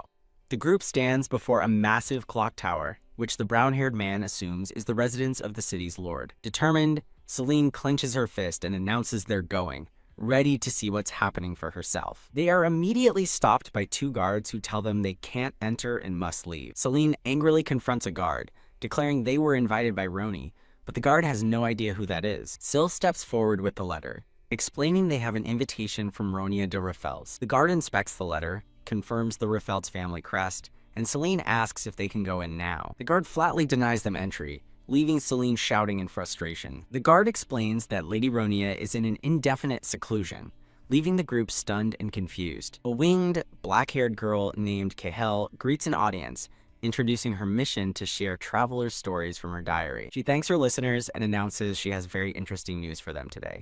Cahel beams, revealing that her heavenly seniors have given her a very important mission. Dressed as a detective, she announces her task is to surveil the Demon King, who is supposedly plotting against humans. She describes the demon threatening cute subordinates as Bersios Belphegor, a very terrifying monster. She calls him a bloodless demon, a bastard, and a piece of trash, as other angels deface his portrait. She laments the absurdity of being given such a task, as she's only a beginner goddess who fears she'll be turned to ash. Imagining her own funeral, she admits she doesn't want to go on the mission. Despite her fear, she puts on a brave face, declaring she can't run away because she's a low-level goddess. She turns to a senior, bearded god, explaining that when her seniors give an order, she has no choice but to obey. A senior goddess informs Cahel that they concluded she is the right person for the job, and Cahel feigns surprise. The goddess explains that Cahel is the only one in heaven who can get close to the Demon King without arousing suspicion, which Cahel finds shameful. The senior goddess argues that while the mission is dangerous, it can't be avoided forever to protect the peace of the world. But Cahel retorts that they're just sacrificing her. The bearded god orders Cahel Tabibito to head down to the human world and uncover the Demon King's evil schemes, ignoring her protests. Her fellow goddesses tearfully wish Cahel a safe return, begging her not to die while she smiles happily. Cahel reflects that as a low-level god at the bottom of the heavenly food chain, she can't refuse even the most absurd orders. For a grand statue, she concludes that, in the end, heaven is just a society too. With the hopes of her seniors on her shoulders, she heads down the stairs of heaven, musing that she was basically forced. Now on Earth, Kyle declares that gods are just like humans, and vows to risk her life to uncover the Demon King's plans. She immediately begins singing a song about wanting to quit, not caring what happens to the world. Strumming an instrument in a town square, she sings that she doesn't care anymore, and wants someone to find her a rat hole to disappear into. Cahel recalls that after arriving in the human world, she faced a serious problem. A child points at her, calling her clothes weird, while his mother warns him not to talk to strangers. Cahel's problem was how to approach the Demon King non-suspiciously as he protectively shields a family. A light bulb dings as she suddenly gets an idea. She offers a piece of candy to a small child who exclaims in delight. Taka hand forcefully grabs her wrist, stopping her. A woman pulls her child away, angrily calling Kahel a suspicious person. Kahel remembers that the Demon King treats a human child as his own daughter. She realizes she can get close to him by befriending his daughter, declaring herself a genius. Humming, she happily skips down a path toward the village. Suddenly, she stops dead in her tracks, realizing something is wrong. She discovers the academy has been completely torn down into rubble. Staring at the wreckage, she laments that her plan failed from the very beginning. She sits amidst the debris, singing a sad song to her lute as annoyed construction workers listen. Still, she did not lose heart, believing she was on the right path despite her plan's failure. Kahel rallies with a cheerful "let's go" as an annoyed worker tells her to leave the cleanup site. She has a new idea to visit one of the daughter's friends, once again calling herself a genius, while the worker tells her to go away. Happily, she heads off to enact her next brilliant plan. A worker shouts that she left her trash, and Kahel realizes she forgot her loot. And so, she arrives at a grand, imposing building. She meets a pink-haired girl, whom she calls an adorable mage, but the girl demands to know who she is. Kahel introduces herself, but the pink-haired girl angrily tells her not to call her adorable. Kahel recalls directly asking where Seline was, and the mage's response. The pink-haired girl, now in a red cloak, explains Seline is likely on a mission and asks why. Kahel presses, asking if she knows exactly where Seline is right now. The pink-haired girl glares suspiciously, demanding to know why she is being asked that. Kahel cheerfully explains, it's because she heard Miss Ronia is one of Seline's close friends, surprising Ronia. Ronia dismisses their friendship as nonsense, but Kahel points out that she's a hero like Seline. Ronia flinches at the reminder of her past. She turns away, declaring that she is not a hero anymore. Shocked by the unexpected situation, Kahel laments her terrible luck as the goddess of travels. As Ronia walks away, Kahel notices the expression on her face. She sees that Ronia is definitely smiling while crying. Moved by pity, Kahel decides she can't let the girl suffer because she is a kind goddess. Believing it's her job to ease people's sorrows, she rushes forward and asks to be invited to the upcoming wedding. Startled, Ronia turns around, asking why she would ever do that. Kahel smiles, offering her talent for entertaining people to lighten the mood for the wedding guests. Kahel triumphantly holds up an invitation, celebrating that luck has finally shown itself to her. As the masked figure, she explains how she successfully approached the Demon King's daughter by delivering the wedding invitation. She marvels at how mesmerizing the Demon King's daughter is. Seline holds up a grotesque mask, asking Kahel to guess its purpose, and Kahel thinks she's too good for the Demon King. Kahel, as the goddess of travelers, feels a sense of responsibility and can't bring herself to leave the child's side. The Demon King seethes with rage, wondering if he should kill the woman who has won his daughter's favor. The scene returns to the present, where Seline and her friends look on with concern. The green-haired girl concludes that something serious must have happened to Ronia, and the elf-like girl agrees. Seline looks downcast, processing the grim news with a quiet but she suddenly looks up and asks what seclusion means, completely dumbfounding her friends. The brown-haired man wonders at the girl's fierce gazes, dismissing them as mere bugs.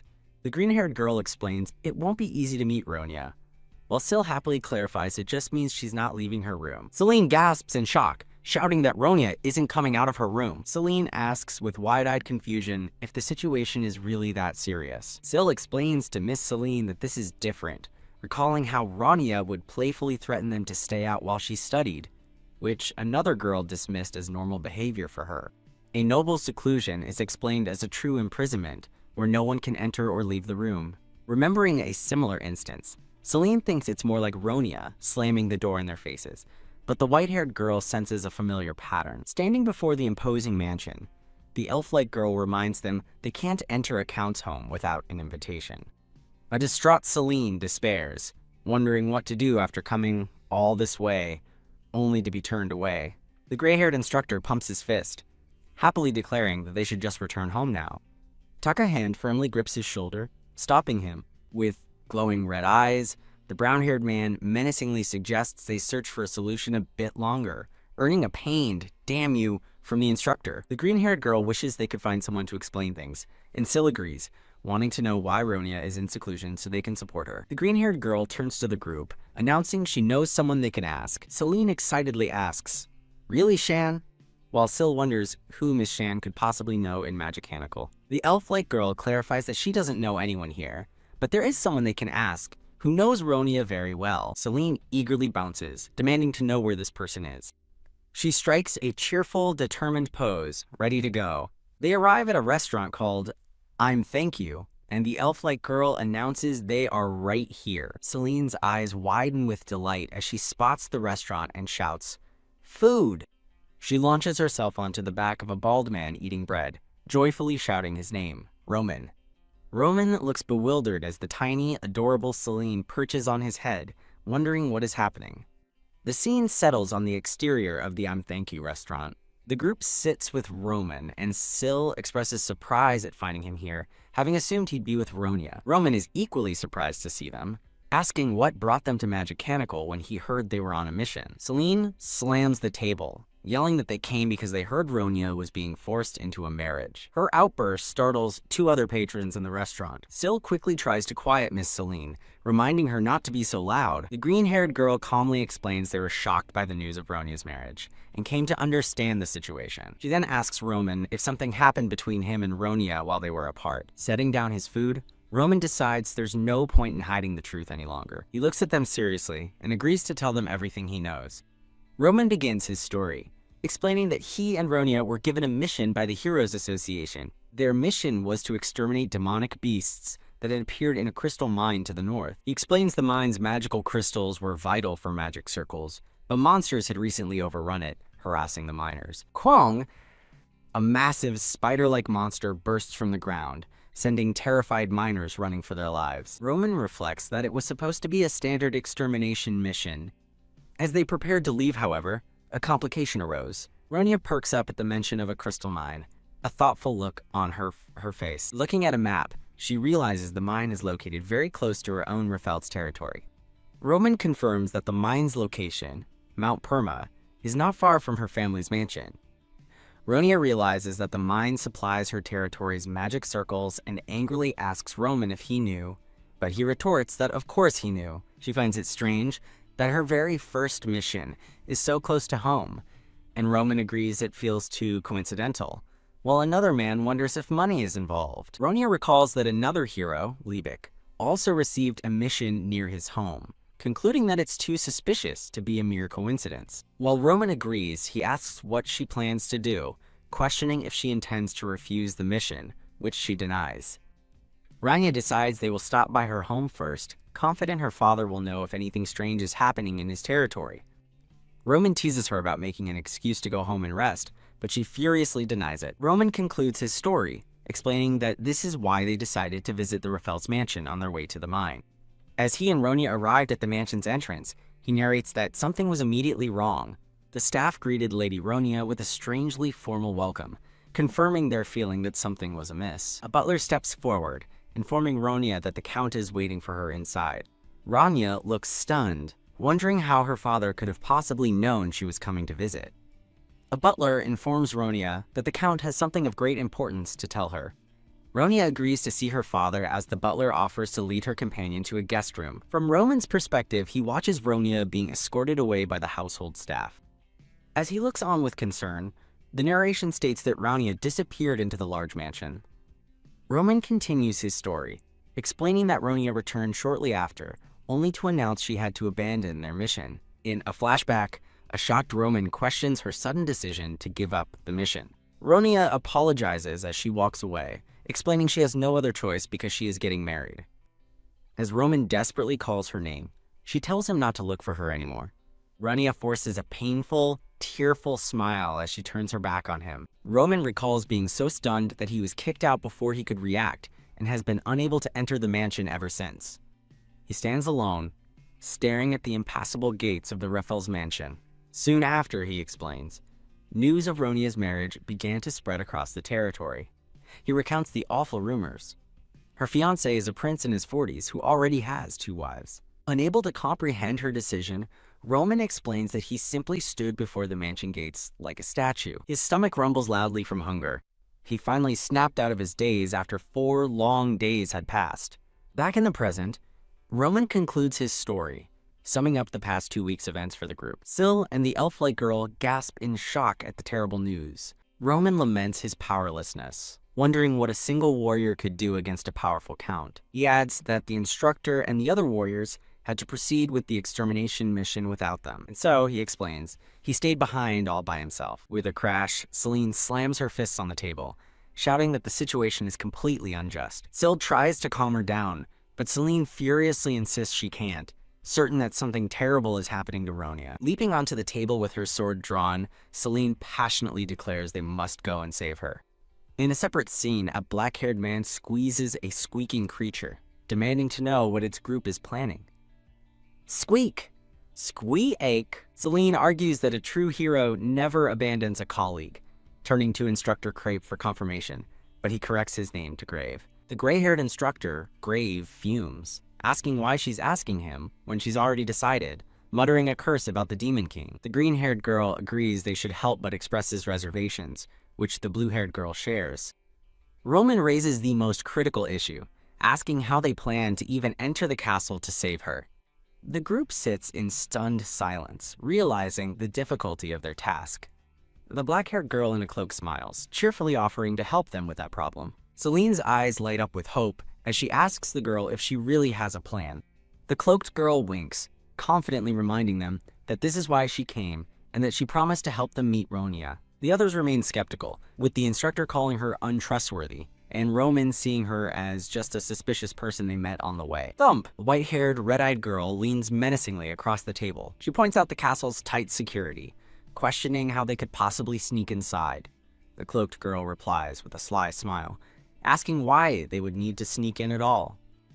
The cloaked girl corrects her, clarifying that only the general public is restricted, not everyone. Seline's eyes sparkle with sudden understanding. The cloaked girl explains that for a royal wedding, the couple must meet many important guests before the ceremony. Sill and Shan agree, acknowledging that pre-wedding meetings are standard practice for noble marriages. The cloaked girl elaborates that these guests would include relatives and siblings from both families. The blue-haired girl thoughtfully points out that it would be impossible for them to pose as family. The cloaked girl concedes that this particular approach doesn't apply to them. Seline passionately insists they are more than acquaintances, they are hero teammates, but Sill gently reminds her that such titles mean little to nobles. The cloaked girl then poses a question. Besides family, who else would Ronia need to meet?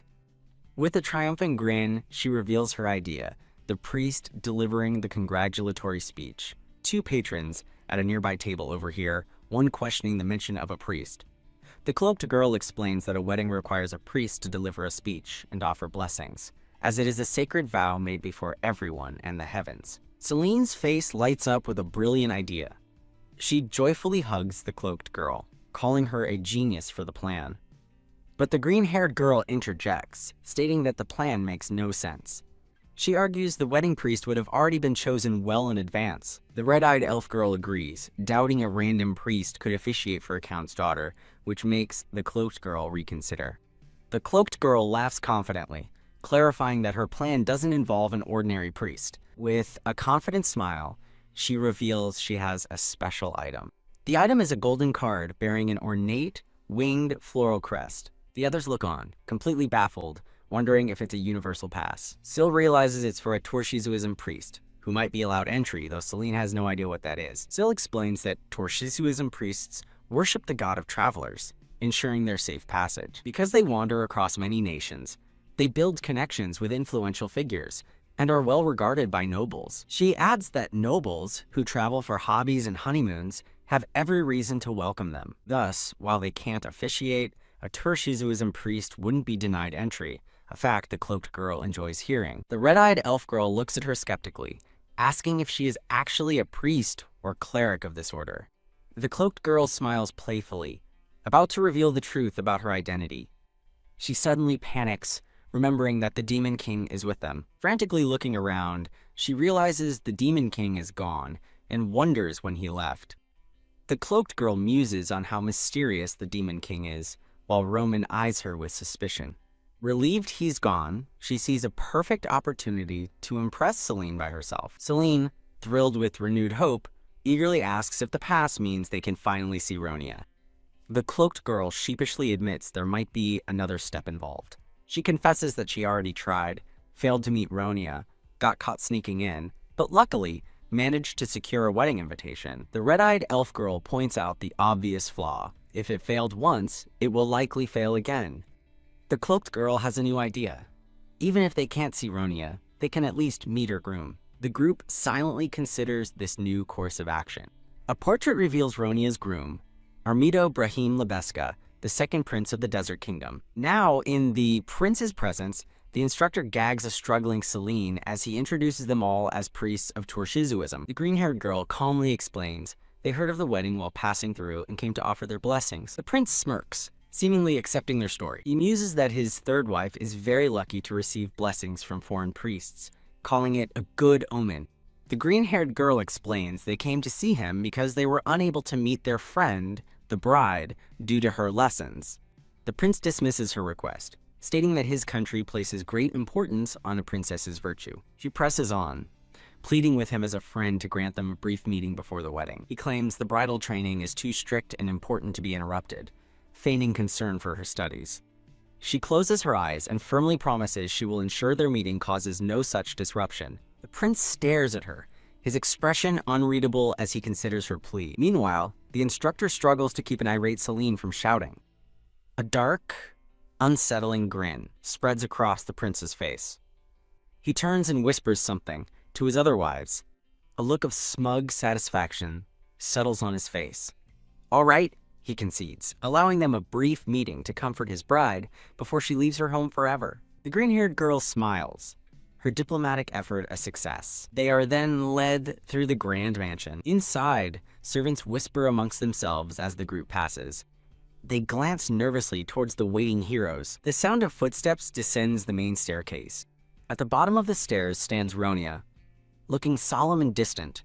Rania Seline shouts, her team assembled behind her, announcing they've come to her rescue. But Ranja's red eyes are frighteningly vacant, showing no sign of recognition. A terrifying, massive red eye glares down at the heroes below. The white-haired girl and her purple-haired companion recoil in fear from the immense pressure. The brown-haired girl panics, realizing they are in big trouble. A pink-haired girl stands defiantly under the gaze of the demonic eye. Thump! A man's boot crushes the ground. Squeak! The black-haired hero holds a small red creature, asking if it's not afraid of the consequences. He unleashes a powerful aura, demanding two men make way and tell him where his daughter is.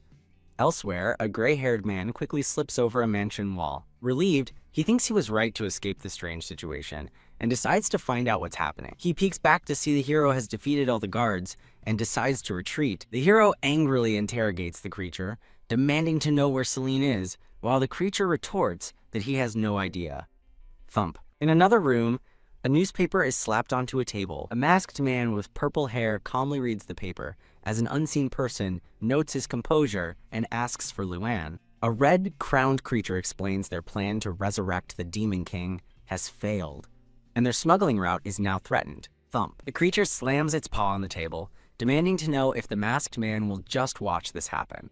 The masked man, Luan, coolly retorts that the county's betrayal was Bathory's fault, questioning why she's blaming him. He points out that the one obstructing their plans is her own blood relative. The red creature, Bathory, is stunned by the revelation. Luan berates Bathory for failing to clean up her tracks, asking how she could expect him not to know the pursuer would chase her here. Bathory seethes, protesting that Luan also exposed their secret smuggling route and is still making excuses. Luan agrees he won't sit back, assuring Bathory he has already taken precautionary measures. He declares they don't need to intervene. When there are too many obstacles, they just need to make them fight each other. Luan instructs Bathory to simply ensure those two meet. A newspaper article shows the Count's daughter marrying a foreign prince, as Luan states one party will be taken care of. In a flashback, Bathory recalls being caught while observing, wondering how she ended up like this after planning to just gather information and run. Squeak from a distance, she watches the heroes group. Squeak! She spots a black-haired girl with a skull accessory, and wonders if she's a spy sent by Luan. With a bleeding nose, Bathory fumes, wondering if Luan sent a dumbass like her because he doesn't trust her. She concludes that whatever the reason, it's good she no longer has to lead them to the Rafel's mansion. The hero looks into the distance, feeling a strange sense of being watched but dismissing it as impossible. From far away, icons show the hero and Bathory are miles apart, as he concludes the distance is too great. Bathory also dismisses the feeling, certain she must have been mistaken. Shock! The hero suddenly appears behind her, grabbing her and shouting that he finally caught the damned son of a rat. Kya. The hero holds the trembling Bathory, who swears she didn't do anything this time and was only checking on the mansion because she sensed something odd. With a menacing grin and glowing eyes, the hero questions her use of this time, asking what she did before. The struggling Bathory frantically denies doing anything and tries to bargain, offering information on the person who took over the mansion. The hero's interest is piqued. He agrees to listen, deciding to question her later as her soul is trapped and can't escape anyway. His priority, he states, is finding his daughter as he gazes at the distant mansion. He squeezes the creature, demanding to know who he is. Bathory begins to explain, identifying the man as that bastard. She reveals he is a pureblood from the same clan as her, but from an opposing faction that arose during a period of internal strife. During a civil war, her faction was defeated by his. Bathory laments that if her grandfather hadn't been so stubborn about avoiding bloodshed, she could have won. After losing the war, she barely escaped her hometown with her life. She recalls being terrified they would come after her, so she took great care to cover her tracks. But her pursuers still followed her all the way here, even discovering the secret route she worked so hard to create. She remembers the secret pouch she created with great effort, only for him to find it. She shows him the empty containers, fuming that the bastard stole everything and has now crossed the line. Back in the present, the hero stands over fallen guards, telling the captured Bathory how bold she is to confess to an illegal act so easily. The hero scoffs at Bathory's claim of smuggling, as she frantically insists her route is for legal business. He narrows his eyes, demanding to know what kind of business she deals in. Sweating profusely, Bathory stammers that she can't tell him that. HMPH. The hero tosses her away in disgust, calling it a waste of time as she screams. He tells the brown-haired man to take good care of the now glowing creature, as he still has questions for her. The brown-haired man cracks his knuckles with grim determination. He declares that he doesn't care what the man's name is. He's gonna catch that bastard. The gray-haired hero warns him not to let his guard down. The brown-haired man scoffs, asking if the hero thinks he'd lose to a piece of trash.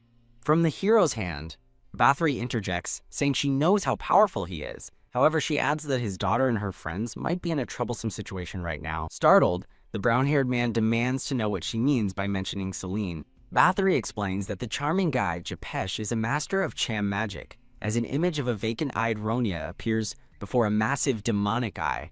The brown-haired man's eyes widen in shock and horror. Back at the mansion, the heroes look up in terror as Ronya floats within the light of the massive, glowing red eye. The immense pressure from the magical eye forces Seline and her companions to recoil. The black-haired girl panics, realizing they're in huge trouble with a demon who can use Cham magic. She thinks he must be a high-ranking demon, skilled enough to seduce not just Seline but even a saintess with a glance. While Ronya laments letting her guard down, the black-haired girl feigns being charmed and desperately wonders what to do. Mwahaha, The portly man gloats over his big catch, the demonic eye glaring down at the captured heroes. He cackles, overjoyed that the southern country is filled with so many beauties.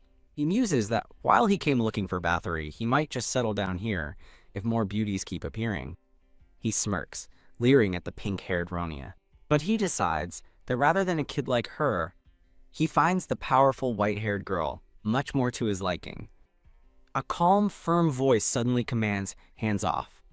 The black-haired girl looks over, her expression filled with concern. Startled, the portly man turns, wondering who spoke. Seline's eyes glow with power as she unleashes her holy aura, sword at the ready. With a sharp slap, she knocks his hand away from Ronya, screaming at him to back off. His eyes widen in complete shock. A massive explosion of holy energy erupts from Seline. The blinding blast fills the entire room. The black-haired girl shields her eyes from the painful light. The portly man lies defeated on the floor as Seline stands over him, demanding to know how she broke free from his charm. He trembles as the tip of her massive blade hovers just above him. In a romantic fantasy, Seline imagines herself marrying Ronya, declaring she'd rather do that than hand her over to a damned pig like him, enraging the man, while the black-haired girl protests that they're too young to marry. The other white-haired girl happily points out that the black-haired girl is unaffected too, praising her as an amazing priest. She expresses her relief, but the black-haired girl insists that's not the issue right now. Seline desperately shakes the still entranced Ronya, trying to wake her up. As she tries to rouse her friend, the black-haired girl wonders if Seline's immunity is because she's someone special. On the floor, the portly man can't believe she broke his spell. He sneers that since it's come to this, everyone has to die. He vows to drag them all down to the depths of hell together. No, the black-haired girl screams, pleading for Seline to get away. Thwack! A powerful force suddenly slams into the portly man. Q! He is sent flying across the room, screaming in agony. The black-haired girl stares in stunned silence, completely bewildered by the sudden turn of events. The furious black-haired hero demands his daughter's location. He has arrived to find his allies in the ruined hall. The portly man's soul drifts away, knocked out by a single punch. The skull accessory girl and gray-haired man are stunned by his overwhelming power, with the man wondering if he punched through the wall. The hero's expression is one of pure rage, confirming his deep love for Seline. He glares forward with grim determination. Eek! The hooded girl recoils, feeling his fierce gaze is like staring at a mad dog. His eyes burn with incandescent fury. The hooded girl nervously wonders what he'll do next. His eyes flare with overwhelming red energy. She breaks out in a cold sweat, terrified. Dad, a voice calls out as Seline appears at the top of the stairs. His rage instantly vanishes, replaced by pure joy as he rushes to embrace her. He frantically checks her face for injuries, but she insists she's fine and worries about the others. He asks about the others with complete disinterest. Seline points to Ronia, noting with concern that she's sleeping with her eyes open. The hero turns his attention to the entranced girl. He identifies the spell as Cham, a powerful mind-controlling magic. Realizing a cowardly cultist was responsible, he grits his teeth in annoyance. He gently pats Seline's head, deciding that as long as she is safe, nothing else matters. Seline glares, insisting that the bastard still hurt Ronia. Her words spark renewed panic as he grabs her face, demanding to know if she's okay. Seline cheerfully insists she's perfectly fine, much to his confusion. She strikes a proud pose, declaring her mind feels incredibly clear, baffling him. He observes her odd behavior, suspecting she's also faintly affected by the Cham spell. She recalls that the spell can act like a stimulant on those with strong minds, making them go berserk. She acts goofy, admitting that while she's felt weird, it doesn't seem so bad. Thump! She suddenly collapses, giggling happily on the floor. He frantically tries to wake her as she insists she's okay, wondering why she fell. Suddenly, Seline's eyes glow a menacing red as she looks on. Noticing the change, her father calls out her name in alarm. Now under the spell's influence, Seline approaches Ronia, comparing her to a cute doll. She gently holds Ronia's face, leaning in to give her a kiss. Her father's face contorts in absolute horror. He lunges forward, yanking Seline away just in time. The gray-haired man and the skull accessory girl watch from afar, one finding it concerning while the other simply curses. The dazed portly man begins to stir on the floor. The hero looms over him. Enraged, he dares sleep after harming his daughter, but Bathory points out he was unconscious. The gray-haired man rushes in, pleading for the hero to wait and listen. He and Bathory try to de-escalate the situation, warning him not to destroy the mansion. Screw off, the hero yells, punching his gray-haired ally and sending him flying. He glares, his patience completely gone. Erg. The portly man groggily gets to his knees, utterly confused about what's happening. He looks up to see the hero standing before him, surrounded by a fiery aura. The hero declares the man has committed the ultimate sin, harming his underage daughter. The portly man can only stare in complete bewilderment. In the hero's grasp, Bathory is also stunned by the bizarre accusation. As the hero prepares a final, crackling blast, the terrified man screams for his guards. Die, he roars, unleashing an immense wave of destructive energy. Inside the mansion, two men react to the commotion, wondering what's happening and ordering someone to investigate. Thump! 3 servants rush up the stairs, startled by the disturbance. They stare in shock at the black-haired hero, who stands amidst the rubble with a dark aura, and stammer, "Your Highness?" In a much calmer setting, someone wonders how they can ever repay the heroes. Ronia's mother expresses her heartfelt thanks to the heroes, thinking with dread how close her daughter came to being one with a demon. The green-haired woman states that Count Repulse will never forget this favor, but Seline humbly insists they didn't do much. The blue-haired boy explains they only found the Count collapsed in the ruined mansion after regaining consciousness and brought him here. The skull accessory girl adds that they weren't the ones who destroyed the mansion. She gestures toward the hero. stating that he was probably the one responsible. The blue-haired boy scolds Shan for blaming Selene's dad, but she worries about the repair costs, admitting she's broke. Ha ha ha! The bearded Count Repelts laughs heartily, assuring them they don't need to worry about the damages as they save their lives from demons. Ronia's mother cries with gratitude, saying their precious daughter would have been married off to that demon without them. The hero addresses the gathered group, thanking them all once more. He insists that any gratitude should be directed to his daughter, the hero Seline. He adds that he only got involved because of her, much to a surprised Selene's confusion. The Count and his wife bowed deeply to a flustered Seline, thanking her profusely. Hey, Seline blushes happily, admitting she didn't do much and can't even remember half of what happened. Ronia erupts in anger, pointing at Seline and demanding to know why she's so happy after admitting she did nothing. The green-haired woman scolds Ronia for her lack of manners, but Ronia retorts that she wouldn't be indebted to an idiot if she hadn't let her guard down, telling Roman to shut it. Ronia walks off, claiming she knew something was off the moment she entered the mansion. Seline perks up, surprised that Ronia also sensed the man was a demon. Ronia proudly confirms it, stating she noticed her parents' strange talk of marriage and everyone's identical eyes immediately. However, she admits with a blush that she eventually let her guard down a little. Seline enthusiastically gives a thumbs up, assuming it was all part of Ronia's plan, which only makes Ronia angrier. Composing herself, Ronia formally declares that the Repels family will never forget this favor. Seline beams with pure joy, shouting, "Great!" A man with reddish-brown hair pats a struggling Ronia on the head, thanking Miss Seline for saving her. Ha ha ha! As the group laughs, Ronia continues to struggle under the man's hand, threateningly asking if he wants to die. The scene transitions to a quiet, empty hallway.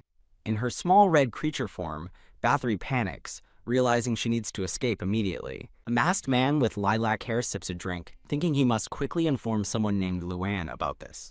A sinister man with a stitched smile holds up 2 dolls in Bathory's creature form, vowing they will all end up dead. Outside the mansion, Count Repelts gives a farewell speech, thanking the heroes and praying for the goddess to watch over them. Guards raise their flags in unison, shouting, "Salute the heroes!" Ronia's mother waves goodbye, telling her daughter to take care of herself. Roman notes Selene's good mood, and she proudly declares it's because she fulfilled her duty as a hero. The gray-haired man tempers her excitement, reminding her she was nearly captured and turned into a puppet. Seline laughs heartily, completely ignoring him as he mutters that she isn't even listening. He facepalms in defeat, deciding it's best to just stay quiet as the group continues on. He reflects that her naive heroism isn't so bad, as it's what being a hero is all about. The gray-haired man poses a question to Seline. What made her so sure that Ronia's desire to marry the man wasn't sincere? Seline, Ronia, and Roman stop and turn, considering his words. With a confident thumbs up, Seline replies it was because the entranced girl didn't seem like the real Ronia at all. She explains that Ronia is serious about becoming a hero, so she guessed marriage wouldn't be on her mind yet. A determined Ronia is shown, her eyes focused on the path ahead. In a heated, imagined scene, Ronia struggles in a man's grasp, accusing Seline of talking badly about her while he tells her not to hit her savior. Seline smiles radiantly, declaring her belief that she and Ronia are destined to become heroes together. Ronia scoffs at the idea of destiny, while a nearby man asks if she's being petty, to which she yells, "Shut up!" Seline explains that she knows Ronia would have come to save her if their positions were reversed. Flustered, Ronia can only stammer. Well, in response to Selene's direct question, Ronia insists on repaying her debt to Seline, who is surprised by the offer, while the green-haired woman praises her answer. The green-haired woman smiles, certain that Seline will become a great hero in the future. The scene transitions to the lush grounds outside the grand mansion. The gray-haired man looks back as the group begins to leave. He reflects on Selene's innate strength, certain that she is hiding some kind of secret. He continues to wonder what that secret could possibly be.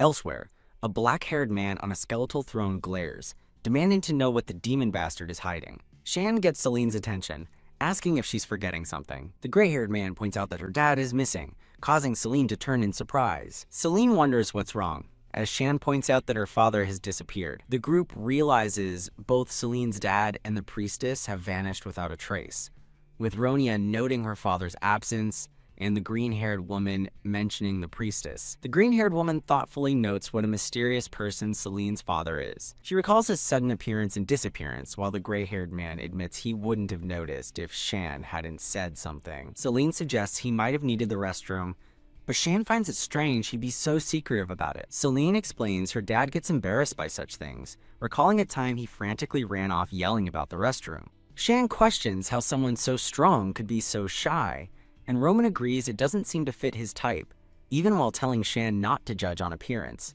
The green-haired woman asks if they should wait for him to return. The gray-haired man interjects, saying they can't wait because they risk being late to report to the hero agency. Roman looks conflicted, acknowledging the importance of both completing missions and sticking to their assigned tasks. In another scene, a black-haired man tells the gray-haired man to take the others and leave, as he intends to interrogate a bound and gagged woman, his eye glowing red. The black-haired man warns them to keep Seline from following him, or there will be consequences. Back with the group, the gray-haired man firmly announces they are returning to headquarters and will not accept objections. Seline cheerfully reassures a concerned Roman, insisting her dad is strong and they don't have to worry about him. Roman reluctantly agrees, deciding they should return to the academy for now. The gray-haired man leads the way, telling them it's time to go, as Seline enthusiastically waves okay. As the group walks away, Shan looks back with a worried expression. Her concern is clear, as she continues to gaze behind them. Whack! In a different setting, a young man is violently struck. He grabs his attacker, a woman with dark hair, and angrily demands to know who she is. The scene shifts to a desolate village, destroyed and smoldering before a demonic army's base. Crackle! Wish! A massive sword surges with crackling purple energy. The sword is stabbed into the ground before a blue-haired warrior who cries out in pain. An imposing man in dark armor observes the fallen warrior, noting that he won't die easily. Huff, huff. A white-haired masked warrior pants heavily, determined that he cannot afford to die. He grips his sword tightly, resolving to stay alive for those he's protecting. The dark-armored man taunts him, questioning why he continues a fight he has no hope of winning. He looms over the downed warrior, who declares that fighting is a matter of duty. The red-eyed man scoffs, admitting he will never be able to understand humans. Shove. He recalls humans betraying each other over trivial matters like greed. He continues his thought, calling them foolish for fighting hopeless battles as he stands over a fallen knight. The helmeted knight retorts that he fights because he doesn't understand, which is why he must protect them, leaving his foe more confused. The knight notes he's never met a demon king who asks so many questions, but the demon king dismisses his inquiries as mere speculation, not genuine interest. The knight suggests the demon king should either take an interest in humans or just leave them in peace. The demon king attacks, lunging toward the knight. He seizes the knight by the throat, who lets out a choked gasp. The demon king demands to know what compelled the knight to stand in his path. He reflects that all previous heroes fought him for grand, flowery reasons, like eradicating evil to protect the world. He tightens his grip, asking the knight if he shares those same reasons. The knight clutches the demon king's arm. Struggling against his hold, the demon king muses that wanting to protect the future of someone you care for, like a crying baby, isn't a bad reason at all. The demon king asks if his duty is worth more than his own life, and the knight firmly answers, of course. Disappointed, the demon king calls his reason unentertaining and a waste of time. The knight suddenly seizes the demon king's arm. A blade flashes downward in a swift counterattack. Stab! Black blood and armor fragments explode from the impact. Splatter the dark substance pools on the desolate ground. The wounded knight collapses to his knees, choking out a pained cry as the demon king watches. Huff, huff. The knight stares at his own hand, covered in black blood. The demon king scoffs at the knight's last resort, calling it a pitiful, insignificant bit of divine energy. Gravely injured, the knight whispers a final hope that someday, flop. The knight falls, defeated, his body lying still amongst the wreckage. The demon king stares down at the fallen hero, his expression unreadable. He recalls the knight's motivation, a memory of a happy baby calling for her daddy while he fought to protect her. Swoosh, a dark, gloved hand clenches, surrounded by red energy. Puff the demon king lets out a slight dismissive laugh. The title is revealed, The Demon King's Warrior Daughter. Tremble! In a new scene, a cloaked girl with dark hair nervously asks, "You?" A young man with black hair recognizes her pitiful, insignificant divine energy, much to her indignant shock. The man recalls hearing demons mock the goddess as weak and pathetic, making bets on who would tear her wings off first, horrifying the girl. The girl defensively insists that she's not weak, and that their words were awful, trying to compose herself as a proper celestial being. The man muses that he felt that same divine energy a very long time ago, remembering the fallen knight. Loom! He looms over the terrified girl, asking if the knight's final act was her doing, causing her to flinch and stammer. Mutter. He dismisses the thought, believing the divine numbskulls would never be so hardworking. Mutter. As he continues to ponder, an image of a bearded, winged celestial being appears behind him. Gasp. He confronts the girl directly, asking if she was sent by the divine realm to spy on him. The girl panics internally, realizing he has seen through her disguise and is truly the evil Demon King. The Demon King considers what to do with her, determined not to let the divine beings outsmart him. While the girl panics about being too young to die, the Demon King weighs his options, deciding against erasing her to avoid trouble and considering locking her up instead. Now outside, the girl approaches the Demon King, who stands with his arms crossed and asks what she wants to talk about. Stuttering, she asks if he knew all along that she was the daughter of a true warrior hero. The Demon King announces that he's made his decision, making the girl flinch and ask what he plans to do. He sighs that it will be a pain, but he has no choice, adding that it would be worse if she told people who Seline really is. Seline panics, believing she's about to be erased. He gently takes her chin in his hand. Leaning close, he declares that she will become his faithful servant. FWIP Seline recoils in disbelief, protesting that she is a divine goddess. Sweat, he explains, it's because she knows something she shouldn't, so she must stay close. She frets that the divine realm might get suspicious. Loom. His eye glows as he offers to let her contact them, but warns her to choose her words wisely, and she quickly agrees.